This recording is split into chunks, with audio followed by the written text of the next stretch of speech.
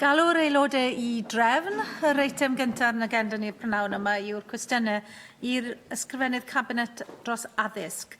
A'r cwestiwn cyntaf, Janet Finch-Saunders. Diolch, Llywydd. Will the Cabinet Secretary make a statement on Welsh Government support for rural schools? Thank you, Janet. Rural schools benefit from the full range of policies we have in place across Wales. In addition, since taking office, I have introduced a new small and rural schools grant worth £2.5 million a year, and more recently commenced consultation introducing a presumption against the closure of rural schools. Thank you. As part of your 21st Century Schools programme and on the promise of an amalgamation with Aelodau'r Cynulliad, 2 rural schools in the Conwy Valley in my constituency, Talabont and Ysgol Trefiw, have been closed for a year now. Yes, they were closed with the support of the Welsh Labour Government and Conwy County Borough Council at that time. The new school site at Dolgarrog is still awaiting any form of redevelopment. Can you say, in order for me to update my constituents, when will the redevelopment phase at this site start? Thank you for your question. It's important for members to be aware that any changes to the school's organisation code will not be applied retrospectively, and I want to be very clear about that. The school site that the member talks about, it really is a matter for the local council to pursue the building of that new facility. But I will write to the member, having made inquiries with my 21st Century Schools team, as to the state of that, the progress on that particular project. We have the biggest school and college building programme since the 1960s. There is resources available. I am keen that those resources are put to good use and we provide the first-class educational settings in Wales that our children deserve. Simon Thomas. Diolch, Llywydd. Ac wrth gwrs mae hyfwydd ysgolion gwledig yn dibynnu cymaint ar ei gallu nhw I darparu cwricwlwm cyfan a gwneud hynny I safon addysgiadol gofer mwyn ennill hyder y rieni a'r gymuned yn ehangach yn hynny. Fedrwch chi felly ysgrifennydd cabinet ychwanegu at hyn I chi eisiau wedi ddweud ynglyn â gwneud yn siŵr bod ysgolion gwledig yn gysylltiedig drwy band-eang o'r fath flaenau I wneud yn siŵr bod pob un o'r ysgolion hynny felly wedi fwydweithio ac yn gallu darparu y technoleg mwy o diweddar I ddisgyblion mwyn sicrhau bod y dyfodol ffyniannus I ysgolion gwledig. Thank you, Simon. You're absolutely right. The first consideration regarding the future of a school should be the educational viability of that school. Simply school remaining open is not good enough. The education that that school provides has to be a first-class educational opportunity for those children. I don't want children to have any less of an opportunity because they attend a small rural school than if they attended any other school in Wales. ICT does give us an opportunity to address some of the logistical disadvantages that sometimes small rural schools can face, as well as the professional isolation that sometimes the teachers in those schools can face. You'll be aware that we have recently ensured that all schools, although there continues to be difficulty with one school in the cadeirio'r constituency, thanks to difficulties with the contractor, are now up to the government's target for all speeds, and we've announced an additional £5 million, which individual local authorities have bid into to update speed even to higher speeds for other schools. But part of the Rural Schools grant, one of the key areas that we would like to see councils use that grant for is to encourage innovation, which would include virtual classrooms and investment in ICT and innovative ways of delivering teaching via a virtual network. Cwestiwn 2, Hugh Ranka Davies. Could the Cabinet Secretary give an update on the impact of pupil development grants in the Ogmore constituency?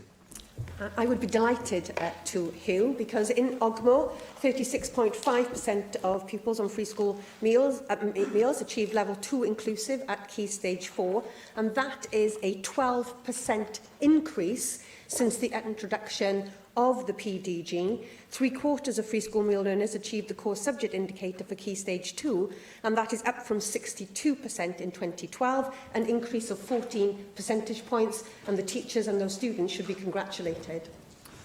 Indeed, I extend my congratulations to all those in the schools that work with children with significant advantages, because of the disadvantage that they might face, but also the teaching staff and support staff who work with them to produce those excellent results. And there's no doubt that the Pupil Development Grant is an invaluable resource to financially assist schools in delivering support to those children from deprived families, and with free school meals, of course, being the trigger to eligibility. But what I want to ask is about those families that are not eligible to free school meals, but could be experiencing major disruption in their lives, such as parents divorcing, the bereavement of a parent, chronic illness in the family, job loss within the family, etc., and that emotional disturbance that can really impact on a child's educational needs as well as social welfare. There is surely a need as well to ensure that these families are also given appropriate support. So could I ask the Minister to suggest in which ways we can help these families to see that they are supported, if not by the Pupil Development Grant, then by some other mechanisms to ensure that these pupils also have the chance to succeed? Presiding Officer, can I thank the member for that question? The member is absolutely right. Unless we give due recognition to the issue of a child's well-being, then they will not reap the benefits of the educational opportunities that we provide for them. As the member will be aware, it is my intention to publish an updated version of Qualified for Life, and I hope that he will be pleased to see recognition of the issue of well-being when that document is published later on this year. With regards to specific action that I am taking, I'm working very closely with my colleague, the Cabinet Secretary for Children. We are joint funding a series of pilots around ACEs and the impact that adverse childhood experiences can have on a child's well-being. And in conjunction with the Cabinet Secretary for Health, we're about to launch some pilots with regards to how better we can support schools by ensuring that health service staff with expertise in child and adolescent mental health are more prevalent in our schools, and we hope to announce details of that pilot shortly. Susie Davis. Diolch, Llywydd. As you may know, Cabinet Secretary, there's a new school, Welsh medium school in Beto, so a very deprived part of the Ogmore constituency. I'm wondering how clear it is that the PDG can be used to improve Welsh learning skills, if you like, for pupils from English-speaking backgrounds, which actually makes it easier for those families to choose Welsh medium education for their children, helping them become bilingual and giving them an advantage in the workplace and later life. Thank you, Susie. Welsh Government produces quite comprehensive guidance to schools on how they can use the PDG.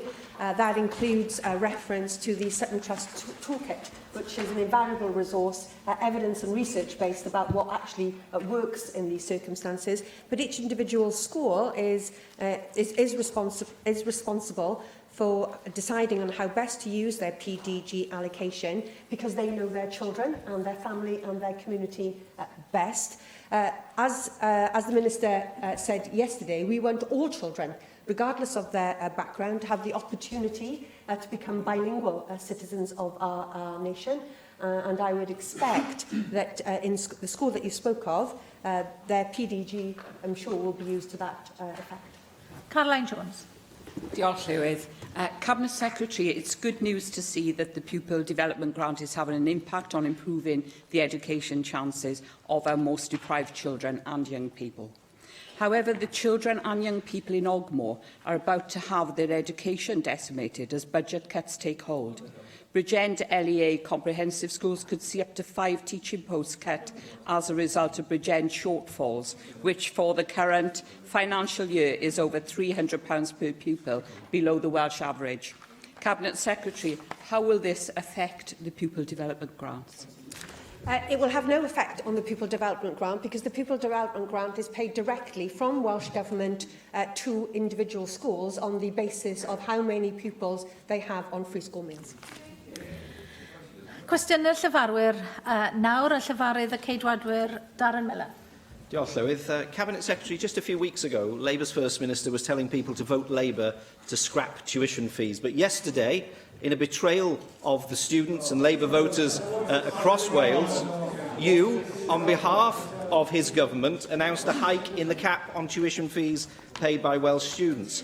And I think that it goes to show that Labour cannot be trusted to deliver on the promises that it makes to the people of Wales. Now, last year, in the National Assembly for Wales elections, you made a promise. You made a promise to cut early year class sizes to 25 or under.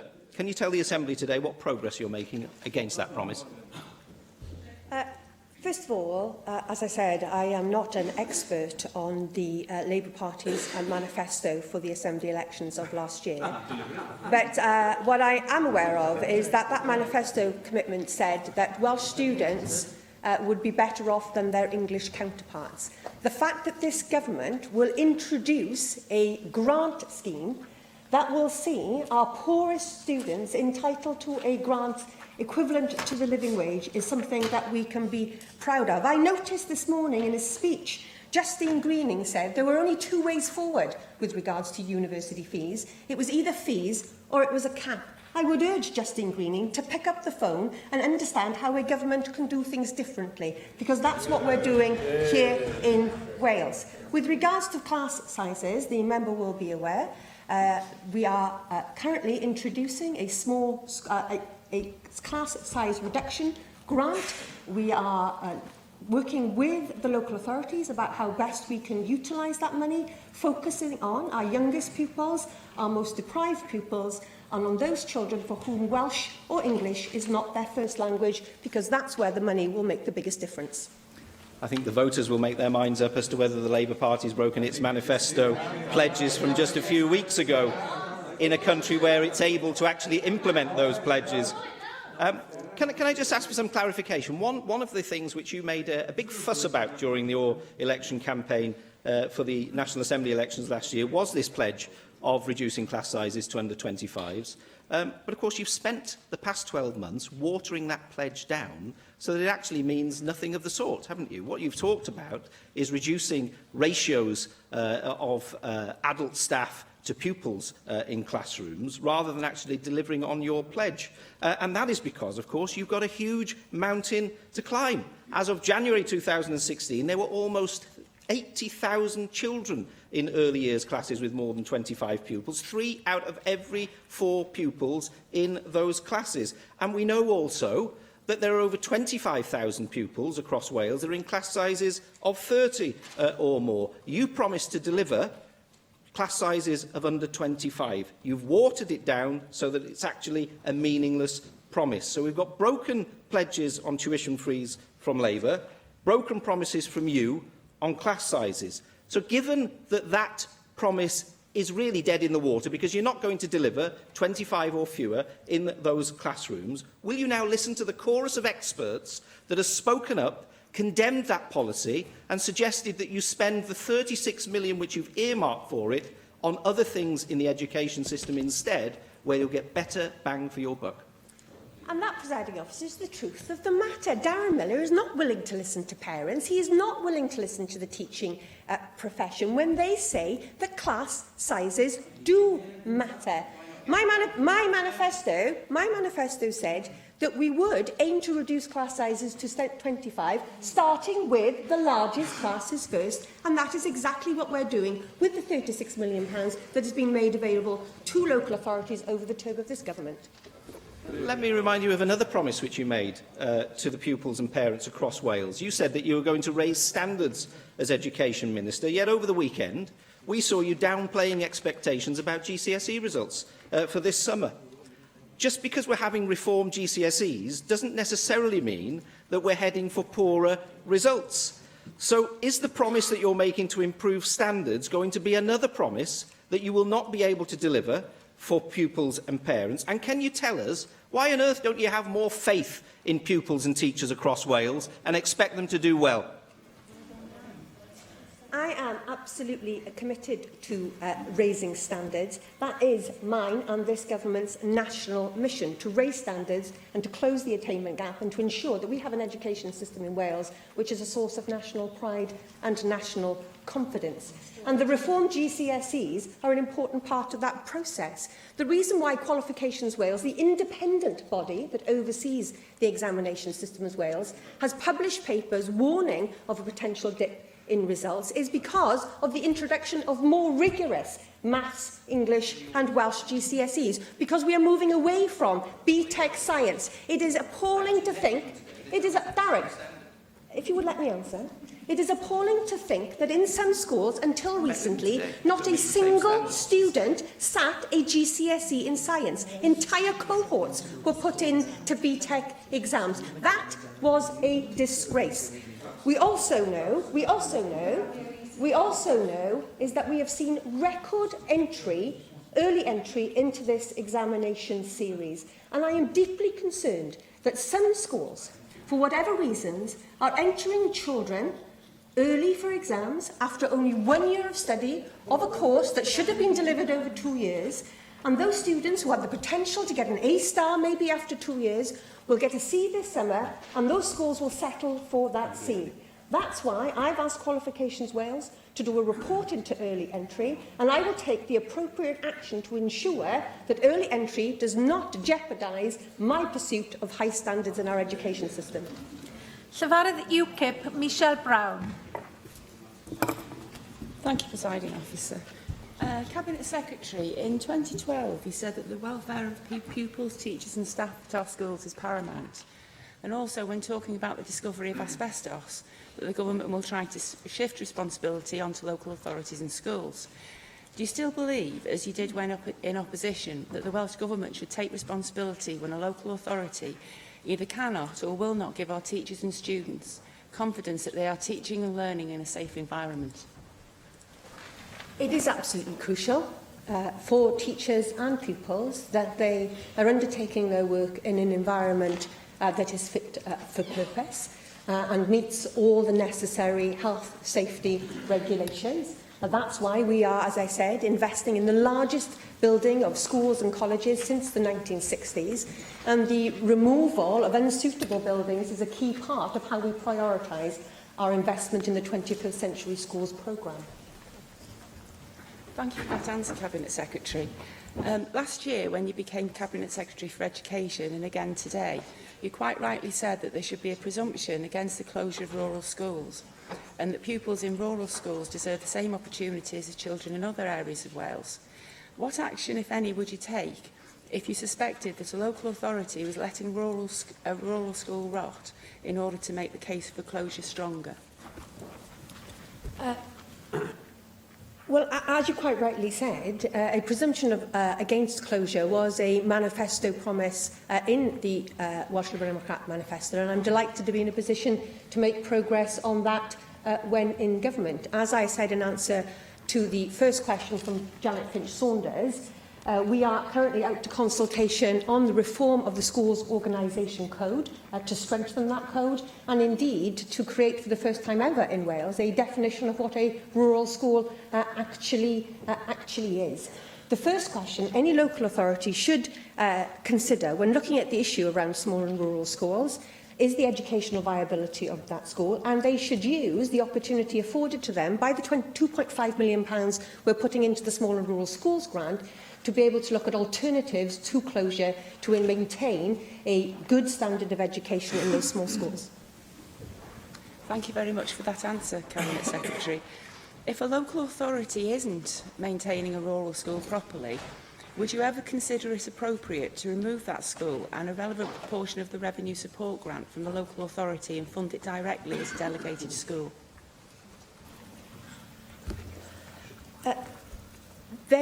My expectation is, should we move forward with reforms to the School Organisation Code, that is a code that is underpinned on a statutory basis. Therefore, it is a legal requirement that local authorities comply with that code. If there were examples that that was not the case, then I would take the appropriate action. Cyfarfod Plaid Cymru, Llyr Griffith. Diolch yn fawr. Cabinet Secretary, what did Carwyn Jones tell you when you asked him whether you could raise tuition fees? The decision to link tuition fees to inflation was taken by the entire Cabinet in recognition of a number of factors that I had to take into consideration. Those factors being the ones that I outlined to you, Llyr, in November of last year, when you raised this issue When you said you then. weren't going to put them out. Of course, Lord Adonis, Labour's architect of tuition fees, has admitted that they've turned into a Frankenstein's monster of £50,000 plus debts for graduates on modest salaries who can't remotely afford to pay them back. Many of those students are clearly on the brink. What do you think is an acceptable level of debt for students in Wales? The issue of how we fund students through their higher education one has to take into consideration the principles of access to that education and the ability to sustain it. You will be very well aware at Llywydd that the NUS, through their Pound in the Pocket campaign, have stressed that it is living costs and not fees that is a barrier for people from lower incomes going on into higher education. That is a view that was signed up to in the Diamond Review, of which I understand Plaid Cymru did have a representative and was able to feed fully into that review. They said then that that was the issue that needed to be addressed. I'm very well aware that these are difficult and challenging issues, as are you, Llywydd, very well aware that these are difficult and challenging issues, because as you said in this chamber in November, there is a risk that the funding gap between institutions in England and Wales will only widen. And there's a possible perception, that the quality of courses in Wales, that because they are cheaper, are not as good. You then went on to say, Llywydd,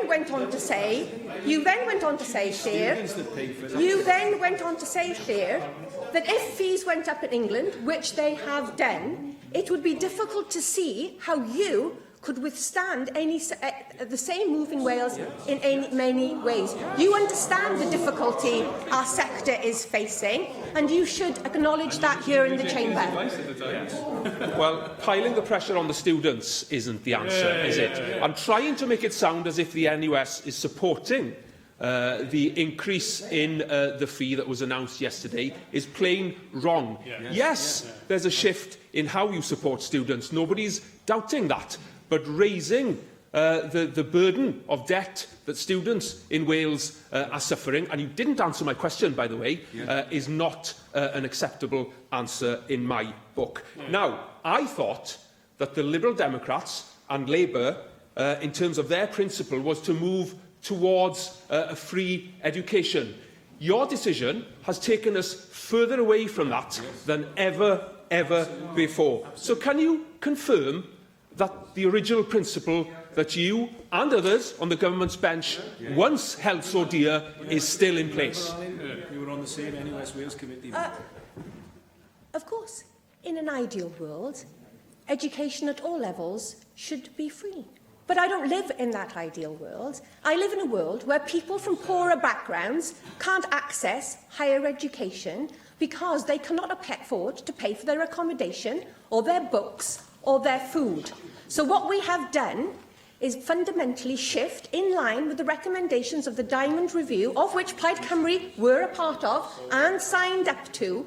We have moved the way in which we support our students so that we can ensure that those from the poorest background will have the equivalent of a living wage, that average Welsh students will have a non-repayable grant of £7,000 a year. And that is in stark contrast, Llywydd, to your party that has promised nothing on upfront costs, promised nothing on the day-to-day living costs of this country. And we have gone further than that because we will ensure that this is available for part-time students and postgraduate students. Again, if Plaid Cymru were in charge, there would be loans for postgraduate students and no grants. We are delivering grants. Cwestiwn 3, Sian Gwenllian. A wnaeth yr ysgrifennydd Cabinet datganiad am ariannu addysg uwch yng Ngogledd Cymru. Can I thank the member for the question? A thriving HE sector is pivotal to achieving the government's priorities for the economy and for our society here in Wales. The funding reforms I announced yesterday will provide opportunities for all our institutions, including those in North Wales. Ers eich cyhoeddiad ddoe am gynyddu ffïoedd dysgu, dwi wedi derbyn nifer fawr o negeseuon gan fyfyrwyr sy'n astudio ym Mangor yn ogystal ag gan disgyblion ysgol sydd yn gobeithio mynd ymlaen i brifysgol. Yn ystod yr etholiad, fe gafodd miloedd o fyfyrwyr a phobl ifanc ar draws y wlad eu hysbrydoli gan wleidyddiaeth unwaith eto, yn rhannol am ei bod nhw wedi gweld rhai o'r pleidiau gwleidyddol yn fodlon cyflwyno polisia oedd yn cyd-fynd efo'u gwerthoedd nhw. Yn dilyn eich cyhoeddiad chi ddoe, ydych chi'n cytuno fod gwleidyddion wedi codi gobeithio'n cenhedlaeth gyfan o bobl ifanc, mond i chwalu nhw'n racs ychydig wythnosa yn ddiweddarach? Only yesterday, the member was on her feet, raising legitimate concerns about job losses in her constituency at Bangor University. And I'm sure that she will have had conversations with the Vice-Chancellor of said university about the necessity to respond to the situation we find across the border in England, with fees rising, and his determination to ensure that Bangor, who recently got the very highest award in the TEF framework, was able to compete with both UK and international students. The member asks about values. The package that I introduced yesterday, that will shift government support away from paying off fees, which graduates have to do via their paycheck, to supporting what many students and many parents say to me is the largest problem of upfront costs, is a package that I am proud of, and it's a package that is well in tune with my values. I'm not sure about what yours are.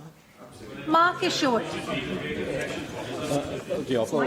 Back to, I think, the issue probably raised yesterday. Bangor University are facing, or staff are facing, 115 compulsory redundancies.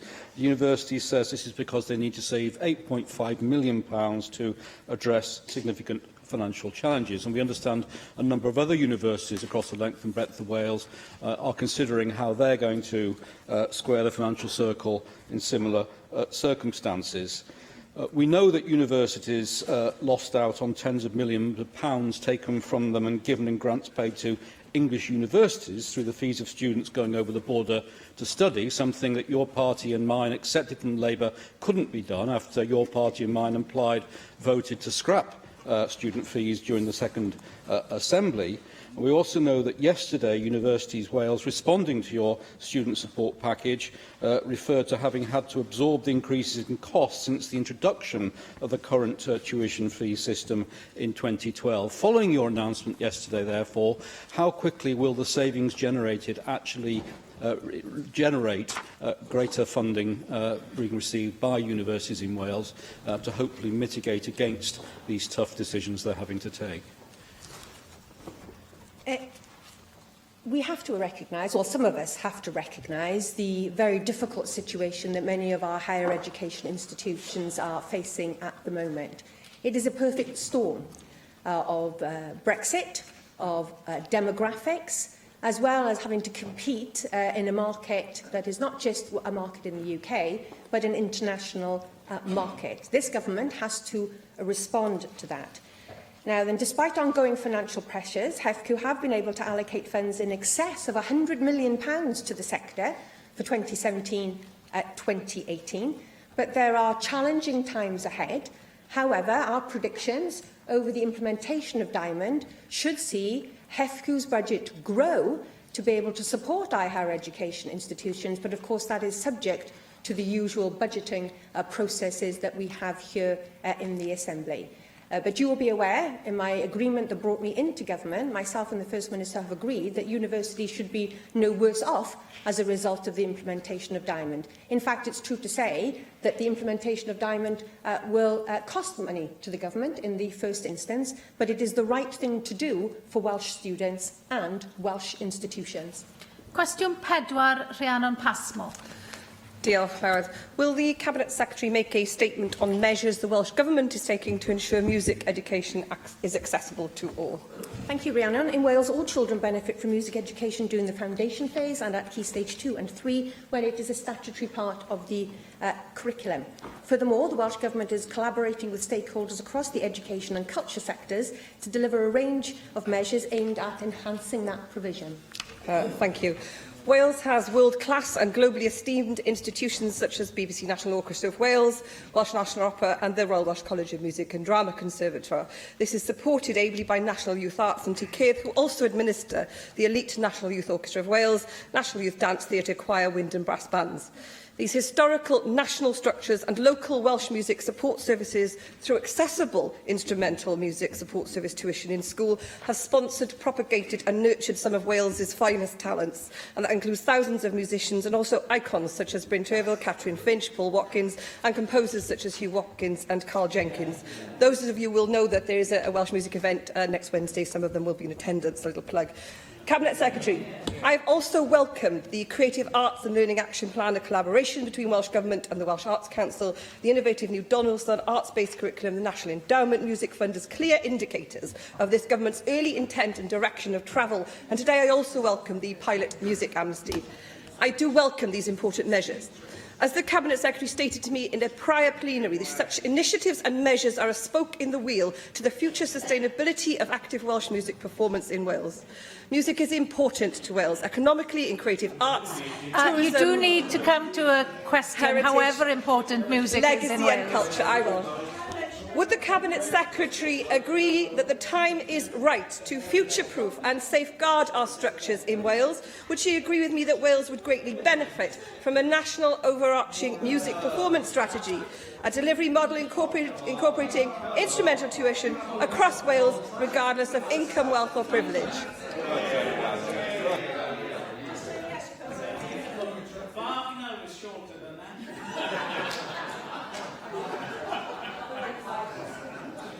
Well, I can certainly agree with the intervention behind me, having sat through a Wagner opera once, and it indeed was very, very, very, very long.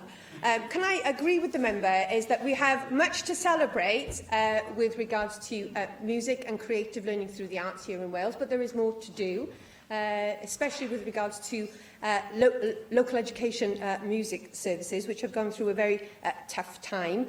I met only yesterday with Carl Naparella, who chaired the Task and Finish group in the last Assembly, to look to see what more we can do with this regard. I'm sure that all of us will enjoy the music showcase event that the member has organised for us next week. But could I say the timing of that event, Presiding Officer, is excellent, because the 19th of July is the day that the Senedd will be a drop-off point for staff and Assembly members to donate their unwanted instruments as part of the first ever Welsh Government and National Assembly for Wales musical instrument amnesty. And I would encourage all members here today in the chamber to start looking through their cupboards and their attics to see if they have anything that they could donate to this innovative project. Susie Davis. Diolch, Llywydd.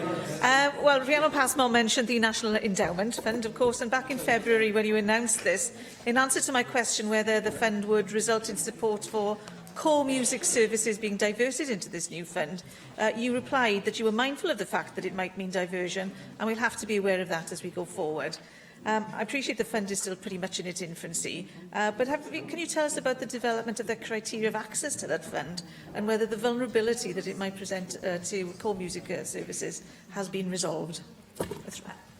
The member will be aware that £1 million has been made available jointly from my department and the Department for Economy and Infrastructure for the establishment and the seed funding of the endowment. The Arts Council for Wales are currently in the process of setting the Endowment Act, but I will write to the member with more details about the specific question that she has.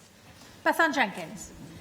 I wanted to ask specifically about your conversations with the new organisation, National Youth Arts Wales. I was speaking to tutors at Garfolog School when we went as part of the committee inquiry on music with Dawn Bowden, and one of the tutors said to me, my daughter is applying for the European Orchestra because she can afford to do that more than she can afford the fees for the Welsh Orchestra.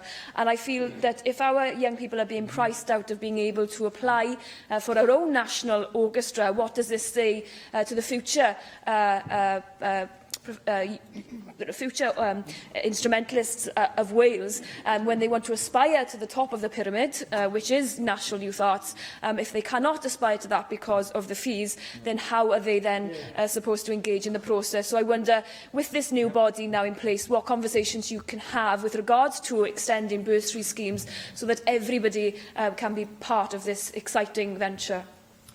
Can I thank Bethan for her question and the intense interest that the member has shown on this subject over a number of terms at this National Assembly, and I welcome very much the review that the committee that she chairs and the interest that they've taken with regards to this. I'm very concerned that a young person with obvious talent should not be able to participate at a level that is commensurate with her ability to do so. And if the member would be good enough to write to me, I will look at that specific instance. We have to work across the piece with all bodies that have an interest and a responsibility for delivering this to ensure that access is based on the ability of talent and interest and not on the ability of a parent to pay. I was greatly heartened recently opening the new Ysgol Llawn in Wrexham.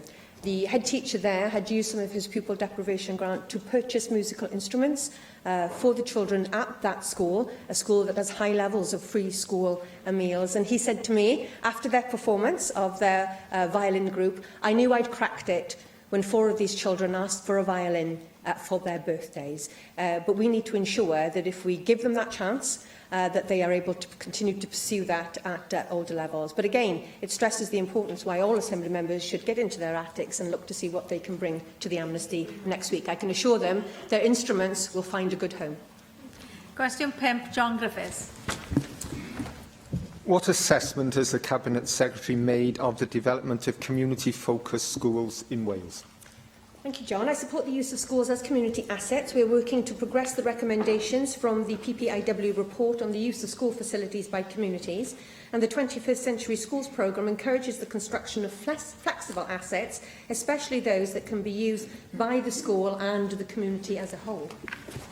Cabinet Secretary, children spend relatively little time in school compared to time out of school, so it's obviously very, very important that the home and indeed the community in which they live contribute and encourage their education. And community-focused schools is a great way of building that partnership between the school, the family and the wider community. And the facilities, sadly, are too often shut away evenings, weekends and school holidays, which isn't a good use of resource at a time of great strain on public finances. So for lots of reasons, including those, it would be great if we had more consistency in Wales. At the moment, I think it's quite patchy. So I'd be really interested in whether you are considering developing a mechanism, a means by which we could have consistently community-focused schools right across the length and breadth of Wales.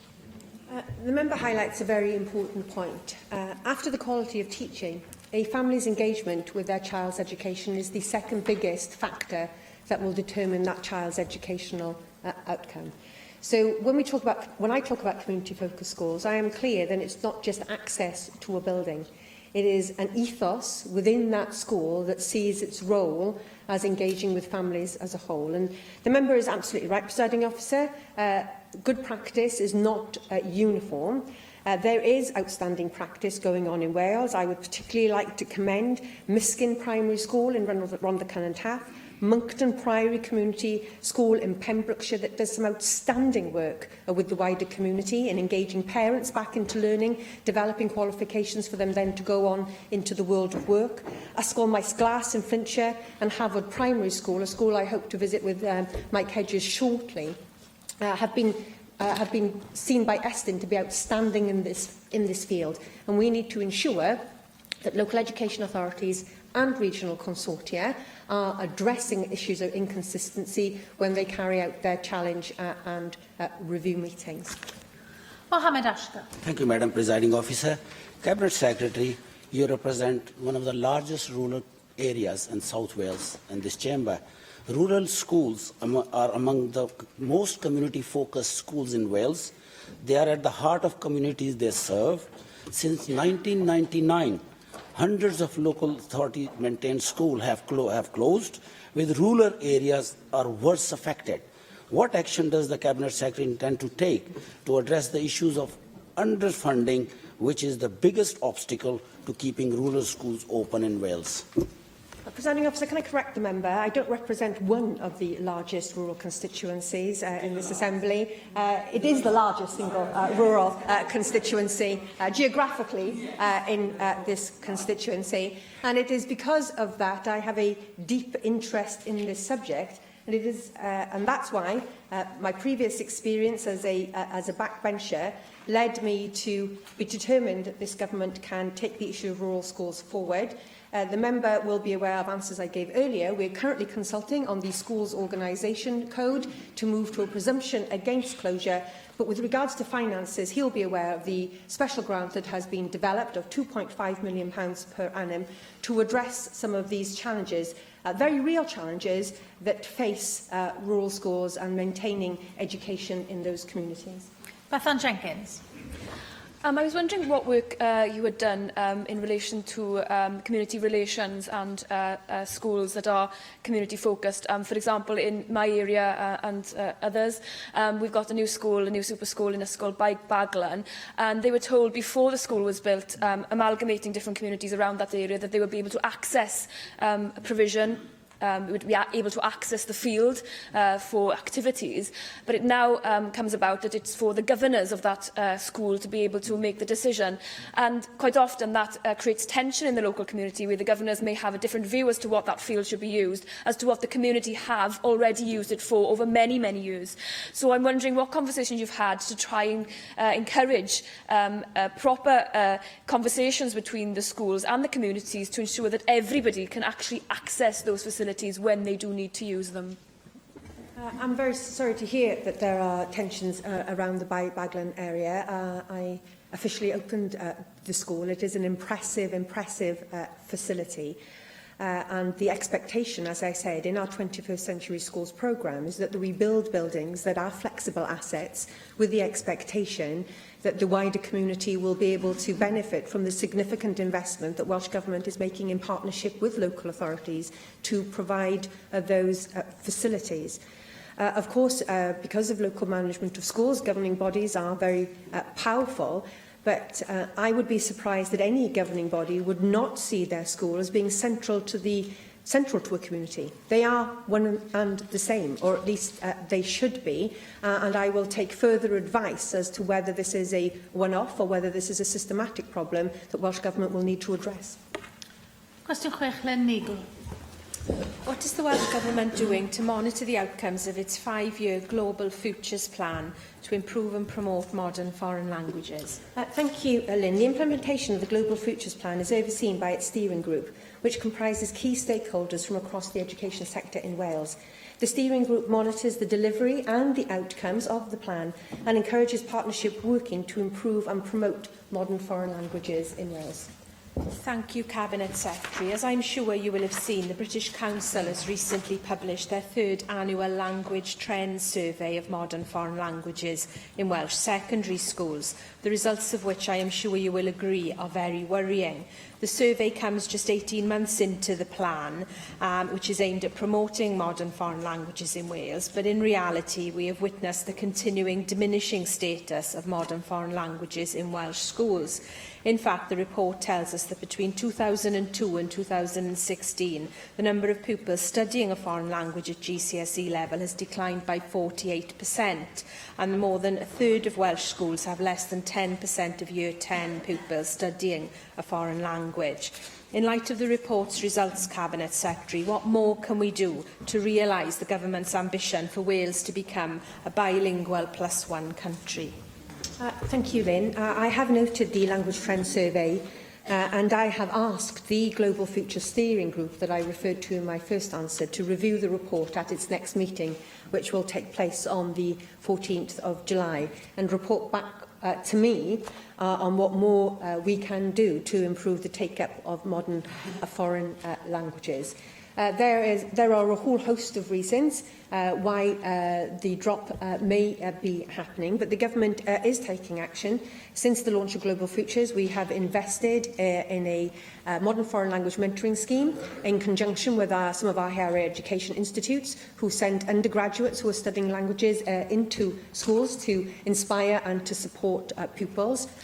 We have recently signed an agreement with the Spanish Embassy to support the teaching of Spanish, and we have done similar work with France and Germany. For instance, the Goethe Institute are setting up a specific programme at Cardiff University, but there is still more, I'm sure, that we can do, and I will take advice from the steering group. Mohammed Ashton. Thank you, Madam Presiding Officer. Cabinet Secretary, during First Minister question time yesterday, I referred to the latest Language Trend Wales report that found teachers were extremely worried about the future of modern foreign languages.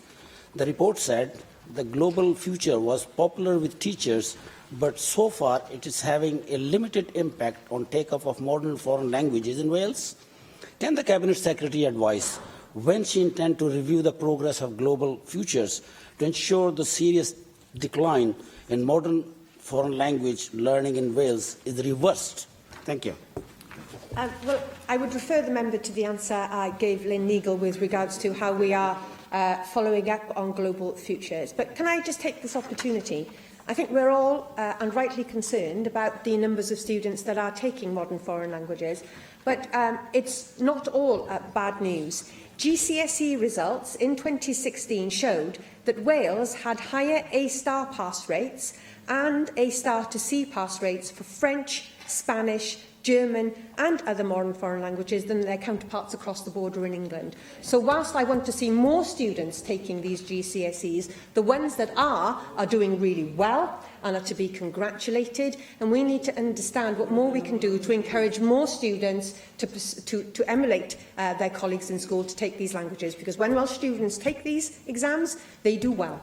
Rhina Piorwerth. Diolch. Mi gafodd yr adroddiad ar dueddiadau iaith I drafod yn yr cyfarfod diwetha o'r grŵp trawsbleidiol Cymru rhyngwladol, a gyda llaw dwi'n gwahodd pawb I gyfarfod yr wythnos nesaf I drafod cysylltu ar diaspora Cymreig a gwrando ar beth gan Global Welsh a Cymru ar byd i'w ddweud bryd hynny.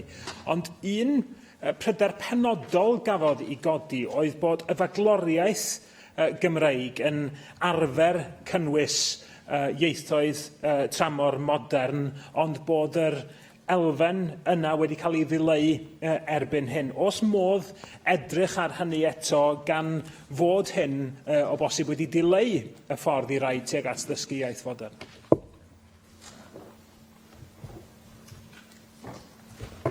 The member makes an interesting point. I'm not sure that we should be adding more to the Welsh back. Indeed, listening to professionals, actually, they say they want less in the Welsh back. So I don't know whether we're in a position to add more input into the Welsh back.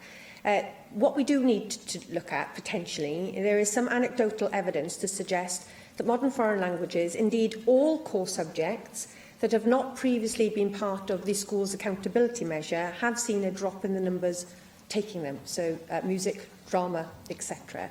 So there may be an underlying trend that schools are entering students into exams that count towards that school's individual accountability measures, and therefore there is a narrowing of the curriculum. The member will be aware that I have announced a fundamental review of accountability measures for schools, so that any unintended consequences, whether that be a narrowing of the curriculum or indeed early entry that we discussed earlier, stops. So that accountability, that issue around accountability and whether that's driving some of these behaviours will be tested as part of that review. Canola Neil Hamilton.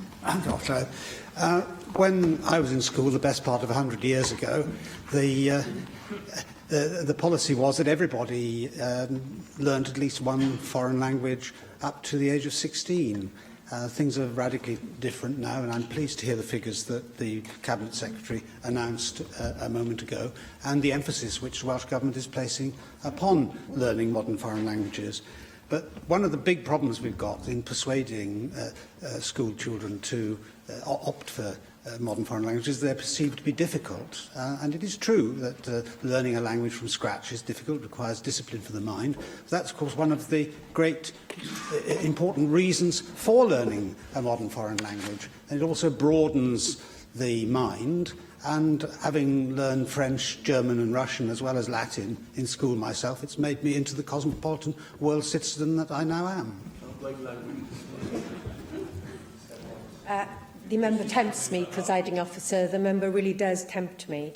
But you're right, we do need to promote modern foreign languages within our schools, and that's why we have extended the student mentoring project with Cardiff, Swansea, Bangor and Aberystwyth universities.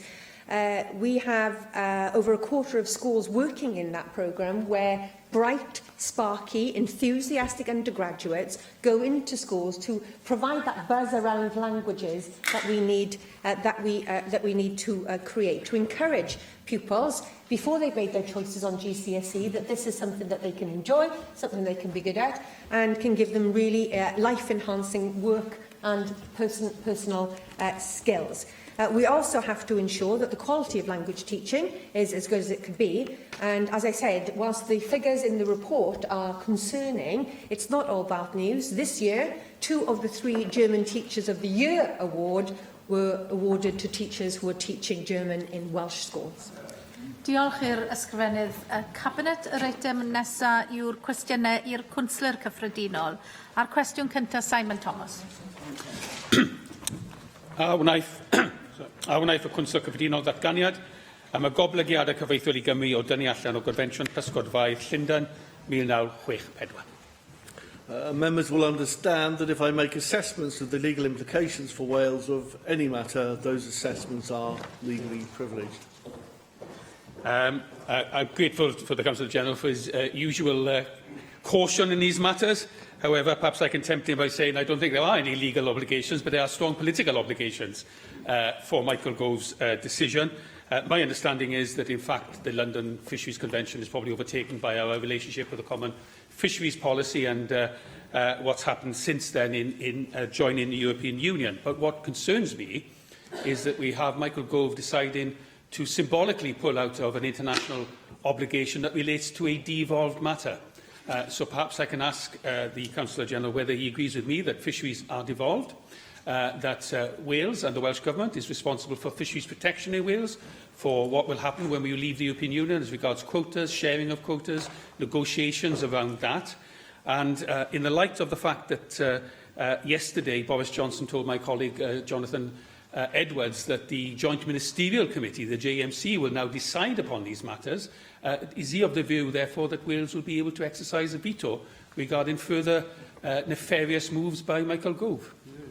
Well, thank you for the supplementary question. And like the member, I've also, since this announcement, experienced troubled and sleepless nights over this particular issue. And it's worth noting, of course, that the 1964 Fisheries Convention came well before the joining of the European Economic Community, now the EU, and also what that convention actually says. So Article 2 of it recognised the exclusive territorial jurisdiction within a 6-mile coastal belt, but it made provision for signatory states to fish within 6 to 12 miles with conditions, and then went on in Article 4 to provide that fishing vessels of signatory states were not to direct their fishing towards stocks of fish or fishing grounds substantially different from those they have habitually exploited, and that the coastal state has the power to enforce that rule.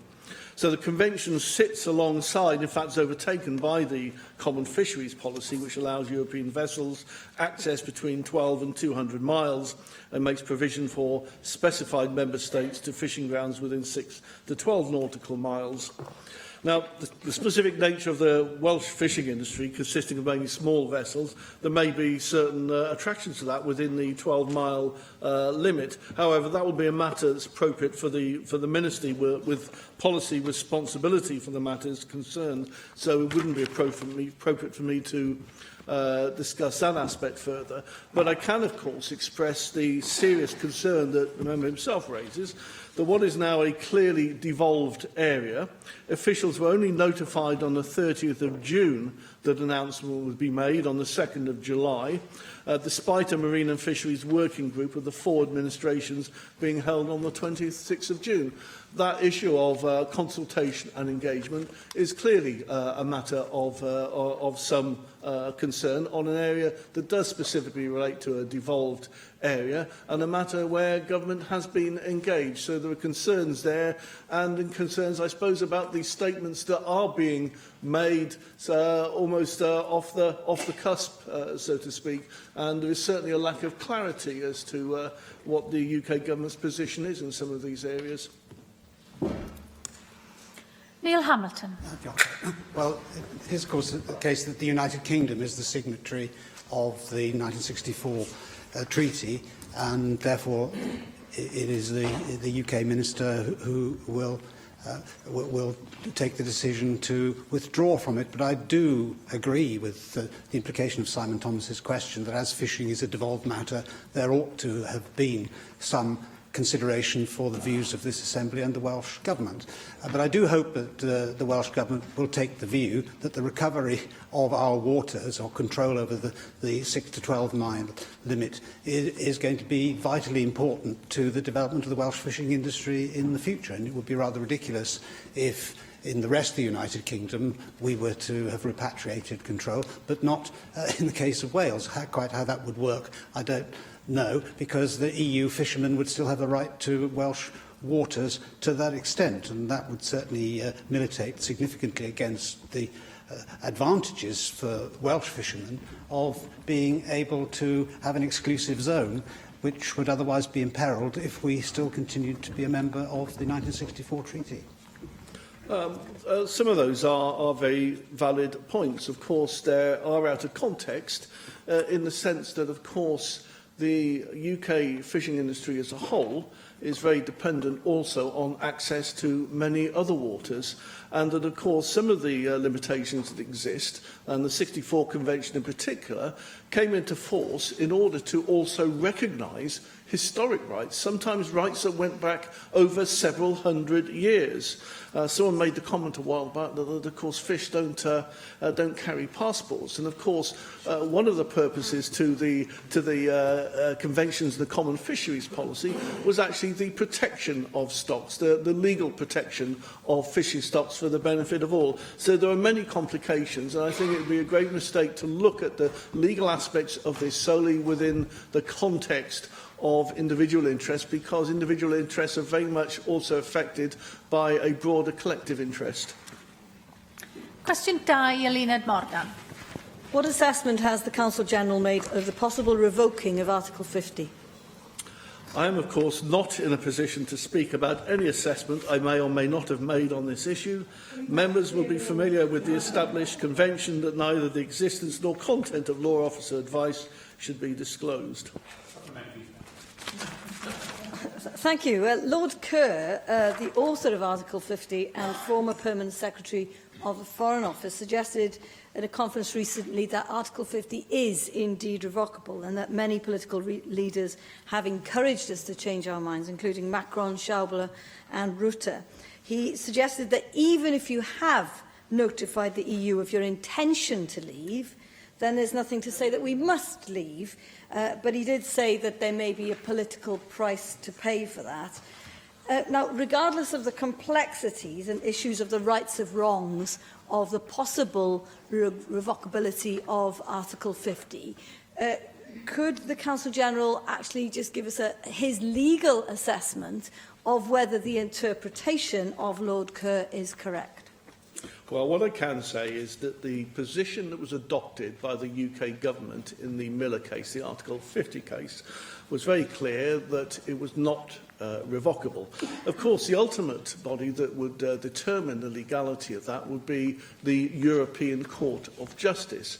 But as a matter of general principles and agreement with regard to the European Union, any agreement that has the consent of all the members of the European Union can achieve almost any position that it's wanted to achieve. Mark Reckless. Is the Council-General aware that Lord Kerr's own record of involvement and support for the European Union is almost as lengthy as Ellen Morgan, and perhaps his view on the revocability or otherwise of Article 50 might be seen in that light? I was disappointed that the Council-General was drawn rather further on his second response than he was in the first, because isn't it the case that this consideration of revoking Article 50 is essentially against the national interest, because it undermines the UK government's negotiating strategy. It holds out the European Union possibility that we, or Labour as they might wish, might seek to revoke the decision of the British people in a referendum, and makes it less likely that we will get offered by the European Union a good deal that will be in the interests of Wales and the United Kingdom. Well, it seems to me the capacity of the UK government to put forward any consistent position with regard to the EU negotiations at the moment is very much in doubt. The issue that's being put to me in the question is what is the status of the Article 50 notification that has been given. The UK government has already expressed its own opinion in respect of the statements it made in the Supreme Court with regard to that. But of course the matter was never pursued further, and ultimately the European Court of Justice, which the UK government wants to break all links with, would be the ultimate determinant of the legal interpretation of that. But as a matter of fact, many decisions with regard to the European Union are based on the consent of all the individual member states. That is how laws are ultimately made, and any proposals that were made would ultimately be a matter of negotiation and agreement with all individual member states. Neil Hamilton.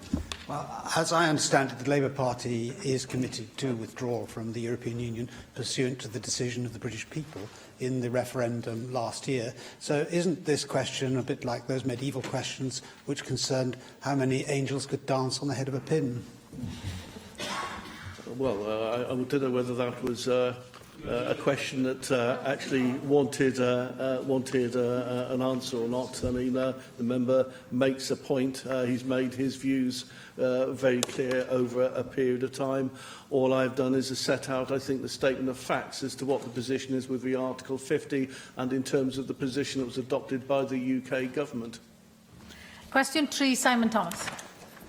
Pa drafodaethau mae'r Consol Cyffredinol wedi cael am yr effaith y bydd y bil diddymu yn cael a Gymru.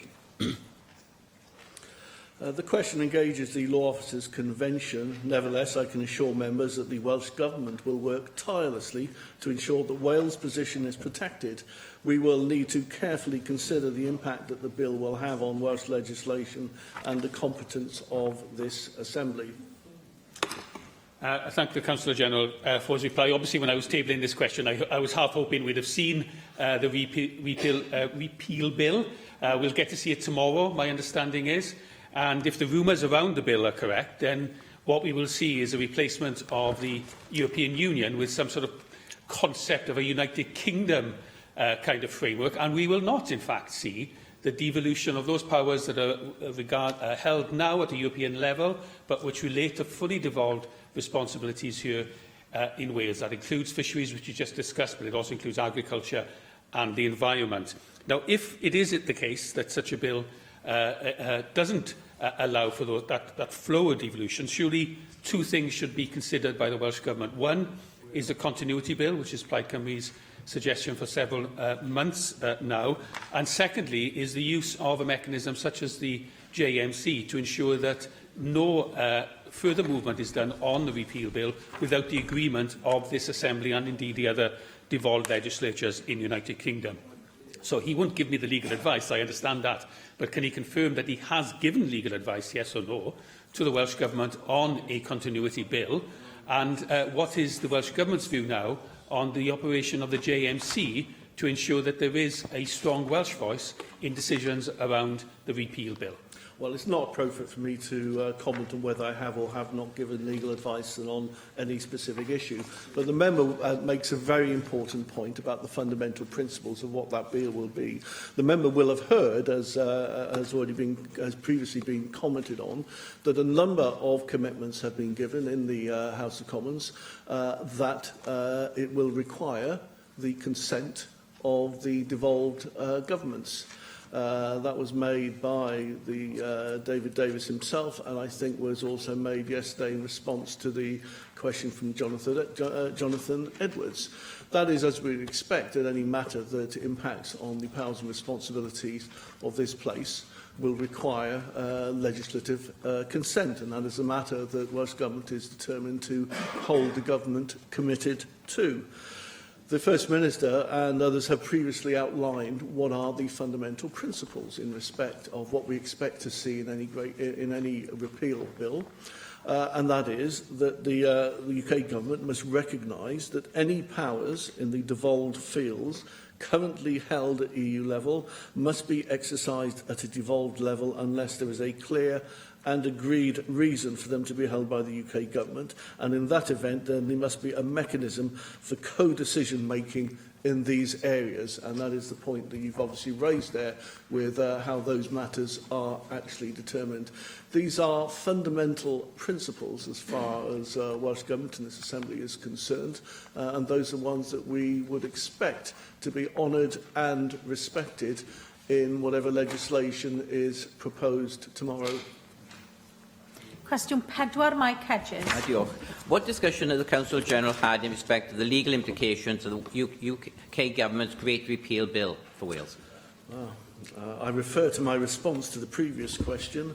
As before, this question engages the Law Officers Convention. I reiterate the fact that we will work to ensure that Wales's position is protected, and that will necessarily include consideration of the bill for its implications on our devolution settlement. Well, rather more than I expected, actually, an improvement on your predecessor who would have stopped after the first 3 words. Can I perhaps raise a supplementary question, really, to the answer you gave to Simon Thomas, where you said that the Great Repeal Bill must be subject to a legislative consent motion from this Assembly. What happens if we don't say yes? If we don't say yes, then if the statements that have been made in the House of Commons are to be relied upon, that would be the end of the matter. If you're asking in more detail about the position with regard to the Sewell Convention, well, of course, I've given a statement on that previously. Look, I think that we come back to basics on this. What are the basic powers and responsibilities of this place and other devolved governments within the way the constitutional structure of the United Kingdom is presently formed? What impact does the repeal bill will it have, if any, on that? Does it or does it not require the consent? Well, the UK Government has said that the consent will be required. That is a commitment that we will hold them to. We would expect the UK Government to want to proceed in the whole issue of Brexit with the agreement and consent of all the devolved administrations, because ultimately that is the only way in which it can succeed and retain the unity and integrity of the United Kingdom. So those are commitments which I think have to be honoured, and the Welsh Government would expect them to be honoured. Diolch i'r Cwnsler Cyffredinol. Yr eitem nesaf yw'r cwestiynau amserol. A'r cwestiwn cyntaf, Julie Morgan. Diolch. What are the implications for Wales following the decision to hold a public inquiry into the contaminated blood scandal? Thank you for the question. I welcome the announcement yesterday by the United Kingdom Government of a UK-wide inquiry into the circumstances of this tragedy. We all need to know the truth about what happened, so it's important that those affected have their say about the inquiry's approach and remit. I've previously called for such an inquiry, and I've written today to the Secretary of State for Health and expect full engagement with those affected in Wales. I thank the Cabinet Secretary for that response. Campaigners and members of the Assembly Cross-Party Group on Haemophilia and Contaminated Blood, many of whom have campaigned for 30 years for this public inquiry, have told me that the inquiry must have the power to compel witnesses, as previous inquiries did not. There must be full disclosure of documents, because it's alleged that some of these have been destroyed and that medical records were destroyed or tampered with. They want to know why blood products continue to be used and warnings were ignored and patients weren't informed of the risks, why alternative treatments weren't used, why mild haemophiliacs were treated with concentrates, why commercial interests took precedence over public safety, why money allocated for self-sufficiency in blood was reallocated elsewhere, why self-sufficiency of blood supplies took 13 years in the UK but only 5 years in Ireland, why Lord Owen and Lord Jenkins' departmental papers were destroyed under a 10-year rule which does not exist. They want to know information about the Department of Health's inaccurate self-sufficiency in blood products report, which was published in 2006, and they also want the role of the pharmaceutical companies to be investigated. Those are some of those issues.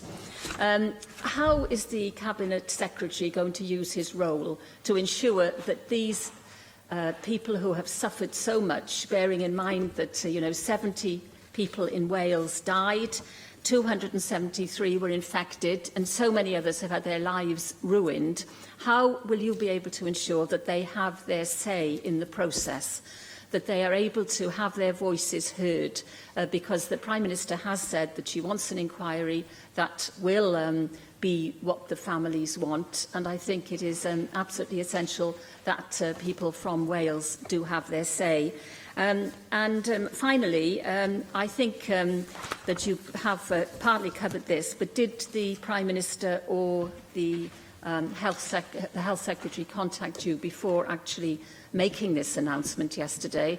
And I note that you have written to Jeremy Hunt today, but how do you see your involvement in how this inquiry is going to shape up? Because we do know that there have been quite a lot of difficulties in deciding on types of inquiries for disasters that have happened, and obviously I think it's crucial that this comes out with clear answers, because the people who've been affected in this tragic way deserve the truth. Thank you for the follow-up question. I want to start by recognising in response not just Julie Morgan's role in campaigning on this issue whilst a member of this Assembly and chair of the cross-party group, but also from her previous years in Parliament, with a real and active interest in this issue and the scandal that has affected people right across the United Kingdom, including here in Wales. And this has been an issue where, again, there's been cross-party interest both in Parliament and in this Assembly.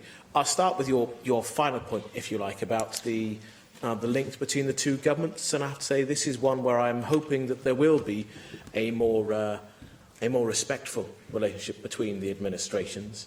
I previously wrote to Lord Pryor on the 20th of October 2016 about this issue, following a response the Prime Minister gave to Diana Johnson and Prime Minister's question in September of that year. I didn't receive a response. I then wrote to Jeremy Hunt on the 20th of December 2016, and I didn't receive a response to that letter either. If there is to be generally what the UK government have announced they want to see, which I welcome, a genuine inquiry that listens to the people directly affected and involved, and in response to my constituency colleague Stephen Doughty in Parliament yesterday, the government again indicated they wanted devolved administrations to be properly involved. But that does mean there needs to be a difference in approach, rather than simply deciding the remit for themselves at the Department of Health for a UK-wide inquiry. So we have a rather more genuine engagement, not just with the government, but with the families and the victims themselves as well. Because if another inquiry is provided that does not have the power to compel witnesses, that does not provide full and proper disclosure, it won't just simply be a missed opportunity. It will create further anger and mistrust from a group of people that have not been well treated for many years in the past.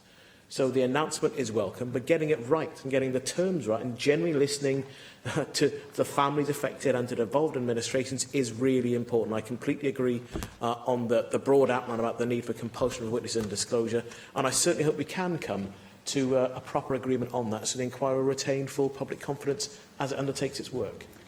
Angela Burns. Dear Presiding Officer, Cabinet Secretary, I too would like to thank the campaigners and Julie Morgan and the cross-party group for their tenaciousness and determination in following this subject to this conclusion. One of the biggest treatment disasters in the history of the NHS, and that was the motion passed in the House of Commons in 2016, and I think it sums up the scale of this scandal exactly. What I find almost beyond belief is the evidence that officials in the Department of Health knew or suspected that imported factor concentrates were risky as early as the 1980s, and yet the NHS continued to give that blood out, or those factors out, to haemophiliacs. Cabinet Secretary, will you assure us that there will be total transparency for any records that may be available either in or from Wales to aid in this inquiry? There was, as you know, an independent inquiry instituted by Lord Morris of Manchester, and it took some 2 years. Cabinet Secretary, will you exert what influence you can to ensure that this inquiry, whilst being thorough, is also timely? Public inquiries have a terrible reputation for getting utterly bogged down in process, but this is about people and the hurt they have suffered, and they want answers.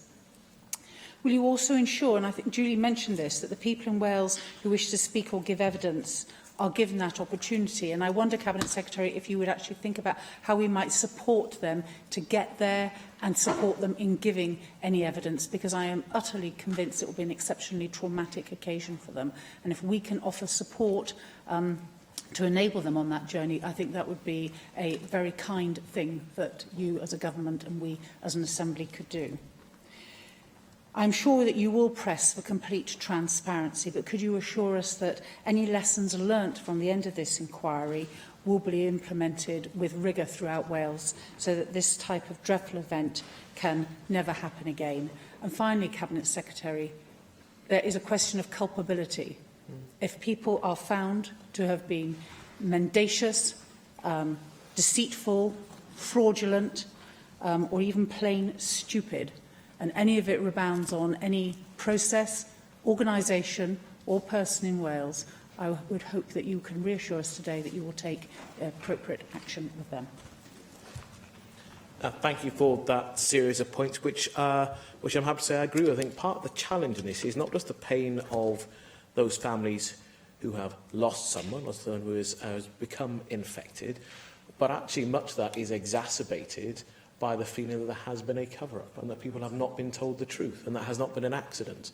That's why the inquiry is necessary, and it's also why getting the terms right is necessary as well.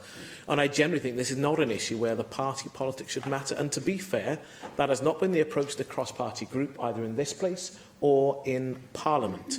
And I understand completely the call for transparency and for full and proper cooperation.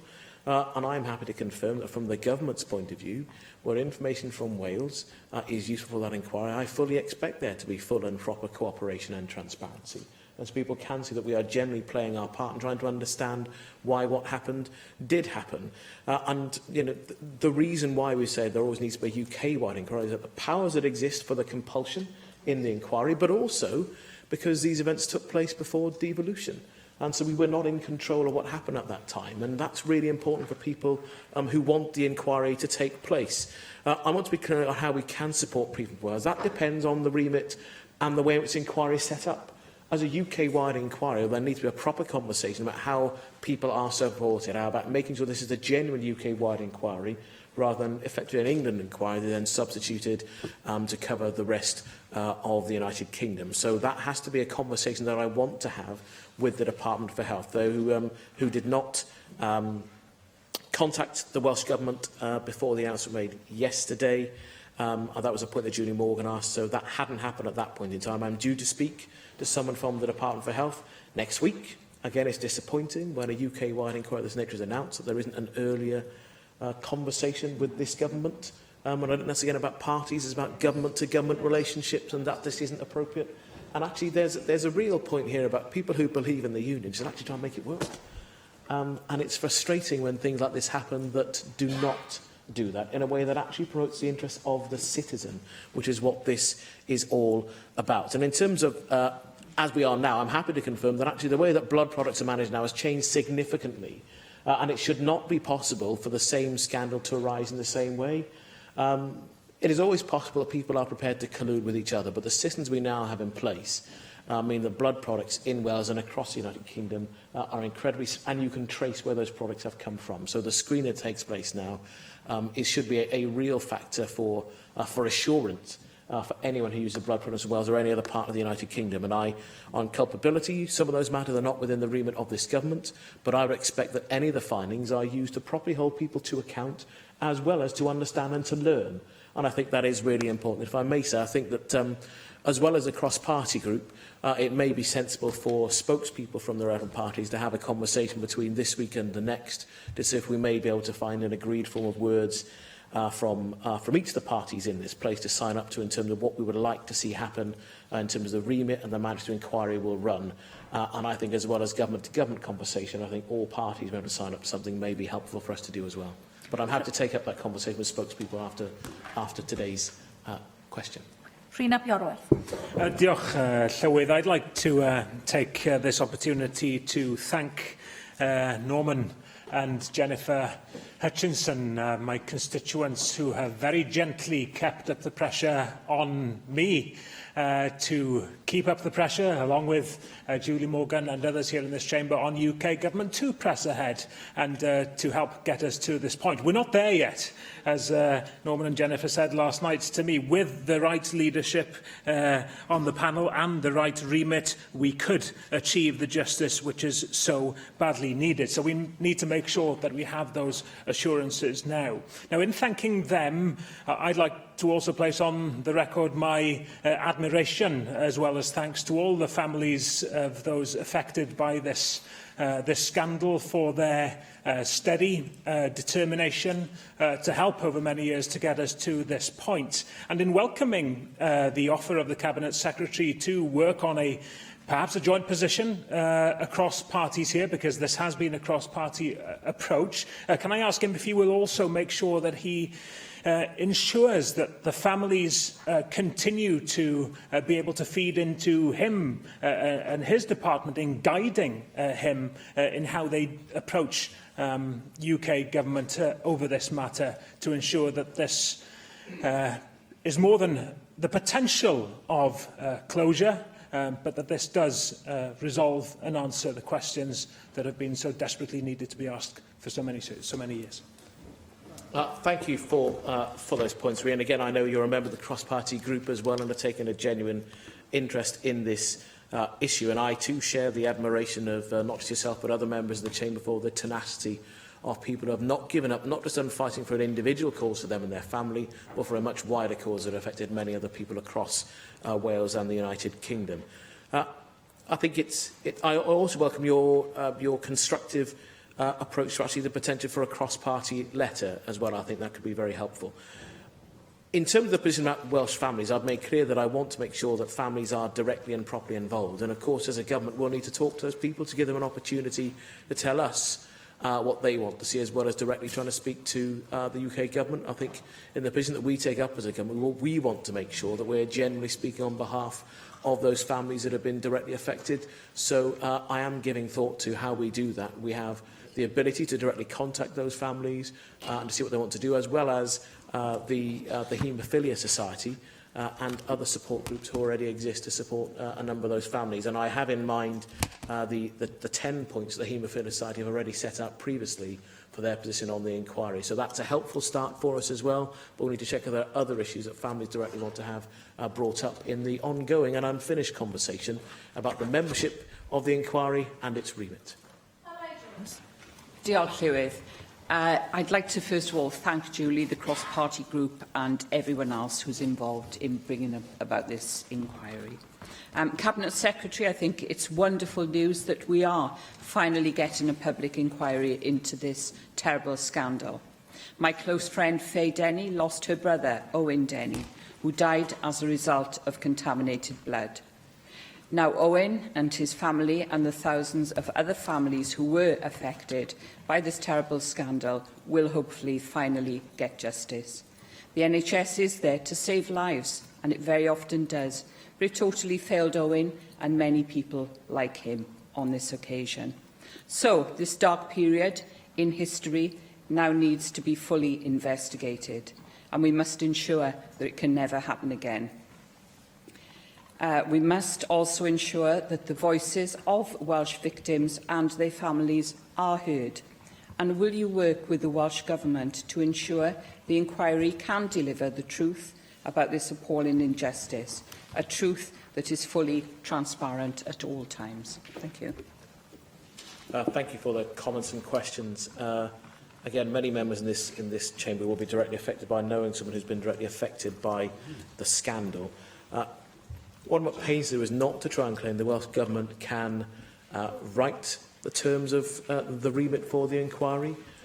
We'll do all that we could and should do to influence and to advocate terms of reference that meet the needs of families and what they actually want to see within the inquiry terms of reference. And I'll be completely transparent with party spokespeople and this chamber on what we are trying to do to reach that point.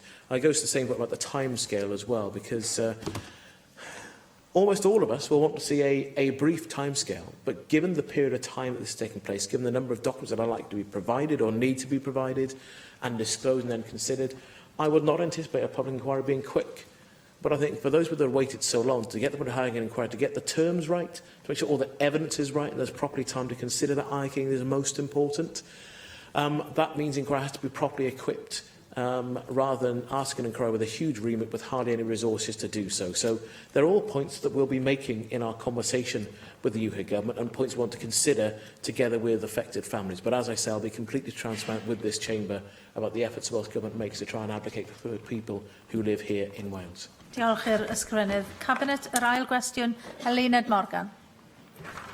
What discussions has the Cabinet Secretary or the Minister had regarding job losses resulting from the confirmed closure of the DWP offices in Llanelli and other parts of Wales? I've made repeated representations to the Minister for Employment. I made clear my concerns when we spoke on the 5th of July. I will continue to seek assurances about the position of staff who are adversely affected by these changes, and indeed I'm meeting with the UK Minister tomorrow to discuss the matter further. That's excellent news. I'm sure the Minister will leave no stone unturned, as indeed will my colleague Lee Waters, who's the AM for Llanelli, who is, as we speak, meeting for the second time with Damien Hines from the Department of Worker Pensions and the Griffiths MP, who are trying to gain a last-minute reprieve for what I and they perceive to be a very misguided decision in relation in particular to the Llanelli situation, where we are foreseeing job losses of 146 people.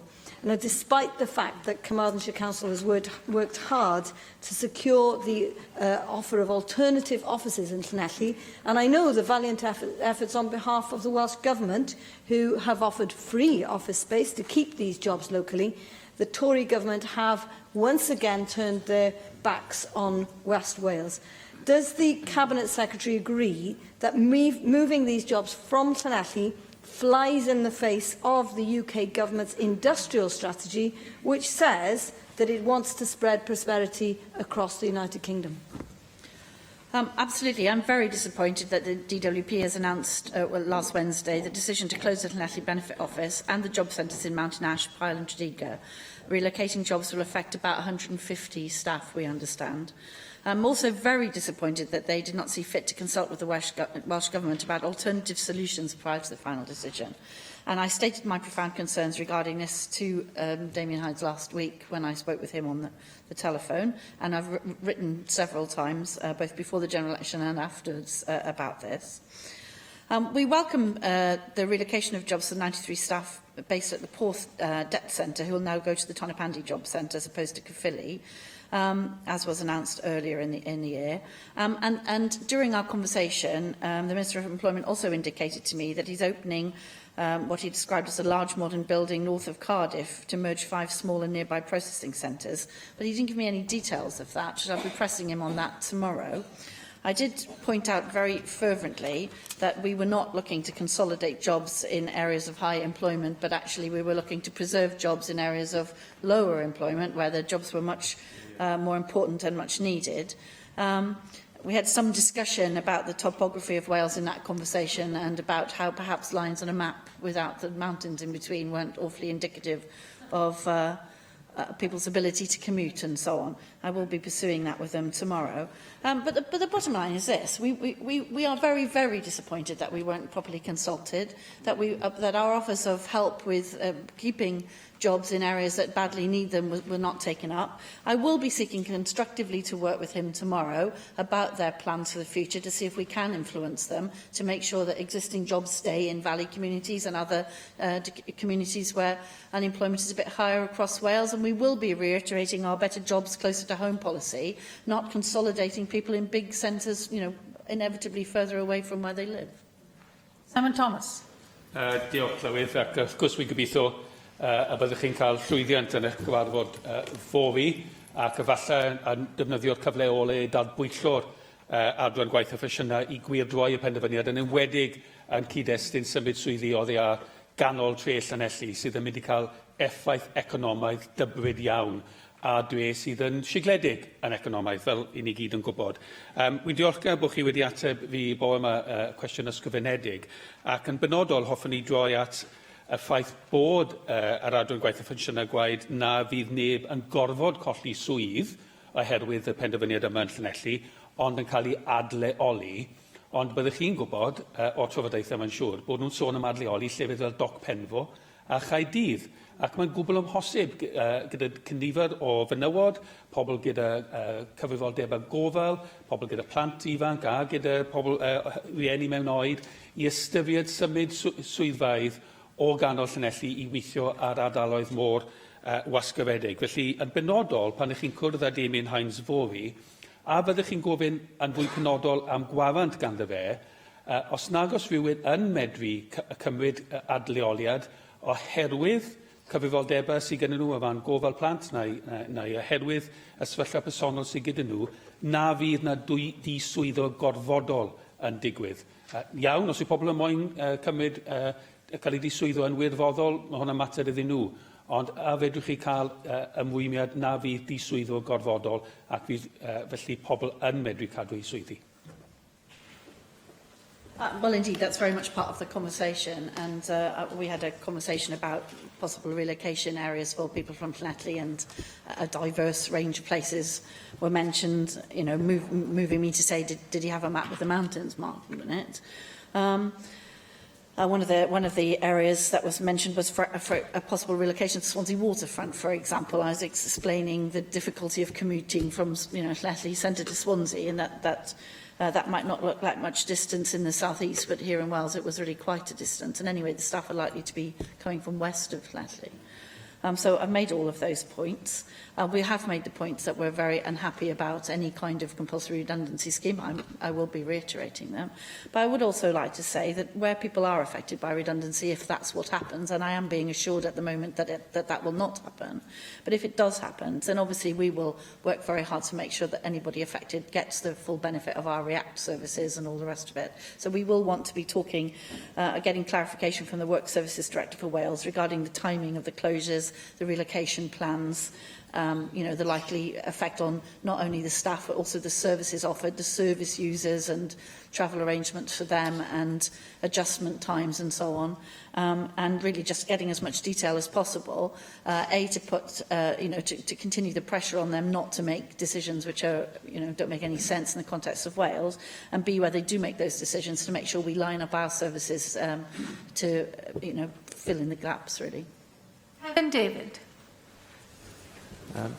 Thank you, Minister, for the response you've given so far. It's an interesting comparison with what we were talking about with Tesco's just a couple of weeks ago, where we were concerned that we couldn't influence this large corporate. And now the government, the UK government, which can pay heed to our communities, is doing almost the same thing as Tesco's did, which I found extraordinary.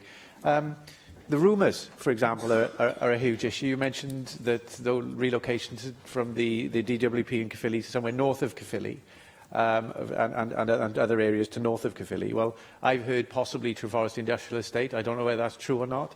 But I do know that the PCS union, who I've spoken to, have huge concerns about access, particularly for workers in Caerphilly. Wayne David MP has expressed those concerns, and I stand with him in expressing those concerns today. This also, as you say, flies in the face of Welsh Government policy, where we're trying to bring jobs further north to the northern valleys, and the UK Government is moving things south. It just doesn't make any sense. Therefore, will you further commit to, when you speak to the UK Government, to commit to encouraging them to keep the Caerphilly Centre, to reconsider their plans for the Caerphilly Centre and keep that open as well?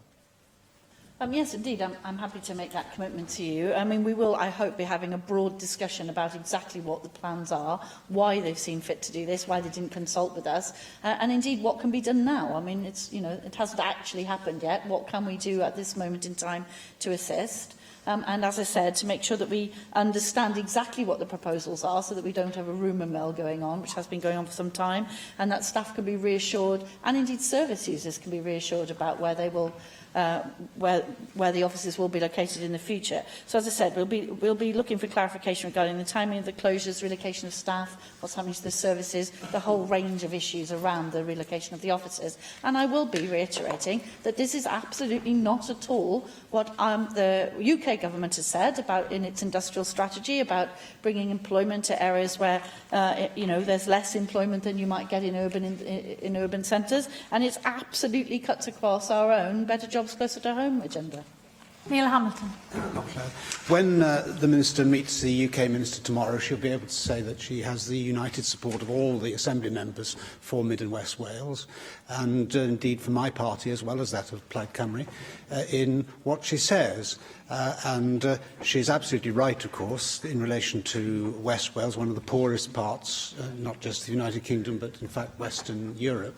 But it's quite wrong for government to take what might be called a sort of hard-nosed commercial view of relocation, simply to save a few bob here and there, and to behave in the way that a company like Tesco has behaved, as Hefin Davis has just observed. And insofar as this goes quite contrary to the policy of the Welsh Government in this respect, this is the third time this afternoon we've heard that UK Government ministers have had the lack of basic good manners to consult with, or at least to speak with, Welsh Government ministers before decisions are taken which affect the vital interests of Wales. We heard this from the Council General, we've heard it also from the Cabinet Secretary for Health, and now from the Minister for Skills and Science, and that UK Government ministers need to learn that devolution is a reality and that they need to respect the interests of Wales as represented in this Assembly. Can I also say that this decision just shows that merely because jobs are public sector jobs, they're not necessarily safe and secure. And what is vitally necessary is that we have greater diversification of the Welsh economy, because 2/3 of our national income ultimately depends upon government spending of one kind or another, and we desperately need to get more private sector investment and better paid jobs in Wales. Well, I'm very grateful for the cross-party support. I mean, it makes no sense to us to move jobs from areas that need them badly into areas where employment is much higher. I don't have all the details of the plan for the big new office, nor of the closure of some of the, I presume, some of the satellite offices around it, but I will be seeking clarification on that, and indeed we will be seeking to affect the location of that centre. I don't have the detail of that yet, but we will be seeking to get it. In terms of the diversification, I mean, I don't disagree with that really, but also we want the UK Government to commit to keeping good public sector jobs in areas of Wales where that employment is needed. They're often seed jobs, they often keep a small local economy afloat, all the cafes and little shops around these centres also struggle once they leave, and it is often the centre of a small little ecosystem. So whilst I don't disagree with the diversification point, I also want to underline that we want a commitment from the UK Government to use its money and employment wisely and well in order to support other industry and employment in those areas. Finally, Jane Bryant. Diolch, Llywydd. We know that the scope of the DWP changes also include closing their site in Sovereign House in Newport.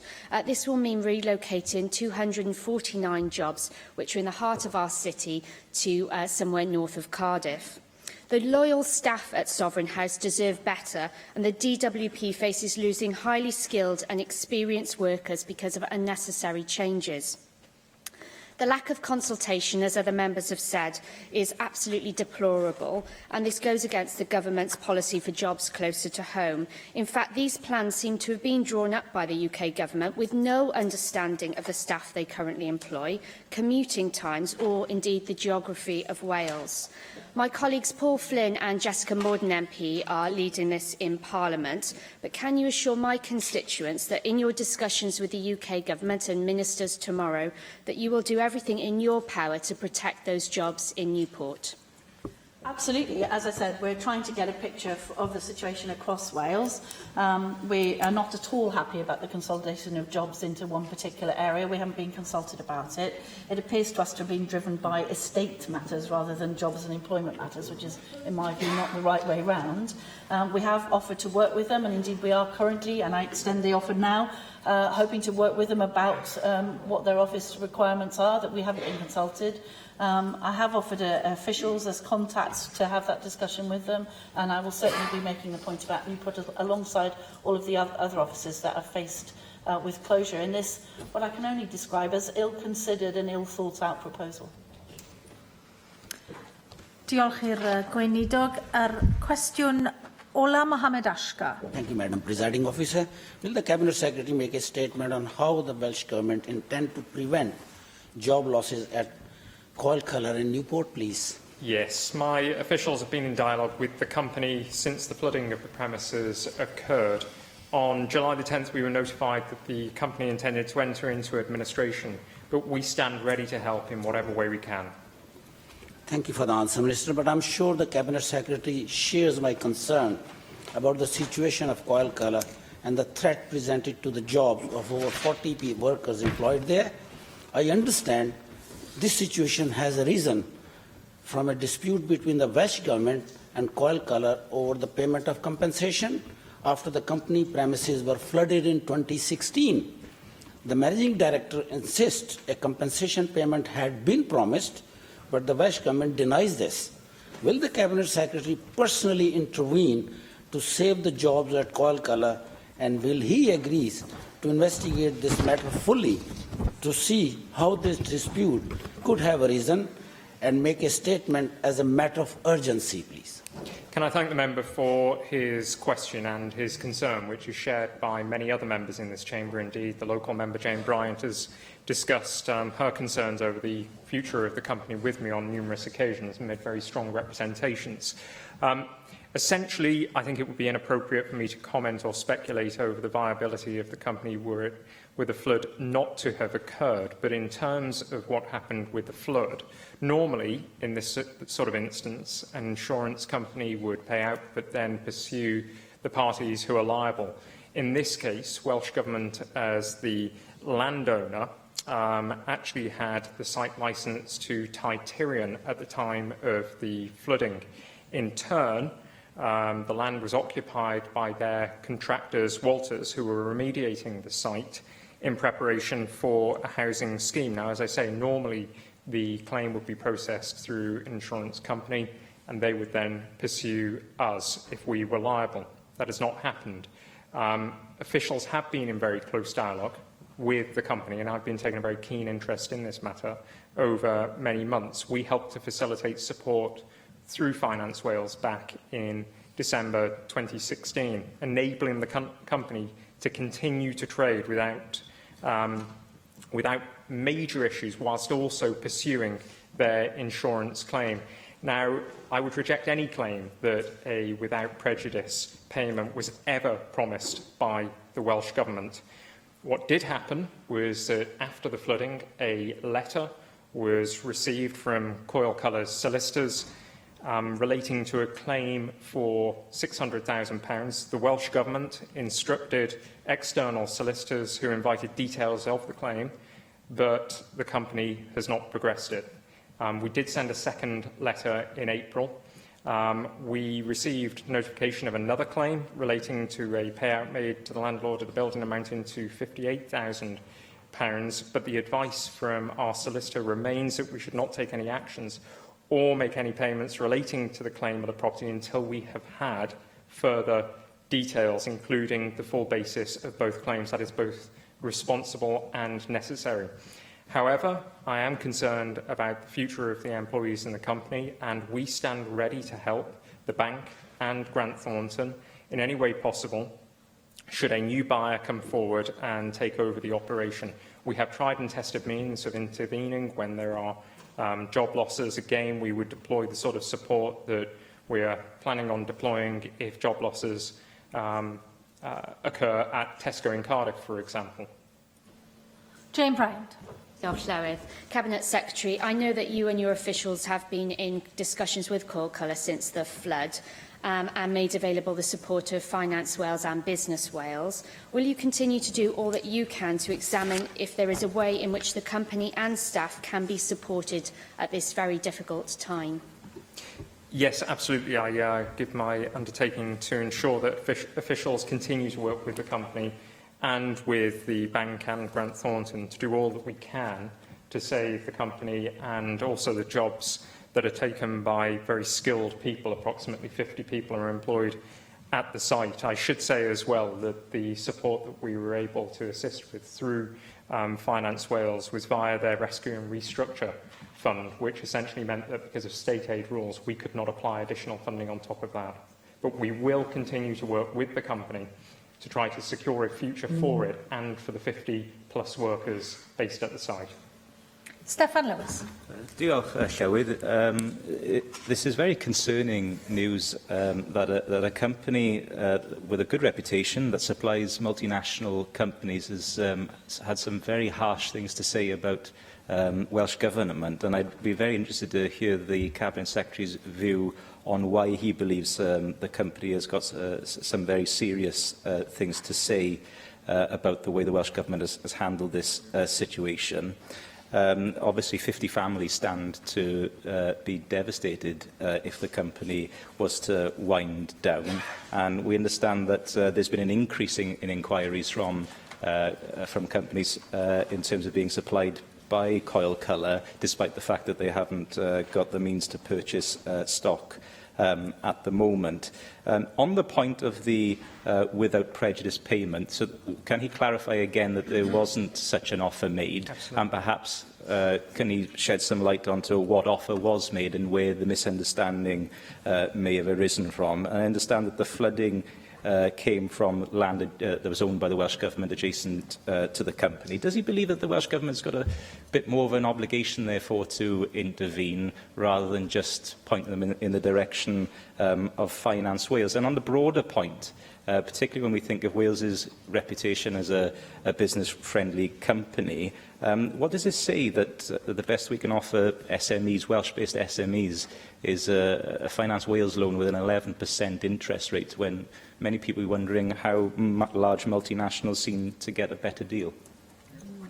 I'd reject many of the claims made by the member. The Rescue and Restructure Fund that was utilised in this instance did carry an interest rate of 11%, but that fund was required because there was limited scope elsewhere to draw down the necessary resources to keep the company afloat during that difficult time.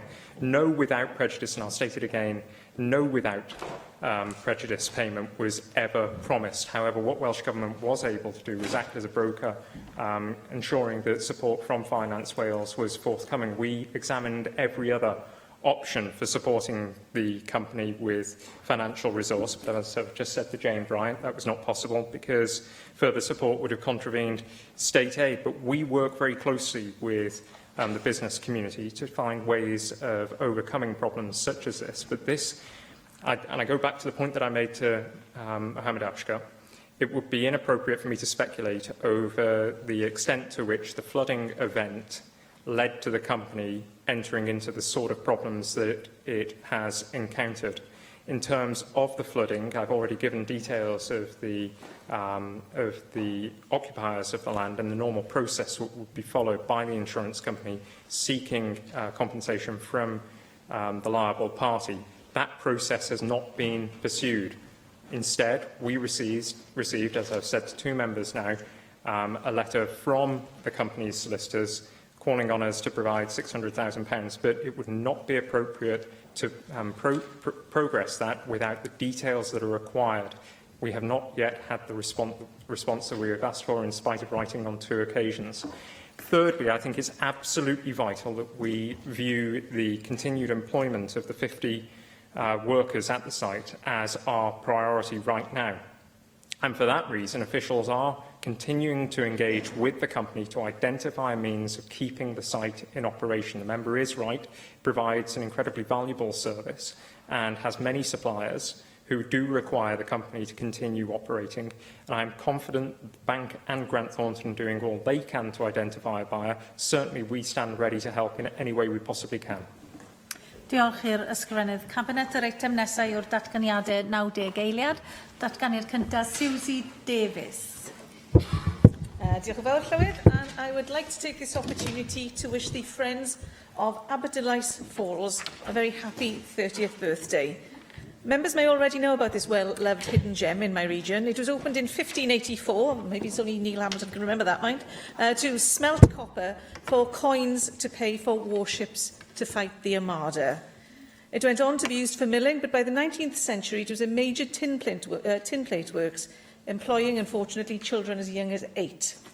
Its product was sold across the world until the US, protecting its own young industry, placed huge tariffs on imported tin plate, and the fate of that particular works was sealed. The National Trust took on the site from the local council in 1980 and have been restoring the site ever since. It now is home to Europe's largest water wheel, which creates green energy, and the woodland around the waterfall is home to a colony of Dolbenton bats, which pleases me immensely as one of the Assembly's bat champions. The Friends of Aberdylice Falls themselves came together in 1987, and in their recent event to celebrate the anniversary, at which many founding members were present, Chairperson Bethan Healy paid tribute to the visions of pioneers like Ivor Thorne, who was clerk to the Old Neath Rural District Council, and Councillor George Eaton.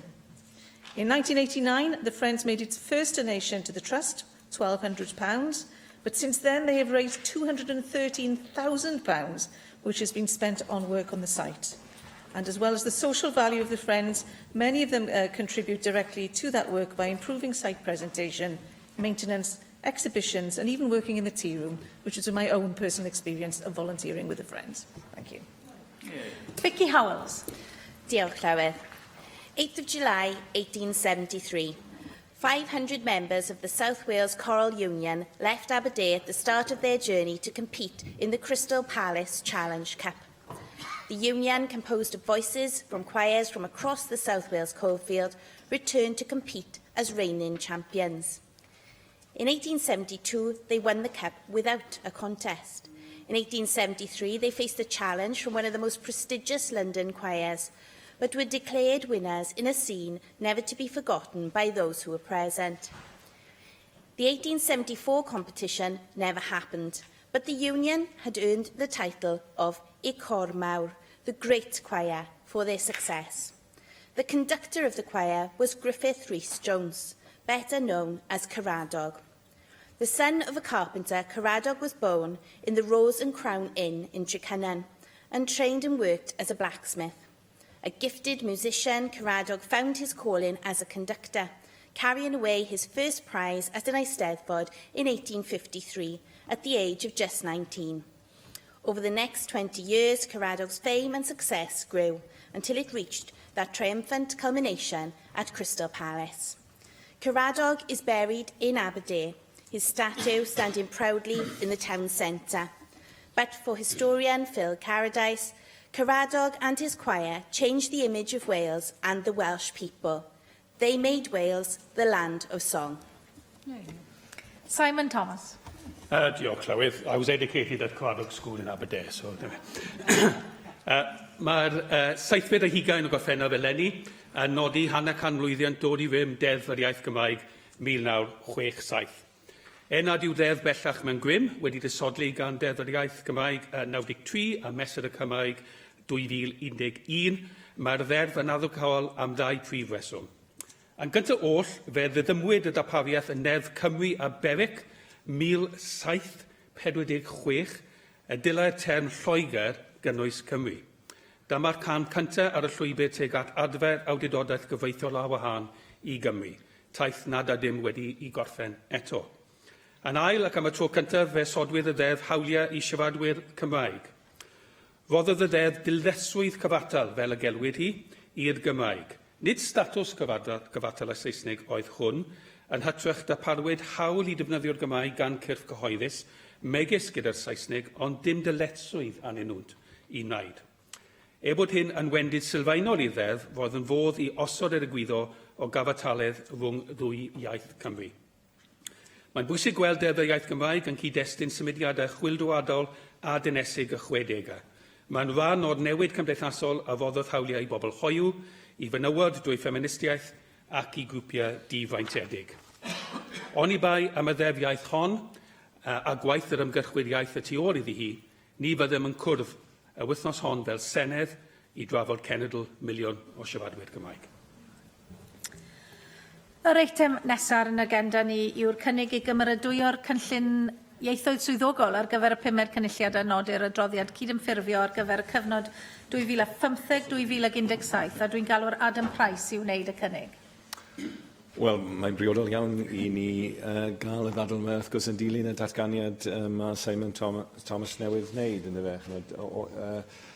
Mae'n wir beth mae'n gweud, wrth gwrs, adroddiad Comisiwn Hughes Parry, dwi'n meddwl, oedd yn sail, wrth gwrs, i'r ddeddf hynny, ac oedd y Comisiwn mewn ffordd, dyna oedd Comisiwn Wolfenden, yn y fe, yr iaith Gymraeg, ac doedd y ddeddf, wrth gwrs, ddim wedi gwireddu y nod uchel oedd wedi cael ei osod gan y Comisiwn hynny o ran sicrhau cyfartalrwydd i'r iaith Gymraeg, ond wrth gwrs mi osodwyd y sailwaith o ran yr hyn a gyflawnwyd yn y deddfe ddath wedyn ni. Mae'n bleser gen i heddiw, felly ar ran y Comisiwn, i gyflwyno'r cynllun ieithoedd swyddogol ar gyfer y 5 cynulliad a'r adroddiad cydymffurfio ar gyfer misoedd ola y 4 cynulliad a blwyddyn gyntaf y 5. Cyfeiriaf yn gyntaf felly at yr adroddiad cydymffurfio sy'n adrodd ar yn gwaith, yn crisialu y cynnydd dros y cyfnod dan sylw ac yn dod â chynllun ieithoedd swyddogol y 4 cynulliad i ben. Gwnaeth bwyd llawer o waith dros y cyfnod hwn yn paratoi ar gyfer croesawu yr aelodau cynulliad newydd ar ôl yr etholiad, wrth gwrs, ac yn sicrhau bod yr arferion da o ran darparu gwasanaethau dwyieithog y sefydlwyd yn y 4 cynulliad yn parhau. Gosod sylfaeni cadarn mwyn sicrhau bod Comisiwn y Cynulliad yn parhau i gynnig wasanaethau dwyieithog o'r radd flaena i aelodau cynulliad a'i staff a phobl Cymru. Mae'n wir dweud bod aelodau cynulliad newydd, fi'n credu, wedi taro rai ohonyn nhw gan ddwyieithrwydd naturiol y sefydliad hon a'r ymrwymiad cryf gan holl staff y Comisiwn i ddarparu gwasanaethau seneddol ragorol yn y ddwy iaith. Wrth gwrs, ddim yn bosib i unrhyw sefydliad cyrraedd y nod 100% ar amser, ac mae'r adroddiad hefyd yn sôn am ar adegau hynny pam nad ydyn ni wedi llwyddo i gyrraedd y nod hynny. Wrth baratoi'r adroddiad cydymffurfio, cawsom gyfle i sicrhau yn bod ni'n dysgu oddi wrth yr achosion hynny ac yn rhoi trefniadau'r waith i sicrhau nad yw'r un peth yn digwydd eto. Mae adborth gan ein, wel, ddim yn siŵr taw cwsmeriad ydyn ni, ond sicr aelodau cynulliad a'i staff cymorth a phobl Cymru sydd yn greiddiol, wrth gwrs, i'r hyn dyn ni'n ceisio cyflawni yn y cyd-destun yma yn help i ddysgu a gwella. I droi felly at cynllun ieithoedd swyddogol newydd, mae'n ofynnol i Gymisiwn y Cynulliad cyflwyno cynllun diwygiedig o gyfer pob cynulliad wrth baratoi'r cynllun yn trach yn unol â deddf ieithoedd swyddogol 2012. Rydym i ni wedi edrych ar yr arferion gorau o ran gweithio dwyieithog ar draws Cymru ac ydyd y gwir tu hwnt ac wedi ymgynghori yn eang. Am y tro cyntaf, enghraifft mae'r Pwyllgor Diwylliant y Gymraeg a chyfathrebu wedi craffu ar y cynllun drafft. Roedd hwn yn ffordd o gynnig sicrwydd pellach nid yn unig aelodau, ond i'r bobl dyn ni'n cynrychioli bod y cynllun yn un cadarn a phwrpasol. Hoffwn ddiolch i gadeirydd ac aelodau'r pwyllgor am I parodrwyddi am gymryd ar gwaith yn y ffordd fanwl a thrwyadl y gwnaethon nhw. Bydd yr ein ohonoch sydd yn gyfarwydd ar cynllun ieithoedd swyddogol ar gyfer y 4ydd cynulliad yn gweld rai newidiadau i'r ffordd yma'r cynllun wedi cael ei strwythuro. Yn nod wrth wneud hynny o sicrhau bod y cynllun yn parhau yn amserol ac yn berthnasol ar y 5ydd cynulliad ar ei hyd. Mae safonau gwasanaeth y gallen aelodau, staff cymorth, pobl Cymru a staff y Comisiwn disgwyl wedi hamlinellu yn gyntaf yn y cynllun. Wedi hynny, I ni'n pennu 5 thema y byddwn yn canolbwyntio arnyn nhw dros cyfnod dros tymor y 5ydd cynulliad. Bydd y gwaith ar y themau hyn yn harwain I fod yn gorff sydd yn gweithredu'n gwbl ddwyieithog ac yn trin y Gymraeg a'r Saesneg yn gyfartal. Dyna'r nod lefel uchel, wrth gwrs, sydd yn gynolog i'r cynllun. Mwyn I ni wireddu'r uchelgais hon, bydd angen sicrhau yn bod yn darparu gwasanaethau dwyieithog ragorol, yn naturiol ac yn ddi-ofyn. I wneud hyn, bydd angen cymryd camau breision ar adegau gan gynnwys ail ystyried y ffordd byddwn nhw'n pennu gofynion ieithyddol swyddi a defnyddio dulliau recriwtio amgen ac arloesol pan na fyddwn ni'n llwyddo I ddenu ymgeiswyr gyda'r sgiliau iaith angenreidiol trwy ddulliau traddodiadol. Byddwn hefyd yn parhau ar gwaith sydd eisoes wedi dechrau o ran hyfforddiant sgiliau iaith I aelodau cynulliad, a'i staff cymorth a staff y Comisiwn, gan sicrhau wedyn ni bod ni yn darparu hyfforddiant hyblyg pwrpasol I bawb sy'n dymuno datblygu neu wella I sgiliau iaith Gymraeg.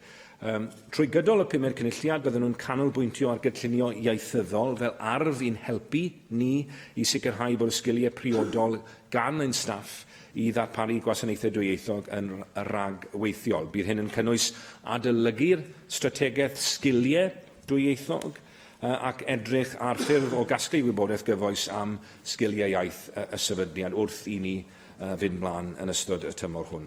Wrth gwrs, mae'n bwysig yn bod ni yn cefnogi aelodau cynulliad I ymgymryd a'i rôl fel aelodau etholedig ac mae'n dda I weld y brwdfrydedd ymlith aelodau sydd yn dysgu. Dwi'n yn siŵr a dwi'n fod a'i datgan buddiant fan hyn. Wrth gwrs, mae mrawd yn un o'r tiwtoried iaith, ond dwi yn gweld wrth siarad gyda aelodau. Wrth gwrs, bod yna brwdfrydedd gwirioneddol dyd y gwir yn cael ei mynegu gan aelodau cynulliad, yr un peth wrth gwrs gyda staff cymorth a staff cynulliad, staff y Comisiwn, gyda'r o ran I profiad nhw o darpariaeth y fforddiant sydd ar gael. Ac y thema ola yw datblygu ethos dwyieithog y sefydliad. Fel y sonies I ni eisiau cael yn adnabod fel sefydliad dwyieithog ble mae'r ddwy iaith yw clywed yn naturiol. Ac I ni wedi cael adborth arbennig o gadarnhaol gan Gomisiynydd y Gymraeg yn y cyswllt yma yn dilyn cenadledd flynyddol Cymdeithas Ryngwladol Comisiynydd Iaith ar ein ystad ni fan hyn. Nododd bod ymwelwyr o bob cwr o'r byd wedi mwynhau clywed y Gymraeg yn fyw o'i cwmpas yn ystod y digwyddiad y gynhalwyd yma yn y Senedd. Fodd bynnag I fod yn sefydliad gwirioneddol ddwyieithog, mae mwy o waith i'w wneud. Byddwn yn edrych ar ffyrdd o adnabod staff dwyieithog ar yr ystad gan adeiladu lwyddiant y cortynau gwddf I ddysgwyr a gyflwynwyd yn ystod y 4ydd cynulliad. Byddwn hefyd yn edrych ar sut y gallwn ni ddefnyddio technoleg i'n cynorthwyo I fod yn arloesol ac yn flaengar yn y maes yma bob amser. Felly gyda'r sylwadau cychwynnol hynny edrychau ymlaen I glywed sylwadau fy nghyd aelodau. Galwaf ar gadeirydd y Pwyllgor Diwylliant y Gymraeg a Chyfathrebu Bethan Jenkins. Diolch, Llywydd. A diolch i Adam Price am ei areth yn hynny o beth. Yn ein cyfarfod ar 10 o Fai, trafodwyd Pwyllgor Diwylliant y Gymraeg a chyfathrebu cynllun ieithoedd swyddogol drafft fel yr amlinellwyd yn flaenorol, a cawsom dystiolaeth lafar gan Adam Price, Comisiynydd y Cynulliad ar yr Iaith Gymraeg, a chan swyddogion y Cynulliad hefyd. Fodd bynnag, cyn craffu ar y cynllun drafft, cytunodd y Pwyllgor y byddai'n ddefnyddio'r cynnal ymgynghoriad gyhoeddus cyfyngedig i geisio barn sefydliadau a allai fod o ddiddordeb yn y maes hwn, a cafon ni ymatebion gan Gomisiynydd y Cymraeg, Cymdeithas yr Iaith, Cymdeithas Cyfreithwyr Cymru, Mentra Iaith ac Undebau Llafur Cynulliad Cenedlaethol Cymru. Ar ôl cael tystiolaeth gan Adam, ysgrifennais ato i grynhoi barn y Pwyllgor am y cynllun drafft. Mae fel llythyr ar gael ar agenda'r cyfarfod llawn fel papur ategol yn ogystal â'r ymateb a gefais gan Adam. Roedd aelodau'n fodlon ar y cyfan ar cynllun drafft ac yn cydnabod y cefnogaeth cyffredinol ardderchog a oedd ar gael iddynt i'w helpu i wneud ei gwaith yn nwy iaith swyddogol y cynulliad. Yn ystod y cyfarfod trafodwyd nifer o'r materion a godwyd yn yr ymgynghoriad. Fodd bynnag, yn fy llythyr, gyfynnais am sicrwydd ynghylch nifer o bwyntiau cyn gofyn i'r cynulliad fabwysiadu'r cynllun yn ffurfiol. Roedd y materion hyn yn cynnwys hygyrchedd gwefan y cynulliad ar gyfer pobl anam ar ei golwg, a'r ffaith nad oedd y fersiwn Cymraeg o rhyngrwyd yn dealladwy gan ei bod yn defnyddio ffonetig y Saesneg.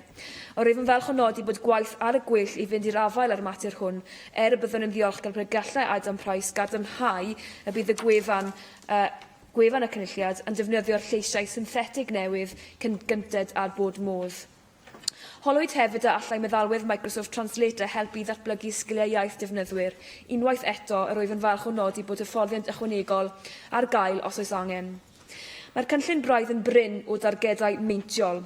Esboniodd Adam Price nad oedd Comisiwn y Cynulliad yn argoeddiedig mai targedau meintiol yw'r ffordd orau o reidrwydd o greu sefydliad gwirioneddol ddwyieithog. Roedd ymateb Adam Price yn cynnwys ragor o wybodaeth am rai o'r ffyrdd mwyaf ansoddol a reolaidd a gaiff ei defnyddio o fonitro llwyddiant y cynllun. Ond byddai'n dda gweld targedau o ran hyfforddiant i'r gweithle yn y cynllun yn ôl Cymdeithas yr Iaith. A fydd i'r Comisiwn efallai yn fod yn ail ystyried hwn ac i roi y fath targedau yn ei le. Credaf bod angen ystyried ymhellach a ellid pennu targedau mesuriadwy a allai fod yn gymhelliant i wella mwyn i ni fel cynulliad i sgrwtineiddio hyn sydd yn digwydd o ran y cynllun iaith ac mwyn i'r cyhoedd sgrwtineiddio hyn sydd yn digwydd yn y cynllun iaith. Gyfynnodd y Pwyllgor hefyd am ragor o wybodaeth am y dull newydd o recriwtio a amlinellir yn y cynllun drafft. Roedd y Pwyllgor yn gyffredinol o blaid y fframwaith rhugylder newydd a fydd yn golygu y bydd angen i bob aelod newydd o staff yn y dyfodol dangos cwrteisi ieithyddol sylfaenol o leiaf. Caiff hyn ei ddiffinio fel y gallu i adnabod, ynganu a defnyddio ymadroddion ac enwau cyfarwydd ac i ddeall testunau sylfaenol fel negeseuon e-bost syml. Fodd bynnag, nid oes llawer o wybodaeth yn y cynllun drafft ynghylch sut y byddai hyn yn gweithio'n ymarferol. Sylwodd fod Adam yn ei ymateb yn dweud y caiff gweithgor ei sefydlu i sicrhau y bydd y system arfaethedig yn addas i'r diben hwn. Nad wyf yn credu ei fod yn rheswm i wrthod y cynllun yma heddiw, rhaid i mi ddweud fy mod i'n eich hi braidd yn od fod cynnig gerbron y cynulliad i gymeradwy o cynllun sy'n cynnwys un elfen allweddol na fydd efallai yn addes i'r diben yn y pen draw. Efallai yr hoffai Adam Price a'r Comisiwn gnoi cil ar hynny. Hefyd yn ei dystiolaeth lafur, cadarnhaodd Adam Price y byddai'r dull newydd o recriwtio'n cael ei gymhwyso'n wirfoddol i staff presennol ac yn yfoddai'r gallu i siarad Cymraeg yn rhan allweddol o benderfyniadau yn ymwneud â dyrchafu neu hyrwyddo staff. Fodd bynnag, yn ei ymateb, ysgrifennodd i'r Pwyllgor, mae Adam yn dweud y byddai angen i staff sy'n gwneud cais am swyddi gwag neu swyddi newydd a dwi'n dyfynnu dangos lefel sgiliau iaith sy'n gysylltiedig â'r swydd honno. Mae hynny wrth gwrs ychydig wahanol a byddwn yn ddiolchgar pe gallai Adam egluro'r rheswm dros y gwahaniaeth rhwng yr hyn a ddwedodd yn ei dystiolaeth lafar a'r hyn a ddwedodd yn ei ymateb ysgrifenedig. Roedd y Pwyllgor hefyd yn pryderu am y gyfyniad i unrhyw staff newydd ddangos cwrteisi ieithyddol sylfaenol gan y gallai hynny effeithio ar y gallu i recriwtio staff o grwpiau heb gynrychiolaeth ddigonol, yn enwedig staff BME. Roedd Adam Price wedi paratoi asesiad o'r effaith ar gydraddoldeb i liniaru rhai o'r pryderon hynny. Mae y braidd yn siomedig fod y Pwyllgor wedi cael cais i beidio â chyhoeddi'r asesiad hwn am resymau gweinyddol, Gan hynny, ni all aelodau eraill cynulliad na'r cyhoedd yn gyffredinol farnu a yw'r mesurau lliniaru yn y cyswllt hwn yn ddigonol, ac mae'n bwysig ei fod yn cael ei gyhoeddi cyn gyntig ag am y modd. Ac ychwanegiad hoffwn ni dweud yn hynny o beth yw bod ni'n gofyn yn aml i Llywodraeth Cymru i gyhoeddi y pethau yma. Dwi'n credu bod yn bwysig bod y cynulliad yn dangos yr un parodrwydd i gyhoeddi yn hynny o beth. Y cytunodd y pwyllgor i barchu'r cais hwn, ond mae'r asesiad yr effaith ar gydraddoldeb yn rhan pwysig o benderfynu a yw mesurau lliniaru yn y cyswllt hwn yn ddigonol, ac mae'n bwysig ei fod yn cael ei gyhoeddi cyn gynted a bod modd. Yr hyn, dwi wedi codi cwestiynau yn ei cylch, byddwn ni dal i'r cynllun yma basio. Dwi'n diolch yn fawr iawn i Adam Price a'r tîm am weithio ar y rhaglen yma. Gobeithio fyddwn ni'n gallu sgrifenyddio hwn eto yn y dyfodol. Diolch yn fawr iawn. Thank you. Susie Davis. Diolch, Dir Llywydd, ac ai diolch hefyd i Adam am ddod â'r cynllun newydd yma cyn toriad yr haf. Hoffwn hefyd estyn fy niolch i'r staff y Comisiwn sydd wedi gweithio mor galed i weithredu'r cynllun blaenorol ac i baratoi yr un newydd. Hoffwn ddechrau gyda'r adroddiad cydymffurfio blynyddol, os mae hwnna'n oce. Does dim llawer ynddo am gwynion cydymffurfio, felly rwy'n tybio na fi y llawer o gwynion am ddiffyg cydymffurfio. A rhai sydd wedi cael ei derbyn wedi cael ei trin yn gyflym. Mae hyn yn newyddion braf, ond fel gweddodd yr adroddiad, fel mae Bethan wedi gweud, rwy'n credu y bydde wedi bod yn fwy grymus pe gallem wedi gweld perfformiad yn erbyn unrhyw dargedau a syniad o gostau gweithredu hefyd. A wy'n gweld, a fi derbyn wrth gwrs, bod y cynllun newydd yn cymryd y mater o dargedu a strwytherau. A bydden nhw'n gobeithio gweld cyfeiriad y trein mewn adroddiadau blynyddoedd yn y dyfodol. Ond codaf yma, jyst gan ei fod yn dipyn o gyfle a gollwyd yn fy marn i, oherwydd bod ein profiad byw fel aelodau yw ni wedi gweld gwelliannau sylweddol yn ein gallu weithio'n ddwyieithog ac mewn datblygiad yr ethos dwyieithog cynulliad fel sefydliad. Ond gallai'r adroddiad hwn wedi gweud wrthym faint o aelodau staff y Comisiwn wedi gwella eu sgiliau hunan, i ba fath o lefel ac ym mha maisydd enghraifft. Sut mae'r ymchwil a dewis iaith pob aelod wedi gwneud cefnogaeth ein gwaith pwllgorau ar cyfarfod llawn yn fwy efeithlon o ran amser, a wrth gwrs gost hyd yn oed. Sut mae cyfathrebu dwyieithog gyda'r cyhoedd wedi ysgogi unrhyw wahaniaeth yn y ffordd mae cyhoedd yn ymgysylltu â'r sefydliad y cynulliad. Jyst i weld mewn ffordd bod ni'n gallu deall sut mae'r gwelliant yn cael ei wneud. Mae yn ffordd o asesu effeithiolrwydd ein cynllun wrth gyflawni ein nodau, mwy nag adroddiad cydymffurfiaeth syml. Rwy'n credu bod ni wedi cymryd camau mawr fel sefydliad. Fel wedwch chi, Adam, gan gymryd ofn am heiaeth a hyd yn oed cerddi allan o weithio mewn gweithle dwyieithog, waith beth ac sgiliau eich hun ac waith beth diwysiadau ieithyddol a'ch cydweithwyr. Ac rwy'n cynnig llongyfarchiadau cynnes i staff y Comisiwn am mae llwyddiant gyda'r cynllun blaenorol, ond rwy'n gobeithio bydd yr adroddiad blynyddol nesaf yn gallu rhoi rhai ffigurau yn ogystal â'r narratif positif atom. A gyfynwn hyn wrth y Llywodraeth, fel wedodd Bethan, ac mae'n rhaid i ni ofyn wrthym ni ein hunain hefyd. Mae gan y Comisiwn 3 nod cyffredinol. Y cyntaf yw cynnig cymorth seneddol ragorol dwyieithog ei aelodau, ac rwy'n credu i fod yn gwneud hynny. Deall ein diwysiadau iaith, gwelliannau mewn cyfieithu digidol, gwersi Cymraeg i ni yn staff mewn ffordd fwy deilwra. Mae dyn ni buddies nawr i helpu ni os rydym yn dewis i fod yn fwy dwyieithog. Mae dyn ni fynediad ar gronfa cyfieithu canolog i'n helpu defnyddio'r dwy iaith heb anghyfleistera neu dreinion cyllideb ein swyddfa. A mae dyn ni record cyflymach o drafodion yn y ddwy iaith a deunyddiadau y dwyieithog hefyd. Ond mae'r gair yn cefnogi nid cyfarwyddo. A tra bod dyle aelodau yn fy marn personol ystyried sut y gallem cyfrannu weithredol at ethos dwyieithog y sefydliad, mae'n fater i sefydliad i annog a galluogi ni, ond nid yn gweud wrthym sut i wneud hynny.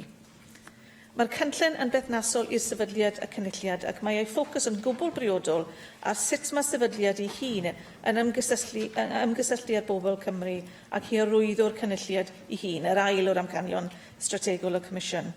A mae gyfynion o staff y Comisiwn yn cael ei nodi'n glir yn rhan 2 o'r cynllun sy'n ei gwneud yn haws i unrhyw un sy'n ymwneud â'r cynulliad ei hun i wybod beth y gallant ein disgwyl fel hawl.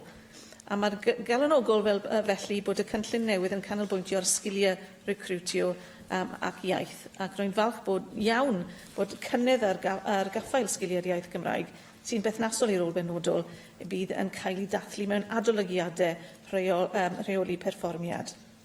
Trydydd amcan y Comisiwn yw defnyddio adnoddau yn ddoeth, a dyw hyn ddim yn feddwl arian yn unig wrth gwrs, ond mae'n cyfalaf dynol yn ogystal. A hoffwn i'r adroddiad nesaf grynhoi cynnydd ar yr adolygiad o strategaeth sgiliau dwyieithog y cynulliad, a sut mae adnabod aelodau staff dwyieithog wedi gwneud newid i gefnogaeth seneddol ac ymgysylltu i'r cyhoedd. Mynd yn dda, mae dynnu lawer fod o falch ohono, a fydden yn gret i weld mwy o pobl yn y cynulliad gwisgo y laniad yma yn y dyfodol. Diolch. Thank you. I call on Adam Price to reply to the debate. Diolch, Dirprwy Llywydd. Wi yn ddiolchgar i'r ddau aelod am ei sylwadau prynawn yma, ac jyst i ymateb felly yn gyntaf i sylwadau Bethan Jenkins fel cadeirydd y Pwyllgor, a na i fynd cyfro cymaint y gallai yn ystod y sylwadau os dwi yn anghofio rhywbeth na i sgwennu ato chi. O ran yr asesiad o'r effaith ar gydraddoldeb, fi'n credu wnaethon ni ddweud yn y llythyr ni byddwn ni wrth gwrs yn hapus i'r Pwyllgor pen yr ni pennau i gyhoeddi neu beidio, ac wy'n derbyn mae yna gynsail pwysig o ran egwyddor ac yn y blaen. Oedd yna resymau pam lle oedden ni ddim eisiau falle cyhoeddi ar y pwynt yma, ond dyn ni ddim yn gwrthwynebu, a fi'n deall pam oedd y cadeirydd yn codi hynny. O ran lleisiau synthetig, dwi'n credu falle bod ni yn ymdreiddio mewn i faes technegol. Dwi ddim yn sicr bod gen i grap llwyr arno fe. Dwi'n deall bod yna waith wedi mynd mlaen ar y cyd rhwng Llywodraeth Cymru a'r RNIB o ran darparu yr meddalwedd yma i ddefnyddwyr. A fi'n credu yr cwestiwn neu falle beth sy'n bwysig yw bod defnyddwyr wrth gwrs yn gwybod am argaeledd y technoleg yma wrth iddyn nhw wedyn ni geisio darllen gwaith y cynulliad ac y blaen. Ond na i sgwennu at y cadeirydd os gai ynglyn â hwnna. Oedd yna cwestiwn ynglyn â'r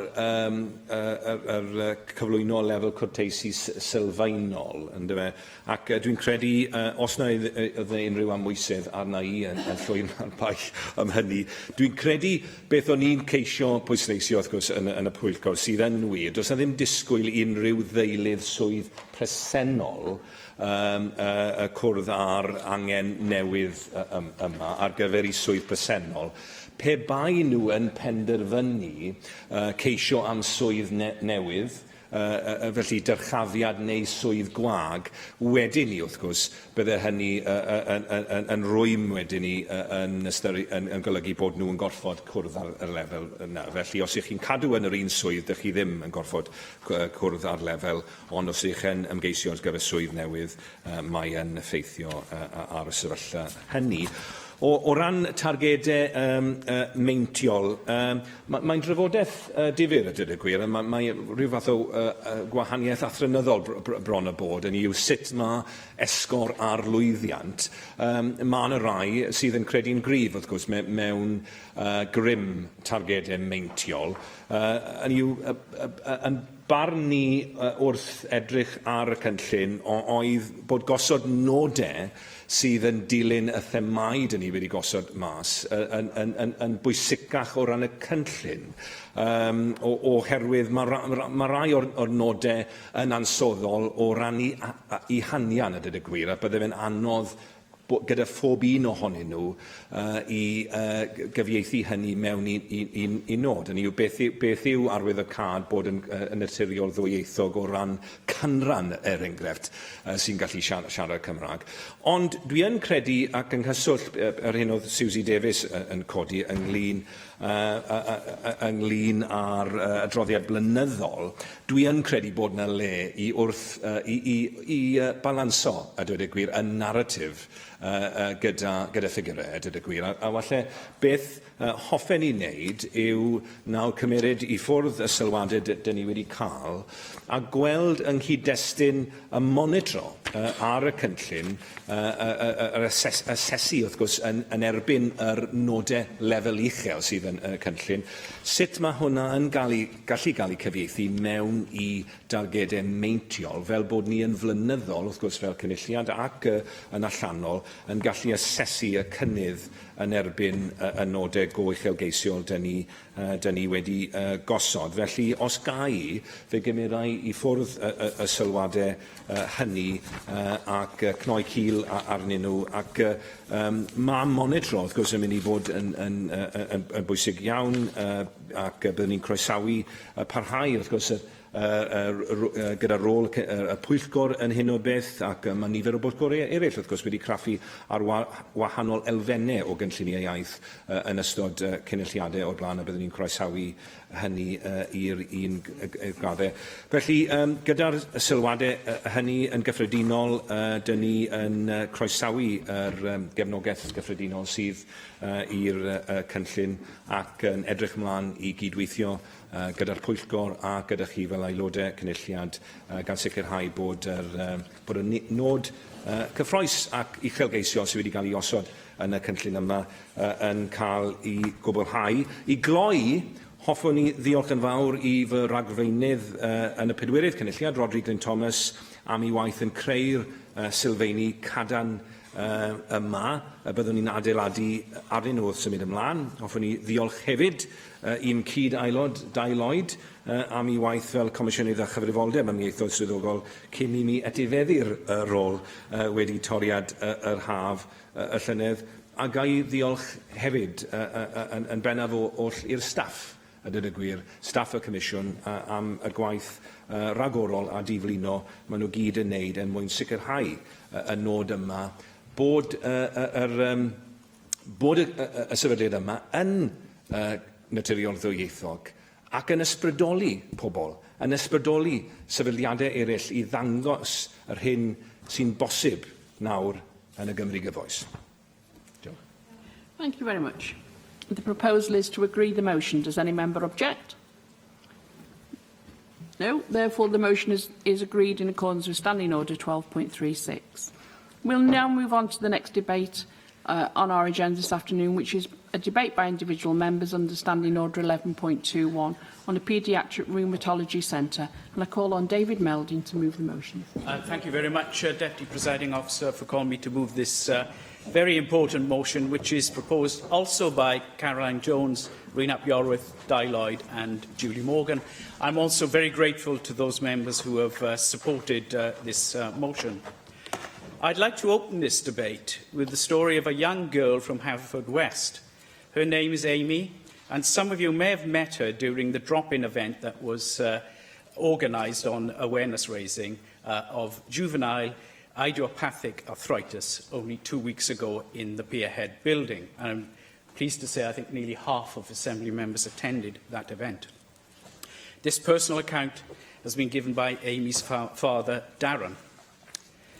Amy was diagnosed with juvenile idiopathic arthritis just before her 2nd birthday, and it took us about 6 months to get a diagnosis. The local doctors didn't think it was arthritis, but I don't think they knew much about arthritis in children. It took a lot of people by surprise. Amy has to go to hospital every month. This means travelling to Cardiff, which is 2 hours away, a round trip of 230 miles. Once she's had treatment, I can see a difference within a couple of days. The medical care in Cardiff has been very good, and we are very grateful. However, locally it's been disjointed and poor, as there's a massive lack of knowledge of arthritis in children. Travelling to Cardiff does put a massive strain on us. It means missing days of school, and my partner has to take time off work, which isn't always easy. We've had to spend a week in Cardiff in the past when Amy's needed physio, as she can't get that locally. We've even considered moving nearer to Cardiff on several occasions. It's a real worry every day, as our local doctors just can't provide effective treatment for Amy. We believe that by providing a multidisciplinary department, it would not only give a greater level of care to the children, but also help raise awareness and knowledge of professionals and services outside of the Cardiff area. This would enable children across Wales to lead a childhood that is not dominated by arthritis. DPO, I think this is a most moving statement, the lives of a family with a young child that suffers from juvenile idiopathic arthritis. I will now refer to that as JIA. I think Darren succinctly summarises how a specialist paediatric centre would have a positive influence on services throughout Wales and therefore improve the lives of children with JIA. When I was first approached by representatives of Arthritis Care, the National Rheumatoid Arthritis Society and the British Society for Rheumatology, who've all been doing fantastic work in raising awareness of this issue, I was surprised that such services did not already exist. It was disheartening to find out that Wales, with its 3.1 million population, is the only home nation without such a specialised service. This is in comparison to Northern Ireland, with its 1.8 million population, which has one centre, and Scotland, with its 5.2 million, which has two centres. England has 12 specialist paediatric rheumatology centres. I think it's simply unacceptable that Wales has been left behind.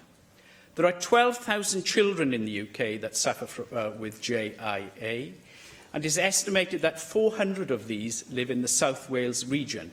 As you can see, members, this is not a marginal issue. An NHS England service specification paper published in 2013 states that in NHS England there should be one consultant paediatric rheumatologist, 2 nurse specialists, 1 physiotherapist and 1 occupational therapist per 1 million of the population, or every 200,000 children. Currently, an experienced adult rheumatologist at the University Hospital of Wales in Cardiff, who I may add is about to retire in the next few years, is providing the majority of specialist paediatric rheumatology services for South Wales. So even this makeshift provision is very fragile given the impending retirement. However, some children from South Wales are travelling to Bristol, Birmingham and even beyond. As shown in the statement from Amy's family, travelling long distances for children with arthritis can be painful and stressful and can cause disruption to education and family life. This is an issue that the government needs, in my view, to tackle. Succession planning should be taken forward in good time to avoid a situation of no service, and recruitment for the role would be made easier if plans are put in place to develop the service into a full tertiary provision. JIA is a severe autoimmune condition which, if not properly treated and managed, can cause significant lifelong disabilities. Children with arthritis need access to high-quality health and support services to help limit the impact of their condition and to help them reach their true potential. According to AbbVie, the Pharmaceutical Research and Development Organisation, one of the most important factors to ensure that a child with JIA doesn't have severe arthritis and joint damage when they're adults is for children to receive early diagnosis and treatment. The longer arthritis has been active before treatment begins, the more difficult it is to control the disease. This is just one aspect of the problem, but early diagnosis and treatment could go as far as prolonging an arthritis sufferer's life. It is so crucial. I believe that with a population of over 2 million in South Wales alone, 400,000 of these being children, there is an overwhelming case for a specialist paediatric rheumatology centre in Wales. Point 4 of this motion asks the Assembly to note that the Welsh Health Specialist Services Committee, WISC, is currently undertaking a review. The review will look into the needs of the Welsh population and assess any gaps in the provision against demands, service quality and specification. I welcome this review, and I welcome the news that upcoming meetings have been scheduled between WISC and the relevant organisations such as Arthritis Care. I hope that this is a signal of progress for the development of such a centre. The looming retirement of the current rheumatologist adds a time pressure to this issue, and WISC's review isn't expected to be finalised until early 2018. However, the evidence is already clear on the need for a full multidisciplinary service. The WISC review could usefully look at how to implement a service that would best meet the needs of the population, rather than again looking at whether Wales needs one at all. We've already been left behind the other parts of the UK. I believe the government should give a firm lead and indicate that it is minded to commission this service, so that Wales is not the only part of the UK without reasonable local provision. Deputy Presiding Officer, if I may conclude with this, which is a final extract taken from Amy's story, again in the words of her dad. Amy's condition is difficult for her. She just can't do the same things as everyone else. At the age she is, it gets highlighted a lot. It's little things like having a lot of time off school so she never wins the attendance awards, or not being able to run about with her classmates. There's always a constant reminder that she has arthritis. Deputy Presiding Officer, I believe that we can do more to improve the lives of these young children who are already struggling with a condition that makes everyday life a challenge. I commend this motion to Assembly members. Thank you. Thank you very much. Julie Morgan. Thank you, Deputy Presiding Officer. I congratulate David Melding on getting this debate today, and I'm pleased to support him. As we know from the debate, arthritis isn't just something that older people get, because I think that is often what people think. I became aware of childhood arthritis, which affects 400 children in South Wales, after being contacted by a constituent, Dawn Nyhan, and met her and her daughter Harriet, who is now 19. But she was first diagnosed with juvenile idiopathic arthritis when she was just 2 years old, similar to David's constituent.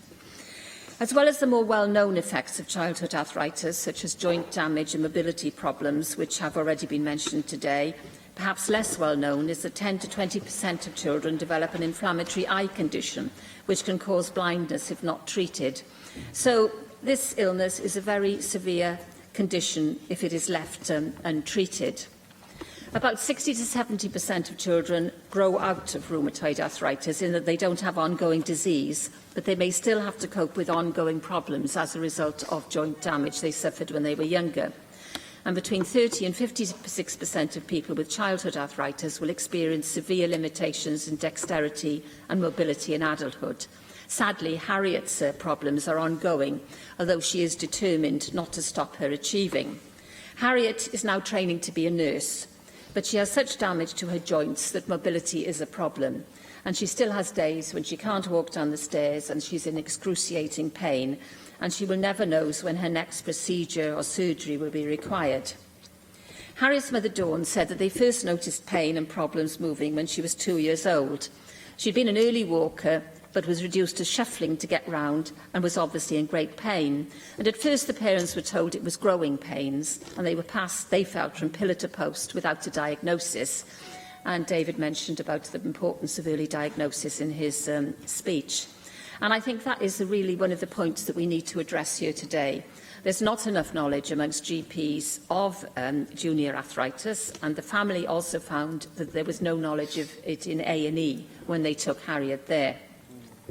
Eventually, after about 5 months, they had a diagnosis, and since then they say they have had fantastic care. The problem was reaching that actual point. And of course, it's also important to note, as we've already heard, that they have the excellent care from their consultant, Jeremy Camilleri, who is also my constituent, and he always does his utmost to help, but he is still an adult rheumatologist who can only dedicate a quarter of his working time to children. And this motion highlights the need for a specialist, a dedicated child rheumatology specialist for the population of South Wales, really, which has a population that does justify that. In Harriet's case, lots of physiotherapy and support and the use of the hydro pool at the UHW literally did help to get her back on her feet.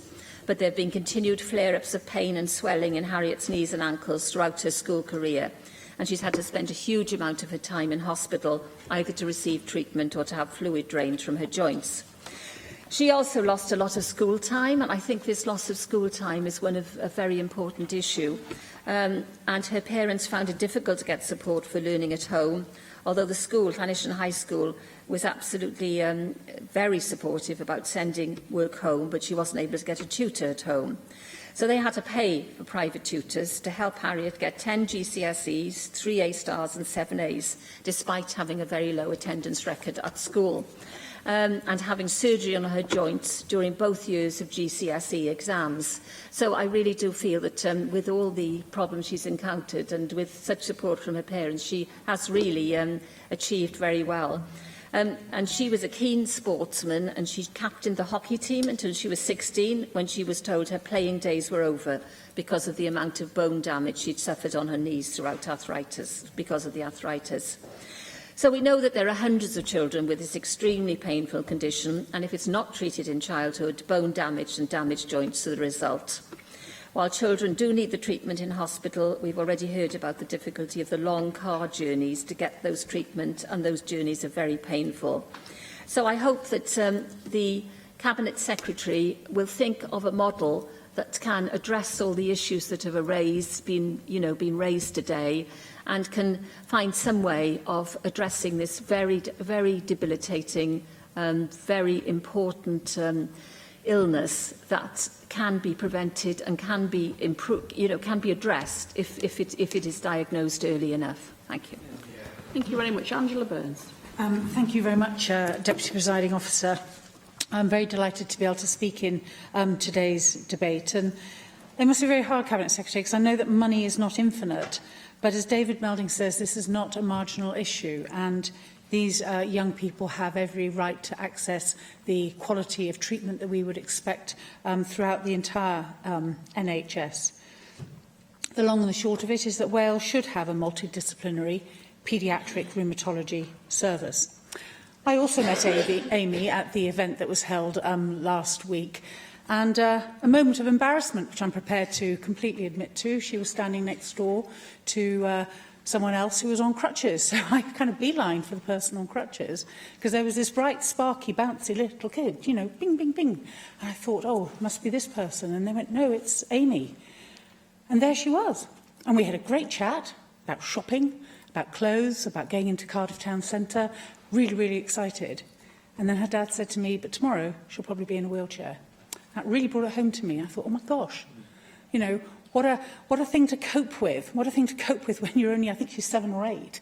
1 minute you can whiz around and do other things, and the next minute, that's it. You're completely constrained by 2 wheels. I also met a young man who was a bit older, and I have to say, probably a little bit more chippy, because teenage hormones were ranging around his body, and he was finding it really tough. He was in a wheelchair, and he was clutching a rugby ball and talking about various things. But he said that his life is really tough, and he can't join in with his friends, he can't go out on trips and all the rest of it. And I just thought, wow, that really brings it home. It's a life experience limiting illness, condition, disease. And that's the issue, because a lot of these young kids, if they get support, and one of the big supports that they need and they cannot get, and which isn't available, is really is physiotherapy and occupational therapy and psychotherapy that specifically targets the kinds of experiences that they are going to. And I had a long chat as well to Amy's father, and he said that he could cope, albeit unwillingly, with having to come up to Cardiff and deal with the adult rheumatologists and so on. But what he really wanted to be able to do was have near their home in Haverfordwest trained physiotherapists who could help someone like Amy to cope with what she's doing, to make her as strong as possible, to give her the best chance of going through this awful condition and hopefully emerging out of it the other side as a young adult, being the absolute best that she can possibly be. And he's asked Wedi'u Hospital and Glangwili, and there's a real reluctance because they don't have the staff, they don't have the training, they don't have the knowledge, they don't have the skills. And I met with the Chief Executive, and it was one of the things that we raised, because Amy, the young man that I met, and another young man that I met in my surgery, they all have that absolute right to have those kind of services. If I break my arm and I want physio, I expect to be able to deal with someone who knows how to help me get that strength back. So much of this debate is centred on having a centre of excellence, which we absolutely need in Wales, based somewhere sensible where people can get to it, with a targeted paediatric specialist in charge. But it doesn't stop there. I think that's the heart of the spider. The legs that go out all through Wales must have all these support services. We must have the occupational therapists, we must have the physiotherapists, and we must have the psychological therapists, because the young man who came to see me in my constituency office was just very unhappy, very down about what was happening to him, very down about his experience, and he couldn't get the mental health support that he needed. So it's a whole range. These people are not just a person with a problem. It's a complex issue. And I think it must be very hard to be suffering from something that can be so different on a day-to-day basis, and it must really sort of upset the rhythms of your day. So I would like to plead, Cabinet Secretary, for you to have a look at this whole area, to look at building a centre of excellence. You know, we have the Children's Hospital. This could be an absolutely great base to start from there and actually put somebody into there who could look after South Wales and then make plans for how we look after North Wales as well, of course, because children up there are having to travel across borders and so on. So we need to make sure that we can provide that to mitigate what is a deeply, deeply unpleasant condition. Final comment. We've talked a lot about public health. We talk a lot about the time bomb of the future. We talk a lot about empowering the patient, empowering the carer, hearing their voice and letting people make informed choices. Without having the staff in place and those people being trained to help these people, they can't do that. They can't have a voice and they can't make informed choices. And that's what, Cabinet Secretary, we're asking you to consider putting in place. Thank you. Diolch, Deputy Llywydd, a mi na una ddechrau drwy sôn am brofiad person ifanc Kelly O'Keefe o dal sarna yng Ngwynedd sy'n ei hugeiniau erbyn hyn, ond yn dioddau o arthritis o oed ifanc iawn, yn cael ei thriniaeth yn ysbyty Old Hay yn Lerpwl. Ysbyty rhagorol, ond nid dyna y pwynt yn fan hyn. Mi oedd ei rhieni hi'n gorfod cymryd diwrnod off y gwaith i fynd â hi i Lerpwl. A pwyntiadau'n gynnar yn y bore, weithiau 9 o'r gloch y bore. Doedd ddim yn teithio'n dda iawn oherwydd yr arthritis. Mi oedd hi'n cymryd dyddiau i ddod dros y teithio yn aml iawn. A mi oedd y profiad yn un sydd wedi aros efo hi hyd heddiw. Ar y rhagdybiaeth yn bod ni yn ystyried bod teithio am belleroedd hir am driniaeth yn rhywbeth mae'r NHS yn ei ddefnyddio fel rhywbeth last resort. Bosib bod hi'n anheg i wneud y rhagdybiaeth honno o ystyried faint o wasanaethau sy'n cael ei allanoli i Loegr yn y blynyddoedd diwetha, ond o gymryd y rhagdybiaeth yna, mae angen i ni ofyn i'n hunan ydy hi'n bosib a sut mae hi'n bosib i gael y ddarpariaeth arbenigol yma yng Nghymru. Be sy'n angen ar gyfer gwasanaeth arbenigol? Wel, niferoedd cleifion i ddechrau efo hi, a da ni'n gallu gweld nad oes na ddim problem efo cyfiawnhau hynny yn ne Cymru, yn sicr. Falle chydig bach yn fwy problematig yn y gogledd, neu o leia os ydym ni'n eithrio defnyddwyr posib o ardaloedd Caer neu Amwythig, enghraifft, sef beth ni fel arfer yn ei wneud, mae'n debyg. Mi ddylen ni fod yn datblygu gwasanaethau all ddarparu i rai dros y ffin hefyd, os na dyna sy'n angen ar gyfer creu y critical mass. Ond mae yna hefyd rhywbeth yn od yn y gwahaniaeth rhwng y ffigurau poblogaeth yng Nghymru a'r niferoedd sydd ar hyn o bryd yn cael ei adnabod fel cleifion yn y system. Cymru ydy'r unig wlad yn y Deyrnas Unedig heb ganolfan rheumatolog bediatrig arbenigol. Mae gan Ogledd Iwerddon boblogaeth o 1.8 miliwn o'i gymharu â 3.1 miliwn yng Nghymru, ac eto Cymru sydd heb wasanaeth aml ddisgyblaethol fel da ni'n gofyn amdano fo heddiw. Mae gen yr Alban efo poblogaeth o 5.2 miliwn, ddau wasanaeth o'r fath. Ond pan mae'n dod at niferoedd y cleifion, dim ond 202 o blant oedd ar y llyfrau fel petai yn cael eu trin yng Nghaerdydd yn ôl ffigurau 2014. Rwy'n ystod ni'n ystyried bod ni'n credu bod yna rhyw 600 o blant ar cyflwr yma yng Nghymru, mae'r mudiadau sydd yn cefnogi yr cynnig yma heddiw wedi datgan pryder am y ffigurau yma, ffigwr 202 yma, achos mi alla olygu unai bod plant ddim yn cael diagnosis, neu bod eu anghenion nhw ar ôl cael diagnosis ddim yn cael ei diwellu mewn ffordd y dylai fo drwy gael gwasanaeth aml disgyblaethol iawn.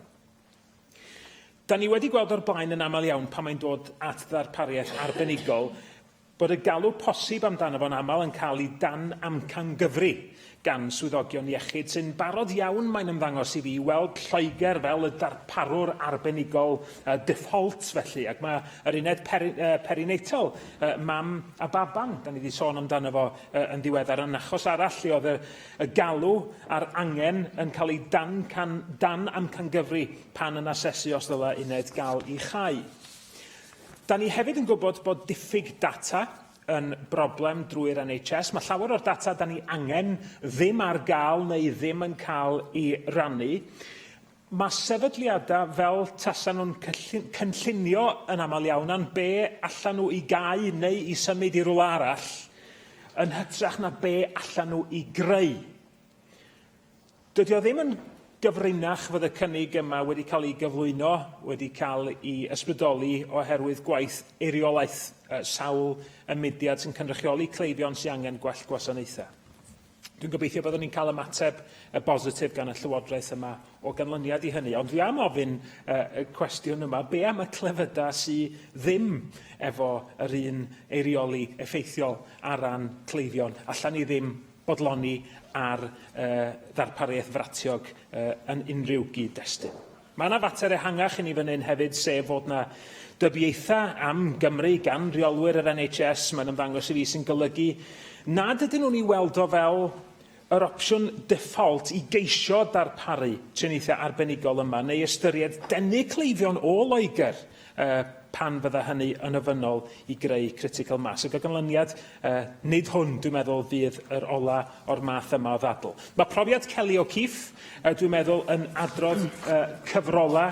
Mae'n sôn hefyd oherwydd y diffyg gwasanaeth yng Ngogledd Cymru am ddiffyg gwasanaethau cefnogol oedd yn deillio o hynny, oherwydd bod yna ddim gwasanaeth, doedd yna chwaith ddim grwpiau cefnogol ar gael yng Ngogledd Cymru, a hefyd hynny yn gwneud y profiad iddi hi a'i theulu yn anos fyth.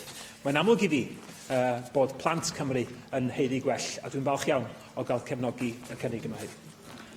Thank you very much. Caroline Jones. Diolch, Deputy Llywydd. I'm pleased to be co-sponsoring this motion before us today, and I thank David Melding for bringing about this debate, which is very important. It is unacceptable that Wales is the only home nation without a specialist paediatric rheumatology service or a dedicated multidisciplinary team. As a result, children in Wales who suffer from juvenile idiopathic arthritis, JSLE, vasculitis, juvenile idiopathic osteoporosis, fibromyalgia, and around 200 other conditions are left without specialist care. Thousands of children from across South Wales are forced to rely on a substandard service provided part-time by an adult rheumatology specialist without the backup of nurse specialists, physios and occupational therapists. And some children have to travel to Bristol or Birmingham for treatment. Last week, at an event to highlight this issue, I met an incredibly brave young lady who suffers from juvenile idiopathic arthritis. Amy is 8 years old and brought home to me the real challenges she and her family face as a result of her condition, and the fact that when the current rheumatologist retires in just a few years, she will have no specialist care. Amy has spent the majority of her young life in pain with stiff and swollen joints. Her arthritis has limited her childhood, as she is often unable to do the things that many young people take for granted. When this happens, Amy uses a wheelchair. Her father, Darren, explains she is sometimes teased or even bullied in school when she uses her chair. Her condition has had an impact on her education, as she has had to miss school on occasions, and it has affected the rest of the family. Without proper treatment, there is a risk she could develop lifelong disabilities. So this disease is not only robbing Amy of her childhood, but could also impact or limit her adulthood. Despite all of this, she continues to brighten the world with a smile. Amy, unfortunately, is not alone. There are hundreds of children in South Wales living with this terrible autoimmune condition for which there is no cure. These young people deserve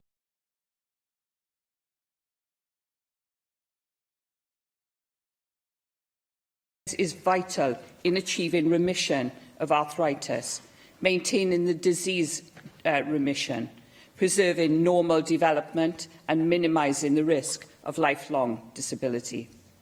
NHS England states that there should be 1 consultant paediatric rheumatologist, 2 nurse specialists, 1 physiotherapist and 1 occupational therapist for every 1 million people.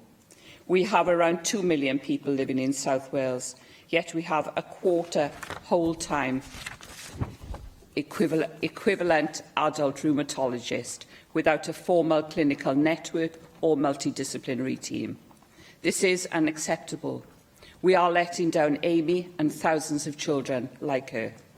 I urge my fellow Assembly members to join us in calling for the Welsh Government to deliver a full multidisciplinary paediatric rheumatology service in South Wales and to improve the provision of services in North Wales. We owe it to Amy, we owe it to thousands of children suffering from rheumatic conditions, and we owe it to those children yet to receive a diagnosis. Please support this motion. Thank you. Diolch yn fawr. Thank you very much. Before I call the next speaker, if you're using your iPads or your iPhones, which you're entitled to, could you please make sure that they are on silent? The constant pinging is starting to get on my nerves, and I'm sure you wouldn't want me to start to throw a little bit of any tantrums from the chair. So if you are checking, can you just check them, please? And it probably will affect the translation and the broadcasting. Joyce Watson. Llywydd, and the first thing I'd like to do is to thank David Meldin for creating an opportunity for me and, as he said, 50% of the Assembly members to meet 2 fantastic families and their very courageous children, and also for creating an opportunity for us here today to recognise their condition and to ask for some support in that regard. And that event was called Too Young for Arthritis, and it would be in all of our minds if we were talking about rheumatology. We wouldn't necessarily be putting that with children. And so it came as a real eye-opener, I think, to most people, to actually meet young people and to talk about paediatric rheumatology. And I was certainly, I will put my hands up to being one of those people. And they are living with a condition and receiving treatment for juvenile idiopathic arthritis, and I will refer to it as JIA from here on. Many people have spoken about Amy, and all of us met her, but I also met her, but I met Aaron, who was 12 years old, and both of them had travelled up from Pembrokeshire, from my area, and they did share their stories and their experiences very willingly, and I feel very bravely, with all of us. And one of the things that I would like to add was the social isolation that they also talked about with me, and the fact that on a good day they couldn't actually access anywhere that they could socialise with other people very easily due to access and due to understanding that maybe they could join a club this week but not go to it next week. The inconsistencies of their day-to-day life and the interruption of their pattern within school, within their social life and with their own family life couldn't actually be overstated. And I wanted to bring that to the table. As somebody who travels from Pembrokeshire to Cardiff every single week, just about, and back home, I understand that it is a long journey, and mostly it will take 2 hours, and sometimes it will take a lot longer, depending on the time of day. But for somebody who is suffering such a painful condition, to have to undertake that journey on a sometimes fairly frequent basis, the pain and the discomfort must be something very difficult to bear indeed. And I listened to them, as we all did, and they were asking for a specialist tertiary centre for paediatric rheumatology in Cardiff's Children's Hospital. And as a consequence, and hoping that that might happen, they were looking forward to a satellite centre or hub where they might be able then to receive some treatment closer to home when that is appropriate. And they know and recognise that that would only be possible if there was that specialist tertiary centre opened in the first place. And many here have said today that there isn't as such a service available to those individuals in Wales. And I really feel we need to look at providing that treatment here. And of course, around that, we would need some specialist multidisciplinary teams that will include doctors, nurses, occupational and physiotherapists. And I think, again, that I would call for that support.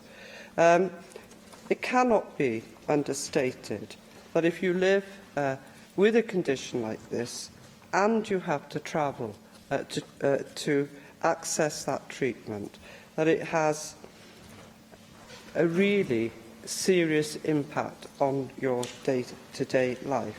But when you add youth to it, and the expectation that as a young person you would live your life, I think that we all here need to do all we can to improve their lot.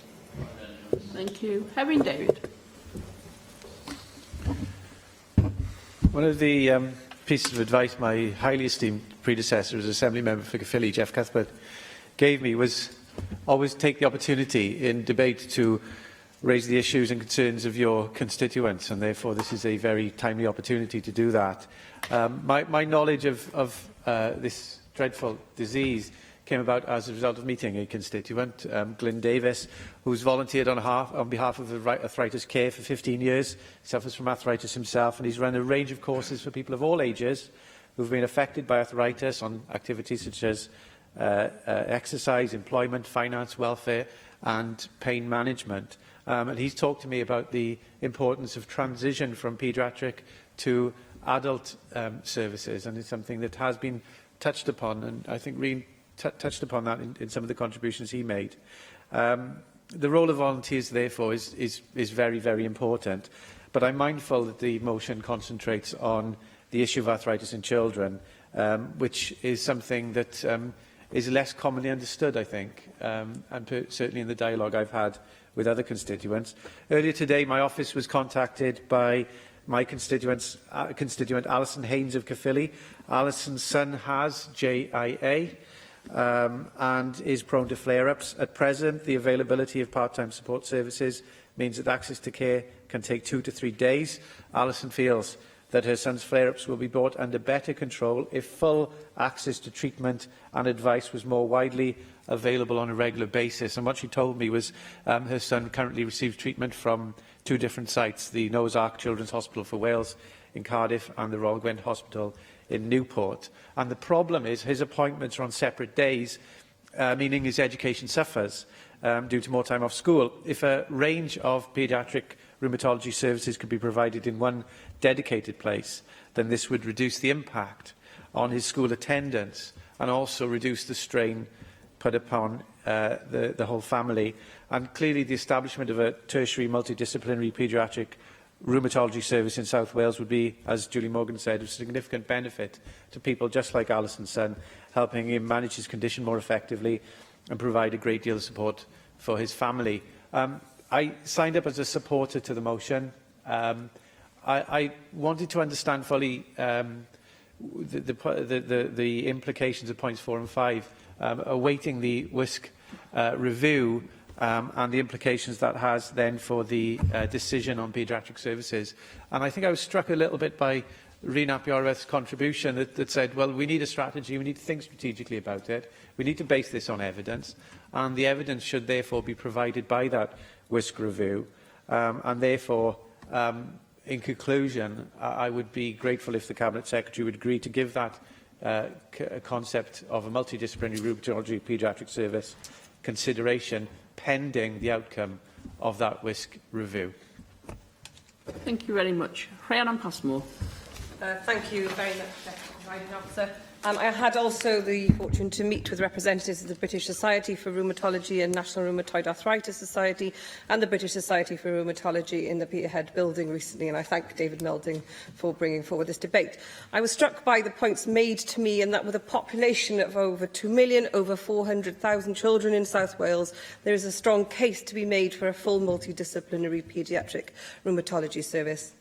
Inevitably, with this historic lack of current provision in Wales, many children are travelling real distance to access paediatric rheumatology, with children travelling to centres in England such as Bristol and Birmingham. And nobody can believe that this is ideal or necessary, let alone desired.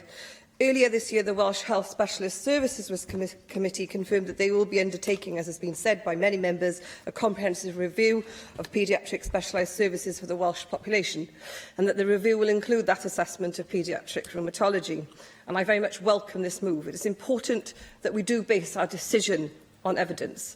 This is the way, that has been said, that we can ensure the precious resources for the National Health Service in Wales, which are not finite, can be properly targeted to meet the cascading and ever-widening needs of the Welsh nation. Only last night, BBC Wales flagship news show Wales Today highlighted this fundamental issue. And with the growth in diabetes, Alzheimer's and other conditions, an interim review of health and social care chaired by Dr Ruth Hussey has highlighted the Welsh National Health Service's funding challenges moving forward in Wales. The Cabinet Secretary for Health, Vaughan Gethin yesterday said in this very chamber that he expected the review and the Welsh Government's response to it to form the direction of travel for the next decade. Professor Sir Mansell Aylward, a review panel member, stated that the Welsh NHS needs to meet the demands of the people of Wales, like Aneurin Bevan advocated at the very beginning. I sincerely hope and ask that the clear demand for paediatric rheumatology services in Wales can be met with a tailored response the Welsh Health Specialist Services Committee can recommend, and as such I will strongly support such an outcome. Thank you very much. And I can now call the Cabinet Secretary for Health, Wellbeing and Sport, Vaughan Gethin. Thank you, Deputy Presiding Officer. I'd like to begin by thanking members for their contributions to this debate. As ever, these individual member debates are a good opportunity for issues that would not otherwise receive a national profile to do so.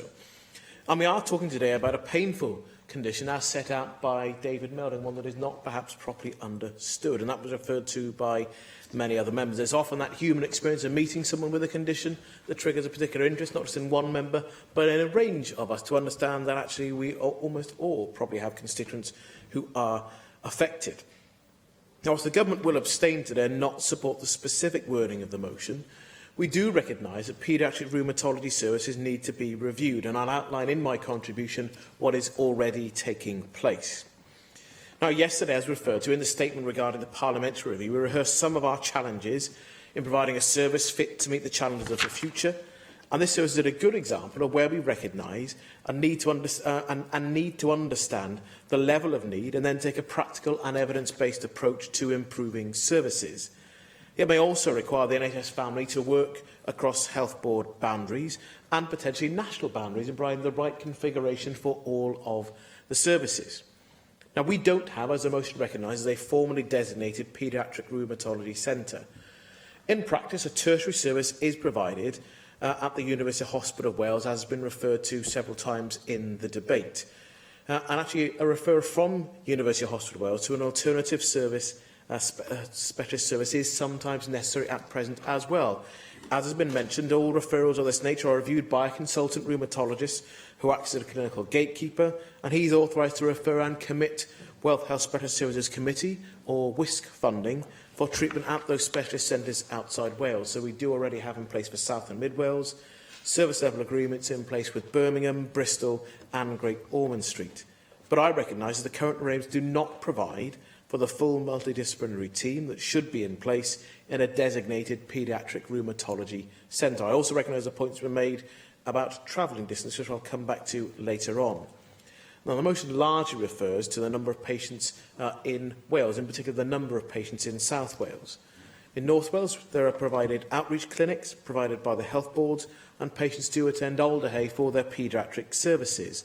And before today, significant concerns hadn't been raised with us about the quality or the reach of those services for citizens in North Wales. And in fact, the third sector hadn't raised challenges about that, and there are a range of support groups that exist in North Wales as well. But I'll reflect on comments made by members in the Chamber and have that discussion with service users and the third sector too.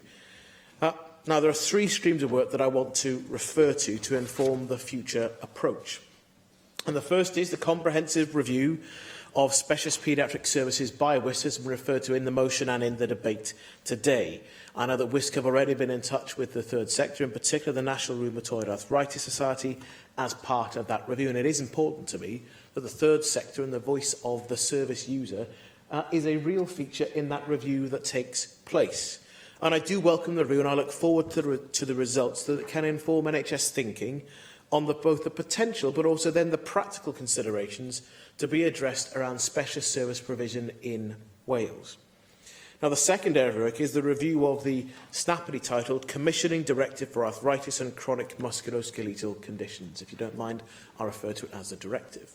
Now, ultimately, of course, the direct responsibility for delivering improvements for musculoskeletal conditions, including paediatric rheumatology services, rests with health boards, but they do so in line with this commissioning directive. Now, we're currently in the process of updating the directive. It's nearly 10 years old at present. And the broad aim is move towards a greater focus on helping people of all ages to develop skills to enable them to manage their conditions and, where appropriate, increase their ability to stay in work and live the lives they want to live. Now, obviously, for children and young people, living the lives they want to live, as has been said by a number of members in this debate, include normal social interactions, the ability to go to school, and a range of other things. Now, a project steering group has been convened to oversee that work, and it consists both of clinical experts from each health board in Wales and third sector representatives. Currently, that's the National Osteoporosis Society and Arthritis Care Wales, and individual service users. An initial meeting of that group has already taken place, and the next meeting is scheduled for the first week of August. The third area of works comes from a specific area that I have already asked for. And as a result of my request, the interim managing director and the acting medical director of WISC are due to meet with Arthritis Care Wales, the consultant who manages the tertiary rheumatology service at the UHW, to discuss a way forward. Now, representatives of the National Rheumatoid Arthritis Society and Arthritis Care Wales will be present at that meeting, which is due to take place within the next week. And I hope that provides some assurance to members that the Welsh Government recognises the reality that our current provision and service model could be improved, and we're committed to doing so. because I want to see all three strands of that work drawn together to provide us with practical steps forward. And if I may go back to some of the... Yes? Very grateful to Cabinet Secretary taking a quick intervention. Delighted to hear the strands of work that you're putting together. Could you just quickly, though, touch upon the case of undiagnosed young people, because this deals with those who we know have it and about them getting the service. But I think a number of people who took part in this debate raised the numbers of children who have not yet even got that far because there isn't knowledge out there in the field amongst the GPs and other professionals. And perhaps you can just tell us how you can improve that. I was going on to touch on some of that in the next part of my contribution, but I can refer back to some of the conversation we had yesterday with the Parliamentary Review statement and the reference to what could and should be local, what's the responsibility of health boards individually and acting together, and where should there be a central guiding hand directing and requiring the service to do something. And that would include in this area the debate and the discussion about the number of specialist centres we could or should have, what the evidence base is for that, but also the wider service model from community to specialist. That includes diagnosis, it includes awareness and training, but then how much that service you could and should provide locally and closer to home, and then the acceptance that whenever you have a specialist centre, people will travel.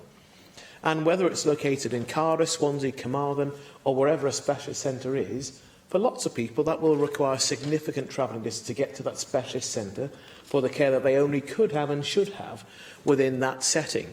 At present, given the position of Cardiff, a number of members have made a bid today for Cardiff to be a formal paediatric rheumatology centre with a multidisciplinary team.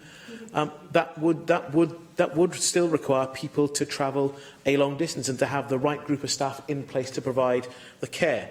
Now, I think there's a challenge here about commissioning services within Wales, commissioning services across the border in England where that's necessary, or where that's the right thing to do. But also, I'd still want to have a more open conversation with colleagues in England about commissioning services in Wales that would also take into and deliver on the needs of patients who currently live in England. There are some flows that already exist, but that could and should exist in more specialist services, I believe, as well. But I think rather than me determining the model of service provision in a single debate today, I think it's important to be clear about the need to resolve the questions about the service model, about the balance between community and specialist provision. And that, of course, includes questions raised about those points and about the specialist multidisciplinary team that I recognise we don't have. So I will take proper account of the WISC review, and I will then either make a choice with the service, or I hope that the service will make its own choice, actually, because I think this is an area where there should not have to be central direction from myself. But I hope, in indicating that I will take seriously the recommendations for service improvement, that meets the test set for me by Heaven David. I'm happy to give a clear indication about a direction to take place, and of course I will report back to Assembly members in due course. Thank you very much. And I call on Di Lloyd to reply to the debate. Diolch yn fawr, Dirprwy Llywydd, ac mae'n bleser gallu ymateb i'r ddadl yma sydd wedi bod yn ddadl arbennig, a dwi'n llongyfarch David Melding yn y lle cyntaf am drefnu'r holl beth ac hefyd am drefnu'r digwyddiad yna bythefnos yn ôl yn adeilad y Pier Head, lle nes ni gyfarfod rhai teuluoedd yng nghanol i dioddefaint. Ac wrth gwrs, fel meddyg teulu am dros 35 o flynyddoedd yn Abertawe, dros y blynyddoedd, dwi wedi cyfarfod efo sawl teulu sydd efo person ifanc yn ei plith, sydd efo cryd cymalau, arthritis felly, yn ifanc iawn. A mae'n gallu bod yn gyflwr, fel da ni wedi clywed, gyflwr ddifrifol iawn. Ac mae anhwylderau sydd yn weddol anghyffredin fel hyn, ond yn ddifrifol i heffeth, yn teilyngu cael eu trin mewn canolfan arbenigol rhanbarthol. Achos maen nhw'n gyflyrau anghyffredin gyda thriniaethau anghyffredin, lle mae pob arbenigwr sydd yn delio efo'r clefyd na wedi cael ei leoli yn yr un lle. Canolfan aml ddisgyblaethol yn wir syniad y gair felly. A mae'r holl dystiolaeth meddygol sydd i law dros y blynyddoedd yn cefnogi datblygiad o'r fath i gael y safon orau o driniaeth i'r cyflyrau anghyffredin yma. Da ni wedi clywed y dadleuon cryf o blaid sefydlu gwasanaeth arbenigol cryd cymala i blant, a dwi'n cytuno yn gryf am y safon arbennig o'r ddadl y praw yma yn teilyngu hynny hefyd. Rwyfina hefyd wedi cyfarfod efo arbenigwyr yn y maes ac hefyd wedi trafod efo theuluodd ynglyn â'r angen. Teuluodd fel Lisa Evans a'i merch Bethan yn rhanbarth i sydd hefyd gyda'r cyflwr yma. A'r angen i sefydlu gwasanaeth arbenigol yn y maes. Nawr, yn troi at y siaradwyr, rwy'n llongyfarch David Melding am amlinellu yn ei ffordd eiddfed arferol y pwyntiau o blaid creu gwasanaeth arbenigol Cryd Cymala i blant ac hefyd yn olrhain hanes plentyn hefyd.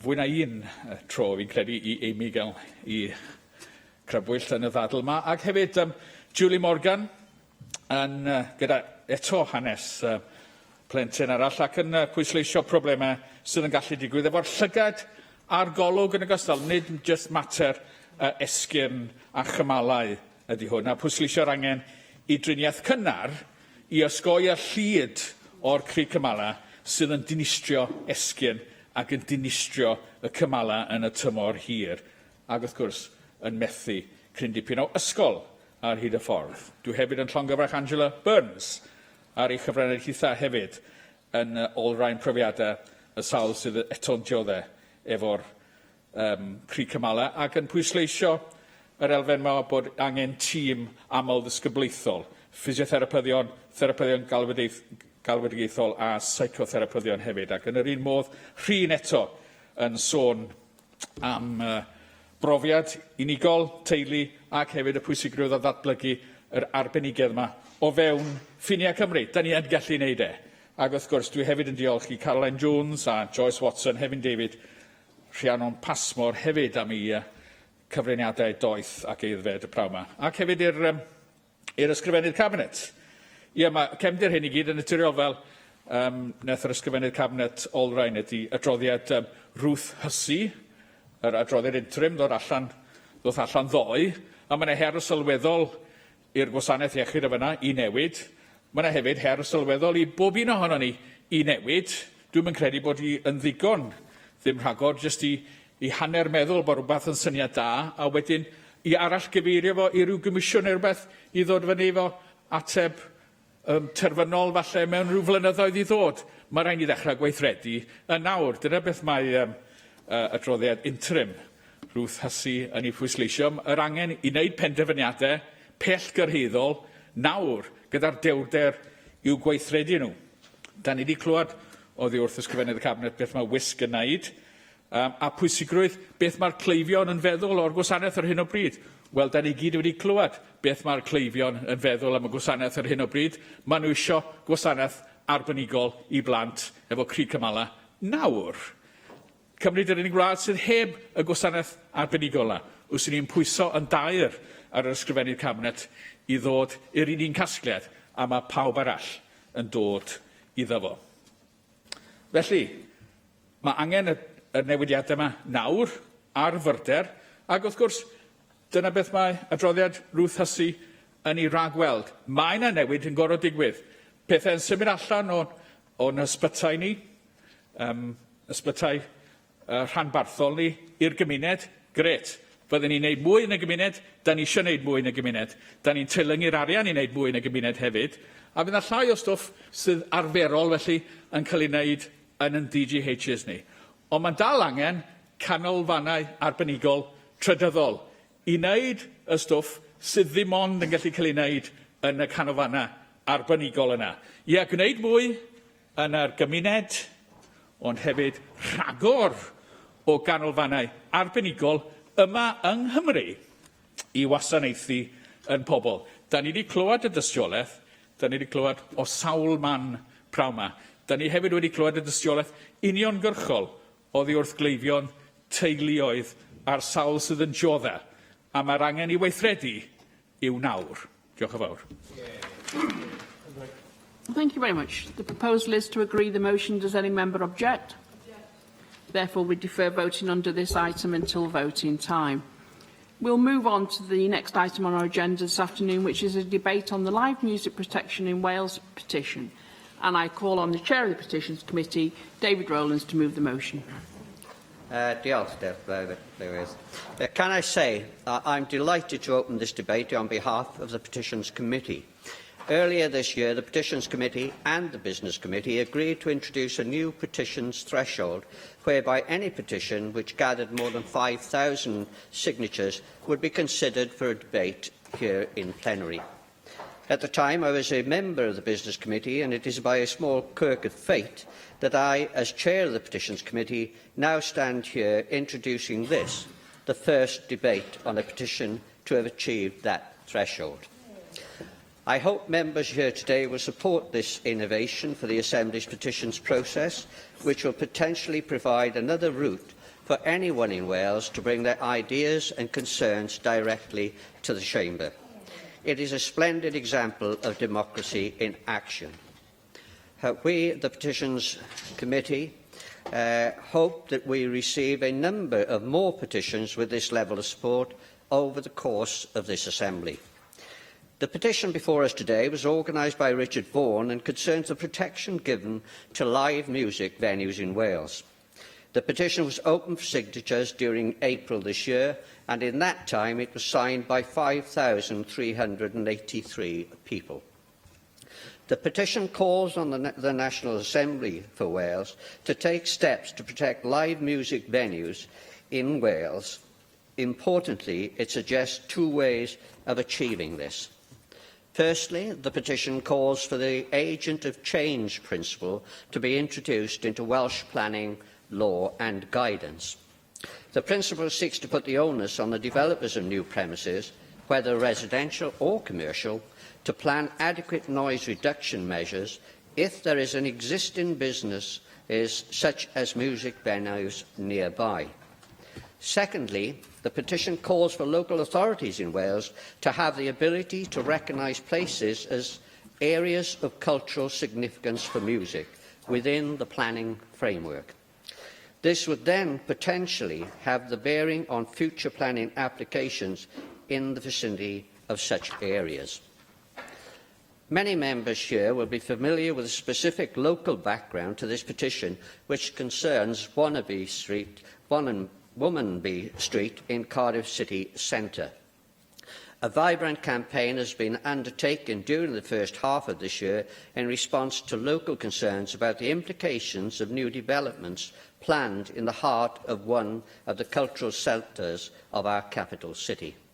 Womanby Street in the centre of the city has long been one of its foremost cultural and creative hubs, perhaps its most famous for the live music venue and Welsh language club, Clwb Ifor Bach.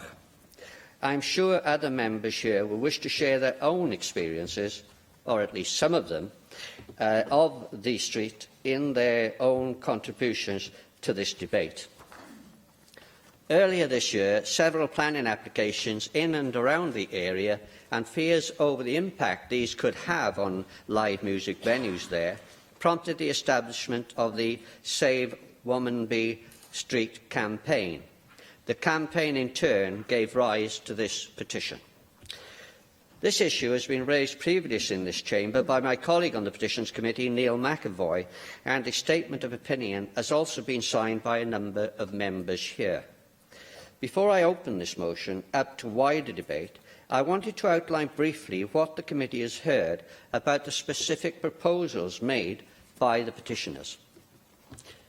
The agent of change principle is promoted by this petition and elsewhere as a way of protecting music venues from closure. It is argued that complaints made by residents of new developments about noise levels from established music venues have been a major factor in the closure of a number of music venues across the UK in recent years. The petition argues that adopting the agent of change principle would help to protect existing live music venues by stipulating that anyone seeking to develop or redevelop property nearby would be responsible for mitigating the impact of that change. That means if, for example, housing or a hotel are built next to a live music venue, it would be the developer's responsibility to mitigate the potential impact of noise from an existing live music centre. Supporters of the agent of change principle argue that it would represent an important shift from current planning policies, which hold that whoever is reported as causing a nuisance is always responsible for that nuisance. This position is held irrespective of how long the noise considered to be a nuisance has existed, or whether someone has moved into the vicinity of the noise in full knowledge of it. It is also important to note that the principle operates in both directions. So where a new music venue is proposed near an existing residential building, then the agent of change, the music venue in this case, would need to ensure they include appropriate measures to reduce noise. The Petitions Committee first considered this petition on the 23rd of May. Given the high level of support garnered by the petition and its timely nature, the committee decided to request this debate at the earliest opportunity. The indications are that the Welsh Government has also taken notice of the strong campaigning on this issue. Shortly before the committee's first consideration of the petition, the Cabinet Secretary for Environment and Rural Affairs announced that she intends to revise national planning policy to support live music venues. We understand that in the review of Planning Policy Wales taking place this summer, the Cabinet Secretary has indicated her wish for the agent of change principle to be explicitly referenced, and also that national policy be updated to allow for the designation of areas of cultural significance. On the face of it, this appears to be a victory for the petitioners and potentially a step forward for live music venues across the country. I look forward to hearing from the Cabinet Secretary and from other members about this and how this Assembly feels that we should be protecting the future of live music in Wales. As a result of the timetable involved, we haven't been able to undertake detailed investigations into the propositions and the Cabinet Secretary's announcement. Therefore, we present this petition to the Assembly without making recommendations in any direction. The committee hopes the contributions we hear from all members today will support the Cabinet Secretary and officials to further consider the merits of the changes proposed by the petitioners. Mike Hedges. Thank you, Presiding Officer, and can I thank my successor as Chair of the Petitions Committee for bringing this forward today. And as was said earlier by my successor as Chair of the Petitions Committee, this came from a standing order change that allows considerations of any petition that has over 5,000 signatures for debate on the floor of the Chamber. It's an excellent example of the direct involvement of the public in the work of the Assembly in a plenary session.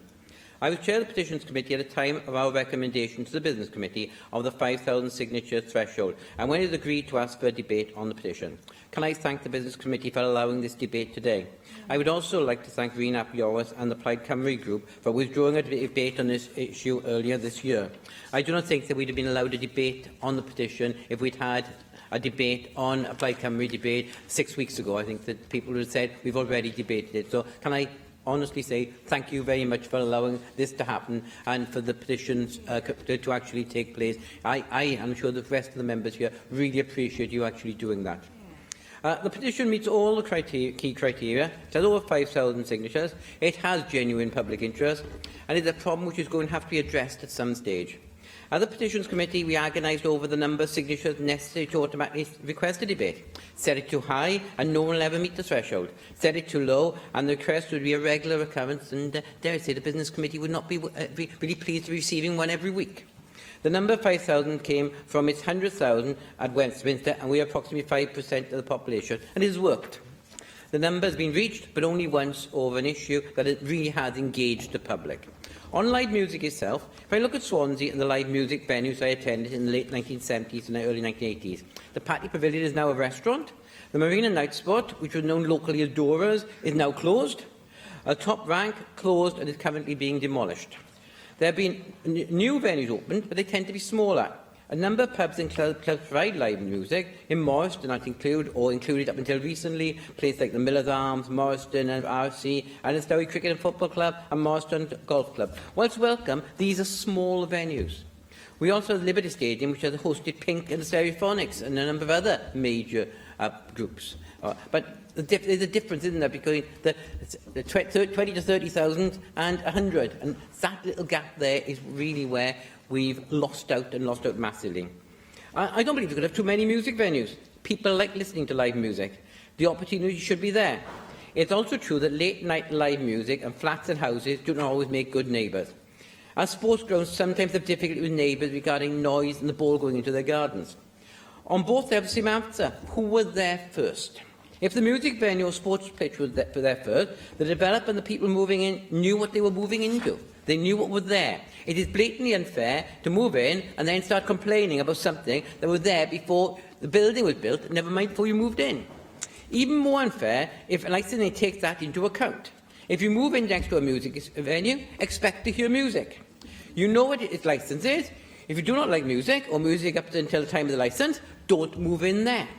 What we cannot have is a music venue curtailed by people moving into new development and then getting the music stopped or finished so early that people do not attend. Conversely, you should not be able to set up a late-night music venue in the middle of a residential street. I mean, we need a system that's fair to everybody. If it's there, you know what you're moving into. But I speak for myself. I mean, if there's a garage in front of my house, if somebody decided to build a music venue there, I'd be unhappy. But it wasn't there when I moved in, and I didn't have a choice. When you make a choice to move in next to a music venue, then you've got to accept that's what you're moving in next to. You can't say, oh, well, I've been here now a bit, some time, I don't like it. Well, you knew what you were moving into. No late-night licence for new venues in residential streets, but if it exists, it shouldn't be punished because somebody else has built houses or flats near it. And that's what I call chwarae teg. Thank you. Susie Davies. Wel, diolch, Llywydd. I'm very interested in this petition, actually, because it does interest me that existing Welsh national planning policy is not already interpreted in a way which protects venues which have already been cleared by planning and environmental health as not exceeding acceptable noise levels. These are businesses which themselves have applied for planning permission or licences in the past, usually at some cost, and were accepted as being within the bounds of social acceptability when they made and succeeded with those applications. Local authorities can already take existing sources of noise into account when deciding subsequent planning applications, and they can take into account that new uses shouldn't be introduced into an area without considering the nature of existing uses. So I am curious about what is actually driving the need for the petition today. And this is not a negative, because I think what the petition is asking for is a good thing. So is it that there's suddenly a need for homes that is so great that every square inch of land must be built on and as quickly as possible, and that that big social imperative outweighs the future of wicked businesses who are out there to make a buck regardless of the consequences to their neighbours, old or new? Well, on this occasion, of course, Capital is wearing his happy face, isn't it? We're talking about live music, and it's easy to make the wider cultural argument about the place of live music in our personal and community identities, the value of this art form as entertainment through the therapeutic purposes, its cohesive force, its ability to transform an individual, and even, of course, the benefits to the local economy raise their head in this argument. All of these arguments are right. Venues are much loved for these reasons. And yes, they can be noisy, which kind of maybe limits the kind of neighbours that you can have, but the land adjacent to those businesses will be valued accordingly. And as a former property lawyer, I can't stand here and argue that landowners should be prevented from making a decent profit from their investment. But I can argue that if they want to enhance the value of that land by seeking planning permission for higher value building, then they should be the ones who invest in the mitigation that allows that to happen. And so in short, why should existing businesses pay for a new neighbour to make more money? I do have a few words of caution, however. I remember a potential housing site in mid-Wales next to a metal fabrication unit. And the owner of the unit was worried because even though he had all his relevant permits for noise levels, odour reduction, waste disposal and so on, he was nervous that he might have to take the further mitigation action should housing be permitted on the site next door, as was indeed the case.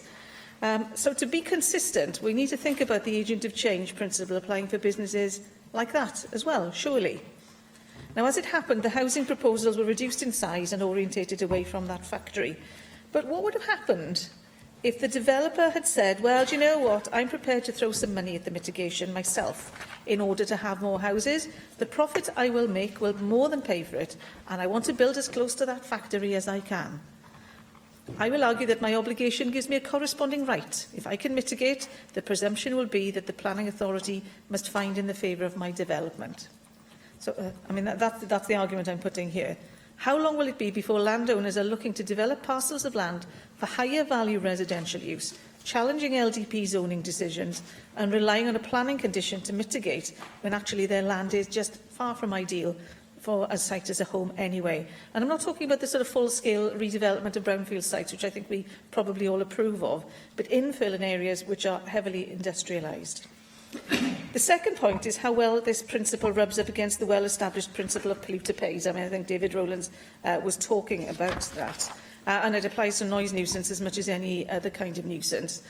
The inclusion of the agent of change principle into planning law would be very, very welcome indeed, but the unintended consequences and questions which arise from that also have to be worked through, I think.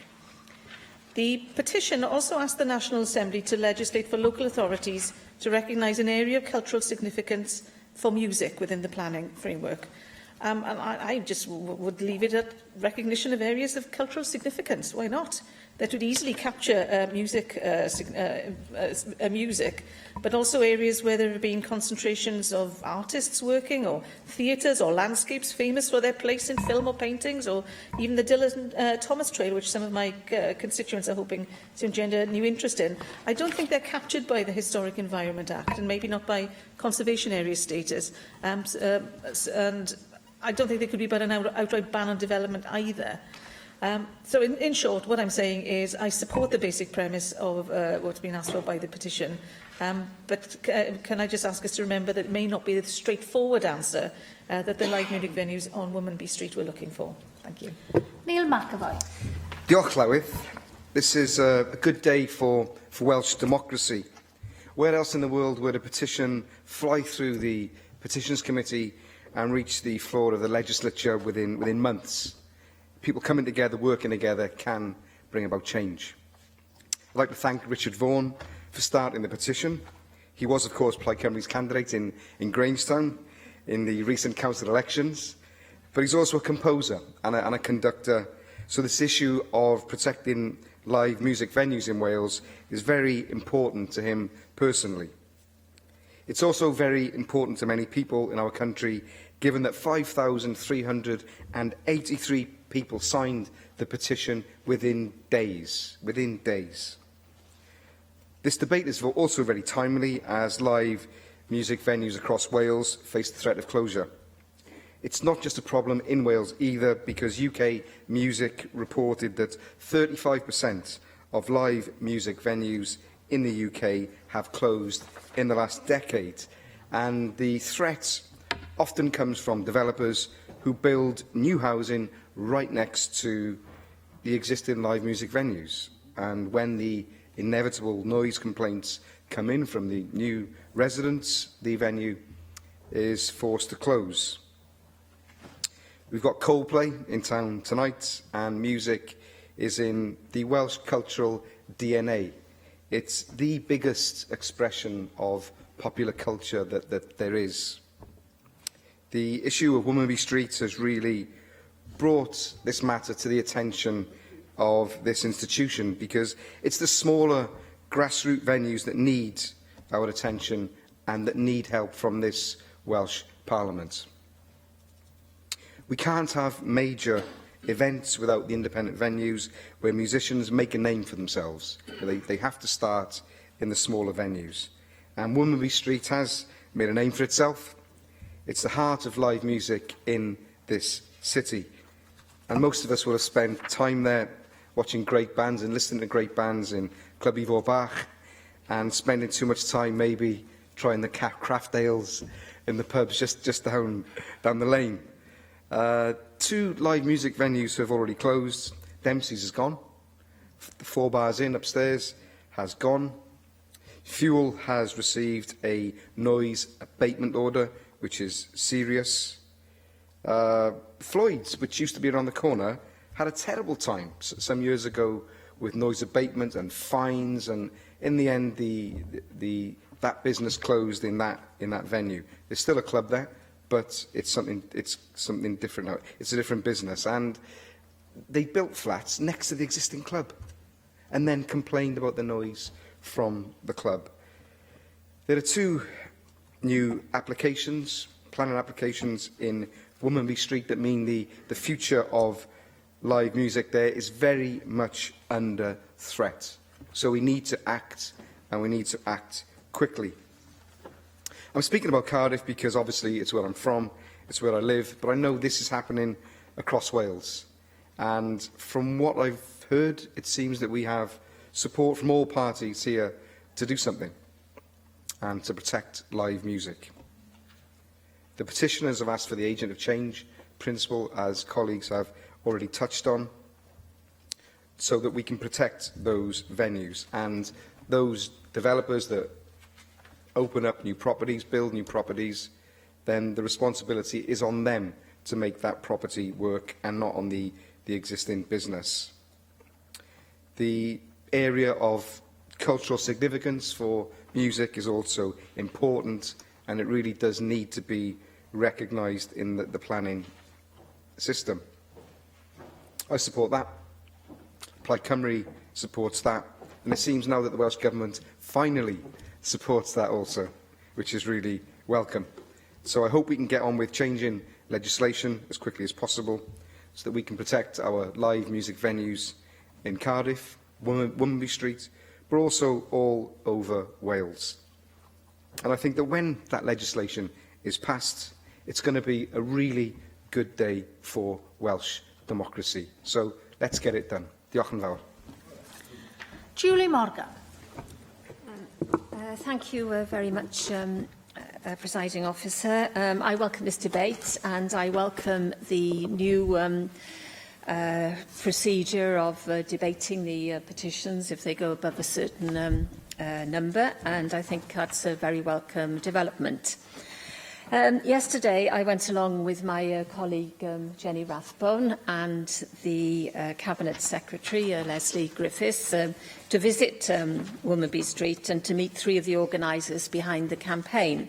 The street, of course, is in Jenny's constituency, but I've been contacted by many residents in Cardiff North earlier in the year who are very concerned at the prospect of the street's live music being stifled by potential hotel development. And after that, after meeting those constituents and discussing it with Jenny, we did write to Leslie Griffiths supporting the petitioners and seeking the change in the planning law, the agent of change, and also the designation of particular areas, cultural areas in the LDP.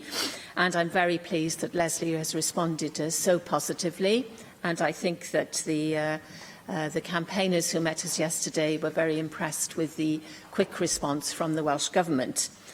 Because this change in the planning law should mean that any new residents can't move to an area that already has a live music scene and complain about the noise to the extent that the venue gets shut down.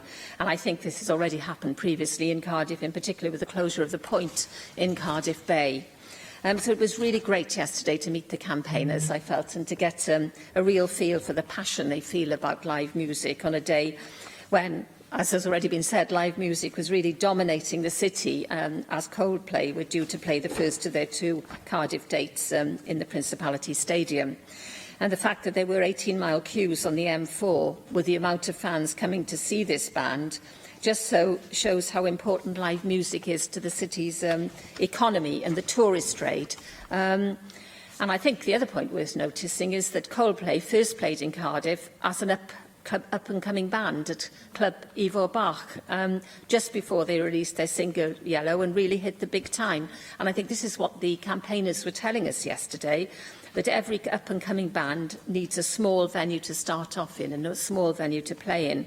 And so venues like Club Eva and the Full Moon and the Moon Club, which are on this street, are the feeder venues for bands on the way up the music industry ladder. Because without them, you wouldn't be able to have new talent coming into the industry and no place for these bands to showcase their talents.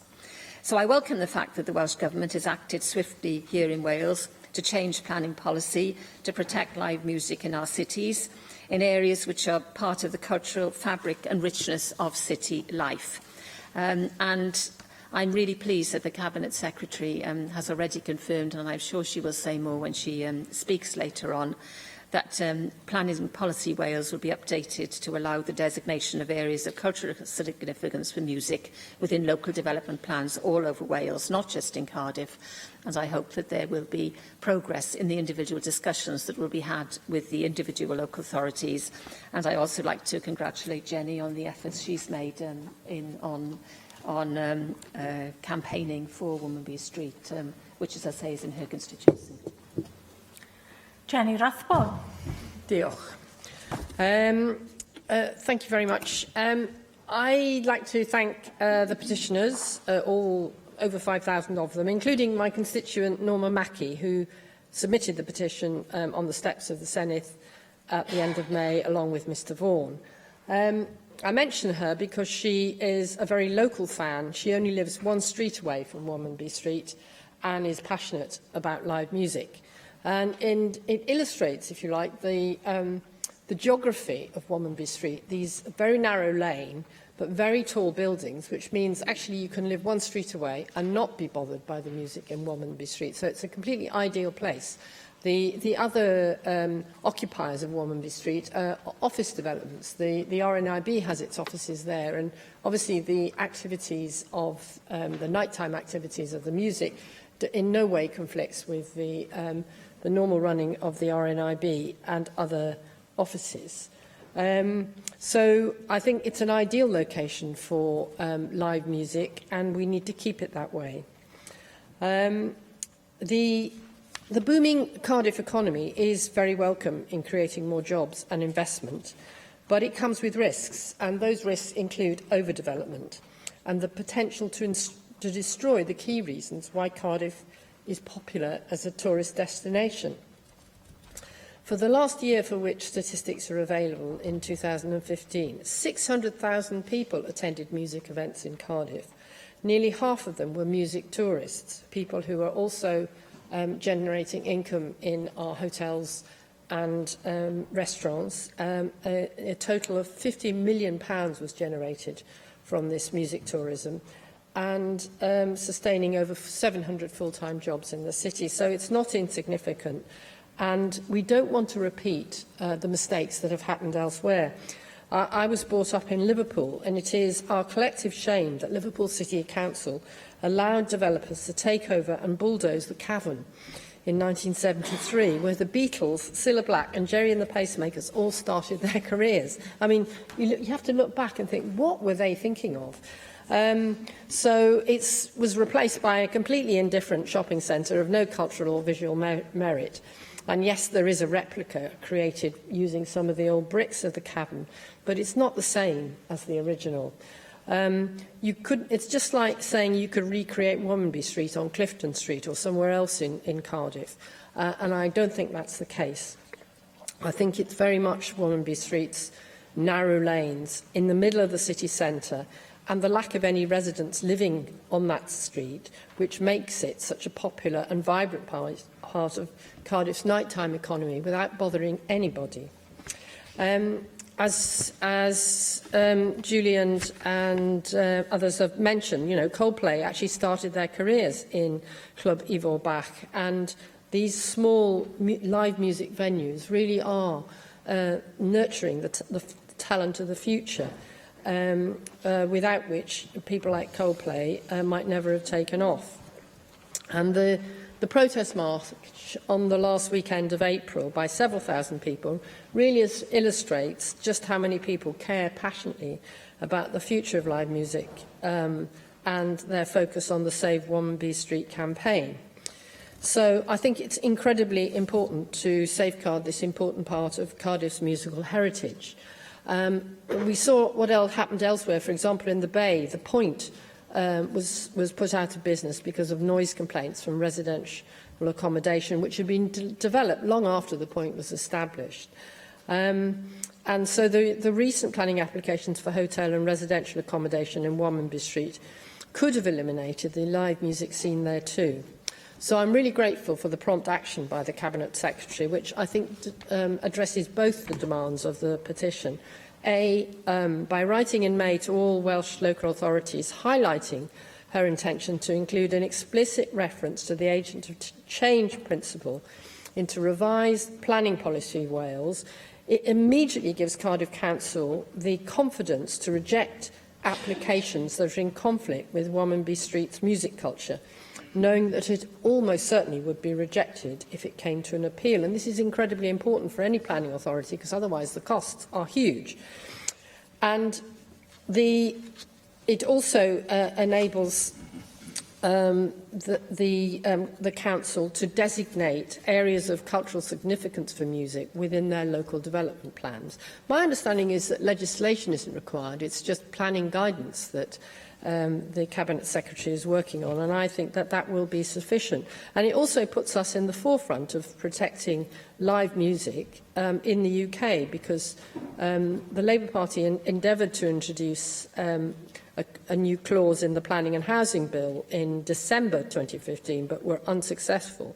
So the amendment to the Town and Country Planning Development only asks councils to take into account noise abatement, but doesn't force new developers to pay for any mitigation that might be required were there a need for example, a hotel on Womanby Street to accommodate those who are taking part in the live music. That is perfectly possible, but it means that we won't be seeing Womanby Street taken over by the developers who simply want to create a completely different atmosphere and a completely different type of activity. So I thank the Cabinet Secretary very much for her action. Galwa fawr ysgrifennydd y Cabinet dros yr amgylchedd y materion gwledig, Lesley Griffiths. Diolch, Llywydd. I note the terms of the petition and heed the calls being made to better support live music venues and the nighttime economy.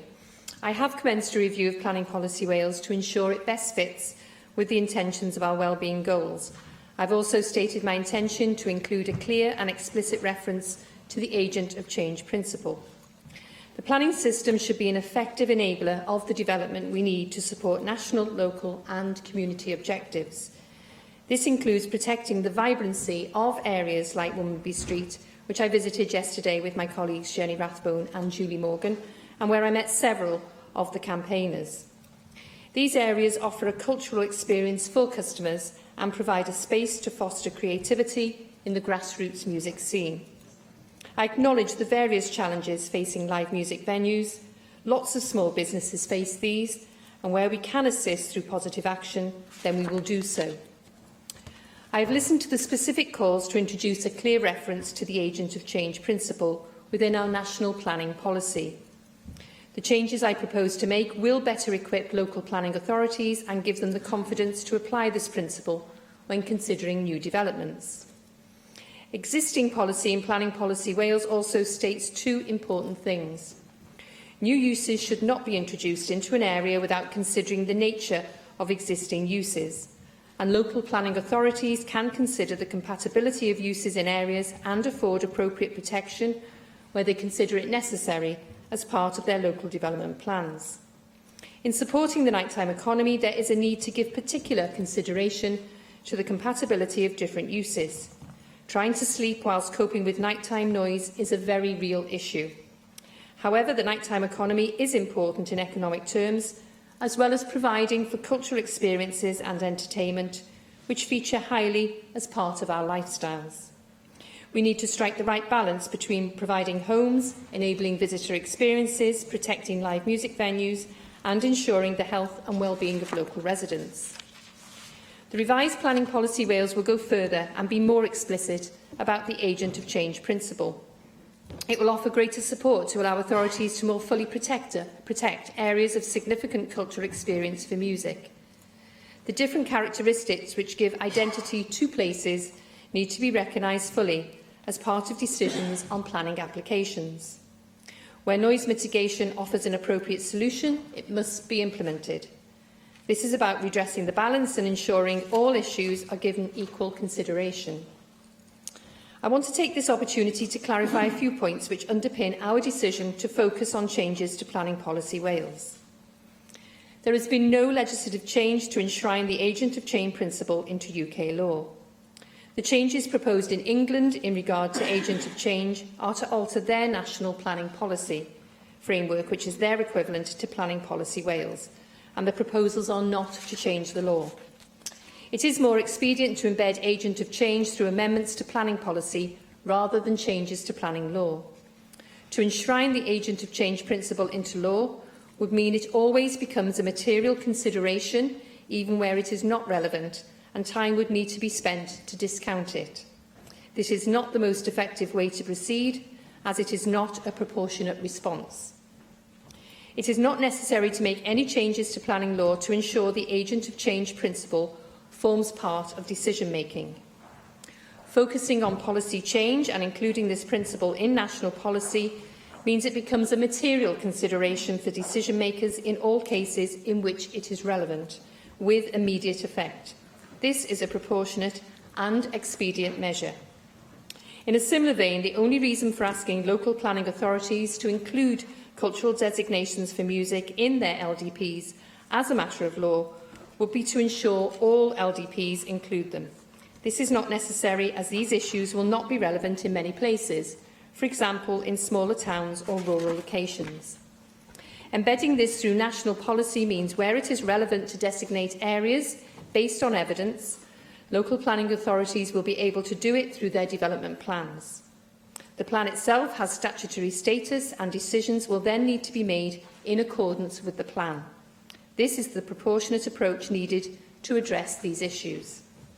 In England, the permitted development rights were changed so it was possible to change offices, which are typically occupied during the day, into blocks of flats, which are sensitive to noise during the evening and night, without the need for planning permission. In England, this has led to very significant problems for music venues and the rest of the nighttime economy, and they've rolled back these changes a little in response to the successful campaign by the Music Venues Trust. These changes were never made in Wales, and local planning authorities continue to have the final say over whether planning applications from offices to flats should be approved. In England, this policy has also seen some very small homes created as a result of changes to permitted development. Reportedly, some as small as 16 square metres, the so-called dog kennel flats, 40% smaller than a travel lodge room. This is not something I would want to see in Wales. Finally, the law on statutory nuisance, as defined in the Environmental Protection Act 1990, is the same in England and Wales. It provides a basic level of protection for citizens from noise which is prejudicial to health or a nuisance. The Planning System and the Wellbeing of Future Generations Act require both the protection of our cultural heritage and the creation of homes which are safe and healthy for people to reside in. We cannot do the latter if we water down nuisance law. So the answer is not to water down people's rights in respect of noise nuisance, but rather to address this matter through improvements to planning policy. Planning is a preventative mechanism and can seek solutions, and I want to make it clear this is the basis of the changes we are putting forward. I am confident the changes which I propose to make will strike the right balance. They will give everyone involved in the process the confidence to obtain solutions which benefit all and support a thriving live music scene.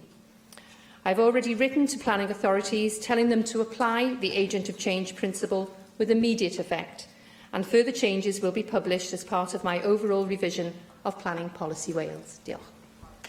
Galwaf David Rowlands I ymateb i'r ddadl. Diolch, Llywydd. Can I thank all those who have contributed to this debate? And if I may, I'd like to highlight some of the comments members made. Mike Hedges, can I belatedly echo Mike Hedges' comments on thanking both the Business Committee and Plaid Cymru for allowing this debate to take place, and I concur with all of his supportive comments. Susie Davis spoke about the therapeutic value of music and the economic value of such venues, and I agree we should also look at existing businesses and the consequence of noise they make. Neil McInvoy rightly pointed out how the unique procedure of petitions and their implications is something we in the Welsh Assembly should be proud of. Julie Morgan also added her support, having met with Jenny Rathbun and Leslie Griffiths, the petitioners.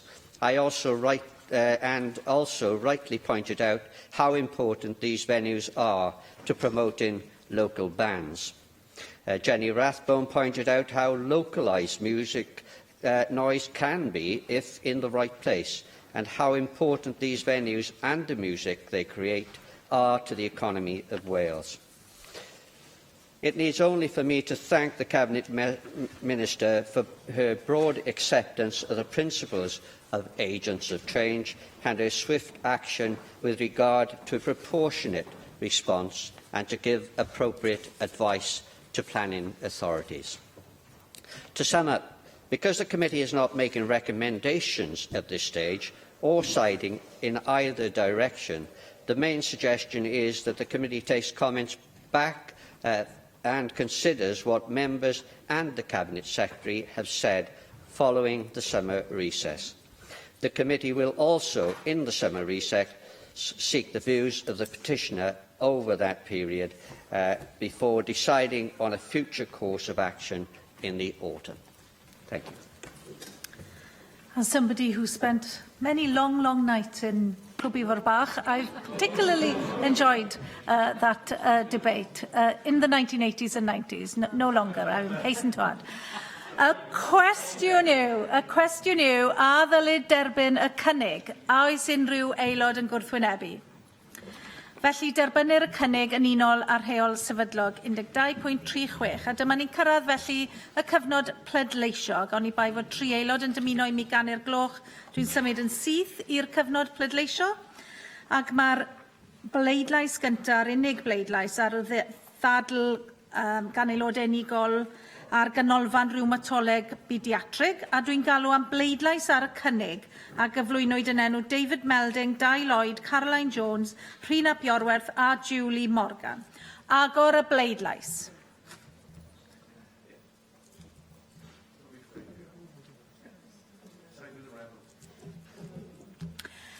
Cair bleidlais. O blaid 27, 9 yn ymatal, neb yn erbyn, ac felly fe dderbyniwyd y cynnig. Yr eitem nesaf yn agenda ni yw'r ddadl fer. Ac felly dwi'n gofyn i aelodau i adael y siambr os ydyn nhw'n dymuno gwneud hynny yn dawel, quietly please as you leave the chamber. A dwi'n galw ar Jane Bryant i gyflwyno y ddadl fer. Diolch, Presiding Officer. I'm pleased to give Joyce Watson a minute in this debate. The 11th and the 14th of July 2017 marks the 22nd anniversary of the Srebrenica genocide. Over 8,000 Muslim men and boys were killed by Bosnian Serb troops in the worst mass killing on European soil since the Second World War. Last year, I had the opportunity to join a delegation organised by Remembering Srebrenica, led superbly by David Melding, with Joyce Watson, Joe Lucas, a teacher from Penarth, and Owain Phillips of ITV Wales, to visit Srebrenica and to meet those who survived the genocide. What I heard and saw there will live with me forever. Srebrenica nestles in a lush green valley among mountains that rise from the banks of the River Drina. But in July 1995, Srebrenica had been a living hell for 3 years. In the spring of 1992, Bosnian Serb troops launched a campaign of violence in pursuit of a racially pure statelet after multi-ethnic Bosnia voted for independence from Yugoslavia. Entire villages were eradicated, towns torched, their populations killed or driven out by ethnic cleansing. Survivors fled into 3 eastern enclaves, where the Bosnian Republican Army had resisted, one of which was Srebrenica. It was declared a safe zone by the UN, causing the population of Srebrenica to swell from 9,000 to 42,000. Under the direction of President Radovan Karadzic, General Ratko Mladic entered Srebrenica on the 11th of July 1995. He declared on TV that he was going to take revenge for a violent suppression of a Serb uprising which happened in Srebrenica in 1804. Fearing genocide, thousands of Bosnian Muslim men and boys tried to make the 63-mile trek to safety. Mladic's troops blocked roads, carried out ambushes, and used stolen UN vehicles and uniforms to trick Bosnian Muslims into surrendering. Men and boys aged 12 to 77 were separated from others. Truckloads of those men and boys, blindfolded, their arms tied, were lined up by the gunmen in fields and forests, sometimes told to pray and then shot dead. The killings, systematic and methodical, lasted 4 days. Those unarmed men and boys were killed just because of who they were, Bosnian and Muslim. They came to a mass grave in trucks and were buried with bulldozers, all within a UN safe haven which failed to protect innocent people. The only survivors were those who hid under dead bodies and crept away once night had fallen. During our visit, we had a privilege of meeting a survivor, Nedzak Avdic. After the fall of Srebrenica, Nedzad and many other Bosniak men tried to flee through the nearby woods in an attempt to reach territory controlled by the Bosnian army, where they could be safe. Nedzad was captured together with the other Bosniaks and was then transported to a village and locked up in a school building. Nedzad said, "We heard screams and cries. The classrooms were overcrowded, no water, no air. We drank our own urine in order to survive. People died of heat, literally." When the massacre started, Nedzad only survived by lying motionless and wounded in a tangle of bodies until the killers moved away. In 1995, I was 17, the same age as Nedzad. I remember, like many, the horrific news stories on TV about the war. A vivid image sticks with me of a young man wheeling an elderly man in a wheelbarrow across mountains for days, fleeing for their lives. 21 years later, I walked around that battery factory at Potokari, which was the UN base fatally abandoned by the Dutch peacekeepers, where thousands were slaughtered. An empty, sterile, quiet space, but with an eerie feeling of what took place. Desperate fears of those packed into the room with no escape, no food, no water, knowing they were about to die. Opposite stands the thousands of uniformed bright white headstones, each marking a life callously taken too soon. Most of the town's former Muslim residents are either dead or have emigrated. Though international courts have recognised the Srebrenica massacre as genocide, this is still denied by Serbia and Bosnian Serbs. Nedzad returned to Srebrenica in 2007 and lives there with his family. A startling fact to all of us on the delegation is that the education fails to teach the history of what happened at Srebrenica. Nedzad says, "They're being taught that the genocide never happened. You turn on the TV and it's like the war never ended. I fear for my daughter's future. The educational system generated new hatred and indoctrination. Despite everything, I hope that I can teach my daughters to grow up without hatred. This will be my success." The US brokered Dayton Accords that ended the war set up an intricate federal structure with a weak central government. For Nedzad, the greater injustice is that the division of Bosnia into two halves, a Muslim Croat Federation and a Serbian Republic, has meant that the practice of ethnic cleansing has been legitimised. Many regularly see the killers around town. Some hold offices in local government. Others are senior figures in the local police force. And last October, Srebrenica elected a Serbian mayor with an ultra-nationalist history who does not accept that Srebrenica massacres amounted to genocide, something that seems unimaginable to us. While the genocide took husbands, sons and brothers, their mothers, daughters and sisters were left behind. Once a year, the mothers of Srebrenica, who campaign to ensure each person responsible is brought to justice, host a ceremony to remember their loved ones. This intensely moving event is held in the Potokari cemetery, where some of the victims whose bodies have been found and buried. and we had the privilege of meeting some of the mothers of Srebrenica.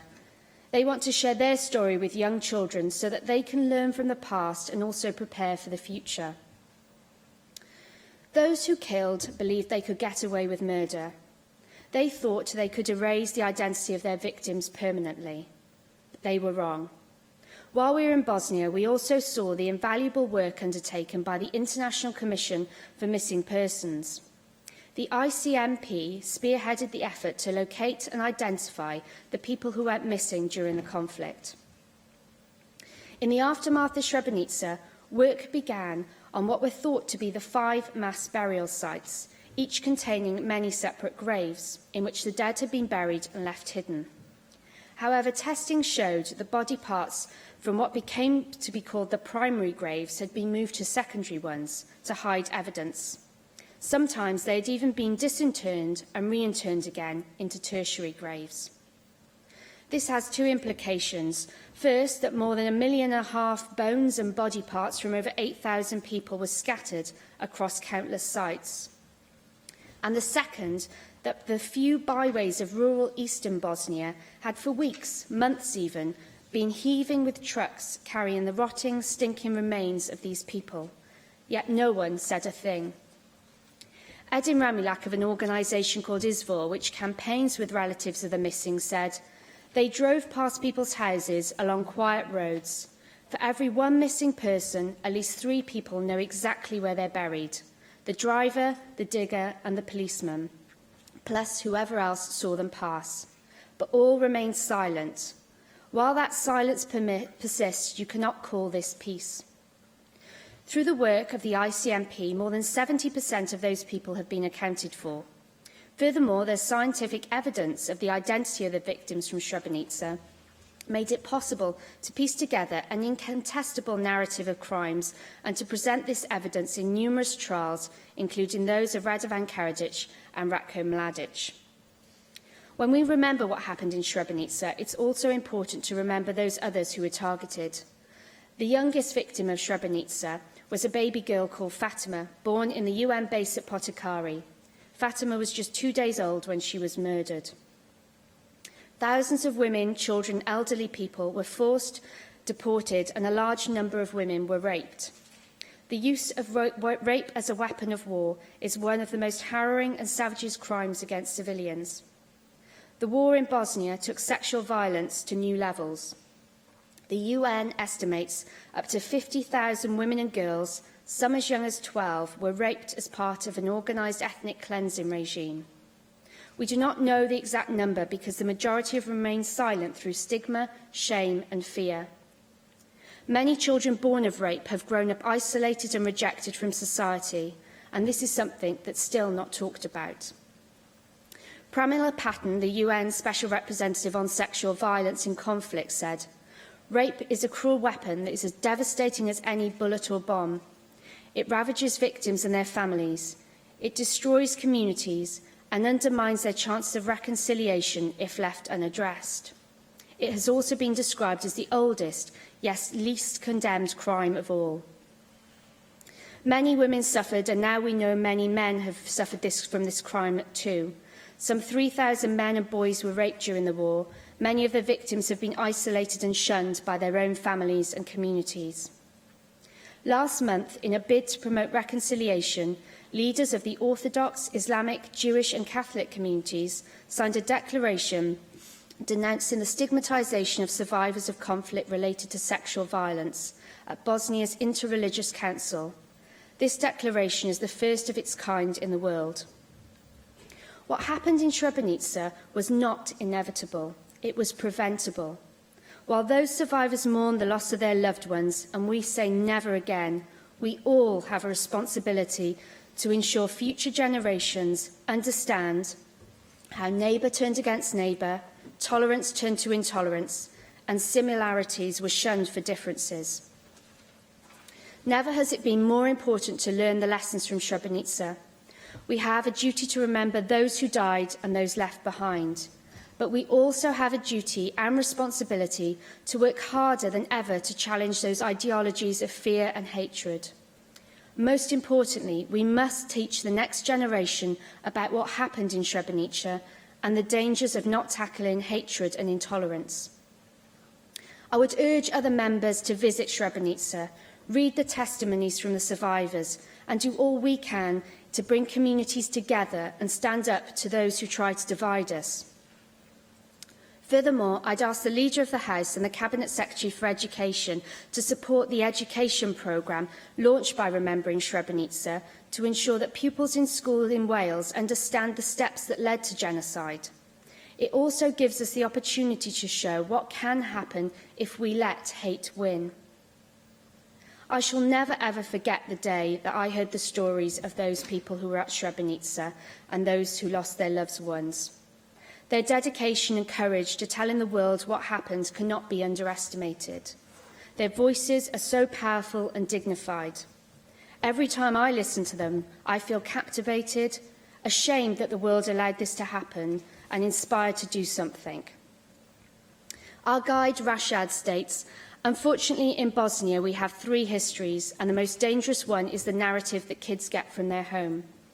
Only by listening to the life stories and remembering what happened can we understand how people can contribute to a better society. We're told to learn from our past mistakes, yet it's evident that we didn't. We owe it to the people of Srebrenica. We must remember Srebrenica."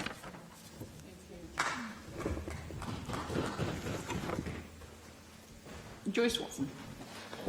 My visit to Srebrenica, going to that memorial at Protokari, meeting the survivors of the genocide, that experience stands out as one of the most important things that I've done, both politically and personally. Srebrenica was the final act of the worst European genocide since the war, and in remembering its victims, we must never forget the 20,000 to 50,000 women and girls, mostly Bosniak, who were subjected to unthinkable acts of sexual violence. 22 years later, they go on living with that loss and with that memory. We still do not know the exact numbers of the victims, and we never will. The majority have remained silent, though stigma and shame, fear and trauma are also buried.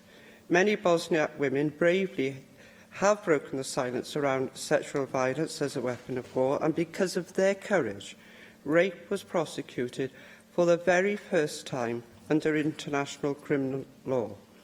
What happened at Srebrenica was the most terrible realisation of what can happen when hatred is allowed to root and flourish, when people are dehumanised by reason of their race, nationality, religion and sex. Thank you very much. And I call on the Leader of the House to reply to that debate, Jane Hutt. Well, thank you, Deputy Presiding Officer, and I do welcome the opportunity provided by this debate to remember the events in Srebrenica 22 years ago. And I thank Jane, and I think all of us here today thank Jane Bryant for bringing this to the National Assembly for Wales. And it's vital that we do take time to remember this terrible genocide. As Jane said, at least 8,372 Bosnian Muslims, boys, men and elderly, were massacred by Serb forces in a systematically organised series of summary executions. And I know that the Cabinet Secretary for Communities and Children is attending the Remembering Srebrenica commemoration event this evening over in the Pierhead building. And I know the visits from the feedback that we've had from Assembly members who have attended these events and visited. It's made an indelible impact on your and shared understanding, and it's important that you brought this to us again tonight in this short debate. The theme for this year's commemoration is gender and genocide, remembering particularly the women of Srebrenica, and of course Joyce Watson has spoken of that as well today. It's this aspect that I want to focus on in my response. Terrible suffering was inflicted on families as a result of this atrocity. We can scarcely imagine the fear, violence and grief that the Bosnian women and girls suffered. Remember today the thousands who were raped, sexually abused or tortured, often under the eyes of others, and sometimes watched by their children or their own mothers. We remember the thousands who saw their sons, husbands and fathers killed or dragged away, never to be seen again. We remember too the thousands who were uprooted from their homes and made destitute, and Jane has described this horrific massacre, the horror and crime of sexual violence used and rape used as a weapon. Reports showed that there were over 50,000 cases of sexual abuse recorded during the Bosnian War from 1992 to 1995. For women in Bosnia and Herzegovina, the legacy of the war continues to cast a long shadow. And nearly 20 years after the ending of the hostilities, women continue to fight for justice, but arguably they have yet to be heard fully in a male-oriented Balkan society, and you've commented on that. There's still much to be done there to promote gender equality and women's rights, to tackle discrimination, gender-based violence, domestic abuse and forced prostitution and trafficking in women. Those who suffered sexual abuse during the war or experienced domestic abuse in the 20 years since have also been very vulnerable to economic distress. Many initially returned to homes damaged or destroyed in the war and were thrust into the role of breadwinner without essential skills or an education. The threat of poverty and destitution are an ever-present danger for those suffering domestic abuse in modern-day Bosnia. And Jane, you and your colleagues have provided support to the mothers of Srebrenica just by being there, by understanding, by listening and having a witness with them of their suffering and making a clear statement. Commemorating Srebrenica is about all communities coming together to condemn a genocide that took place on our doorstep in living memory, continuing to learn the lessons and committing to do something in our own community to challenge hatred and intolerance. And it's vital that the stories and experiences of victims and survivors of past atrocities are never forgotten. We've heard more today, those memories, those personal stories. And I know that that will be very important in terms of taking forward your request to look at ways in which we can share that understanding, learning the lessons in our schools with our young people and older generations. We have to remember, with violence against women in the UK increasing, it's more important than ever to unify the stories of women in order to amplify their voices and learn from the horrors inflicted on women throughout the world. Creating a more equal Wales where everyone has the opportunity to reach their full potential is a central goal for the Welsh Government, and it's vital that all women are able to achieve and prosper. But women encountering inequality in many areas, which only intensifies if they're also part of another protected group. Women from BME communities, LGBT women, elderly or disabled women all often face multiple disadvantages and can find it even harder to reach their full potential. And we're fully committed to implementing the rights of the UN Convention on the Elimination of Discrimination against Women. Our officials have provided a contribution to the UK's 8th periodic report, which will be submitted later this year and highlights the progress we've made in promoting the rights of women since 2013. Reducing all forms of harassment and abuse, including domestic abuse, hate crime and bullying, child abuse and the abuse of older people, extremism and modern-day slavery is a key aim of the Welsh Government's Strategic Equality Plan for 2016 to 2020. And we are seeing considerable progress, including through the Violence Against Women, Domestic Abuse and Sexual Violence Act, our Tackling Hate Crimes Framework, our Social Services and Wellbeing Act and our Equality and Inclusion Programme. Not only this landmark piece of legislation, the Violence Against Women, Domestic Abuse and Sexual Violence Act, but focusing on ways in which we can prevent violence wherever possible and to provide effective support for victims. And we are making progress in delivering the measures of the Act and have committed £4.9 million to this work. The key is to, and we understand this, and it's coming really to the fore today as a result of your debate, Jane, is to change attitudes so that violent behaviour is not acceptable in any circumstances, locally, nationally, internationally, and it will not be tolerated in our society. And we're confident that our legislation, wider work, will help develop a culture that challenges abusive behaviour and to create a Wales and a world where everyone has the right to live free of fear. And also to recognise that we have to be resilient in the face of extremism, spreading hatred and fear, and strengthen our resolve to become stronger together when we're ever tested by hate crimes, striving to build a strong and diverse society where people of every race, faith and colour are valued for their character and for their actions. And that means bringing people together, breaking down divisions to create well-connected communities. It means fostering tolerance and good relations between people. In this work, we can draw inspiration from the survivors of Srebrenica and women, men and children. We've had the strength to endure and understand their strength to endure their ordeal and the courage to find ways to rebuild their lives and communities. The genocide in Srebrenica should never be forgotten. Jane has reminded us of this again today, and of course following in the Pierhead building tonight. We must continue to learn lessons and continue to work to end sexual violence here in Wales and around the world. Thank you very much. And that brings today's proceedings to a close. Thank you.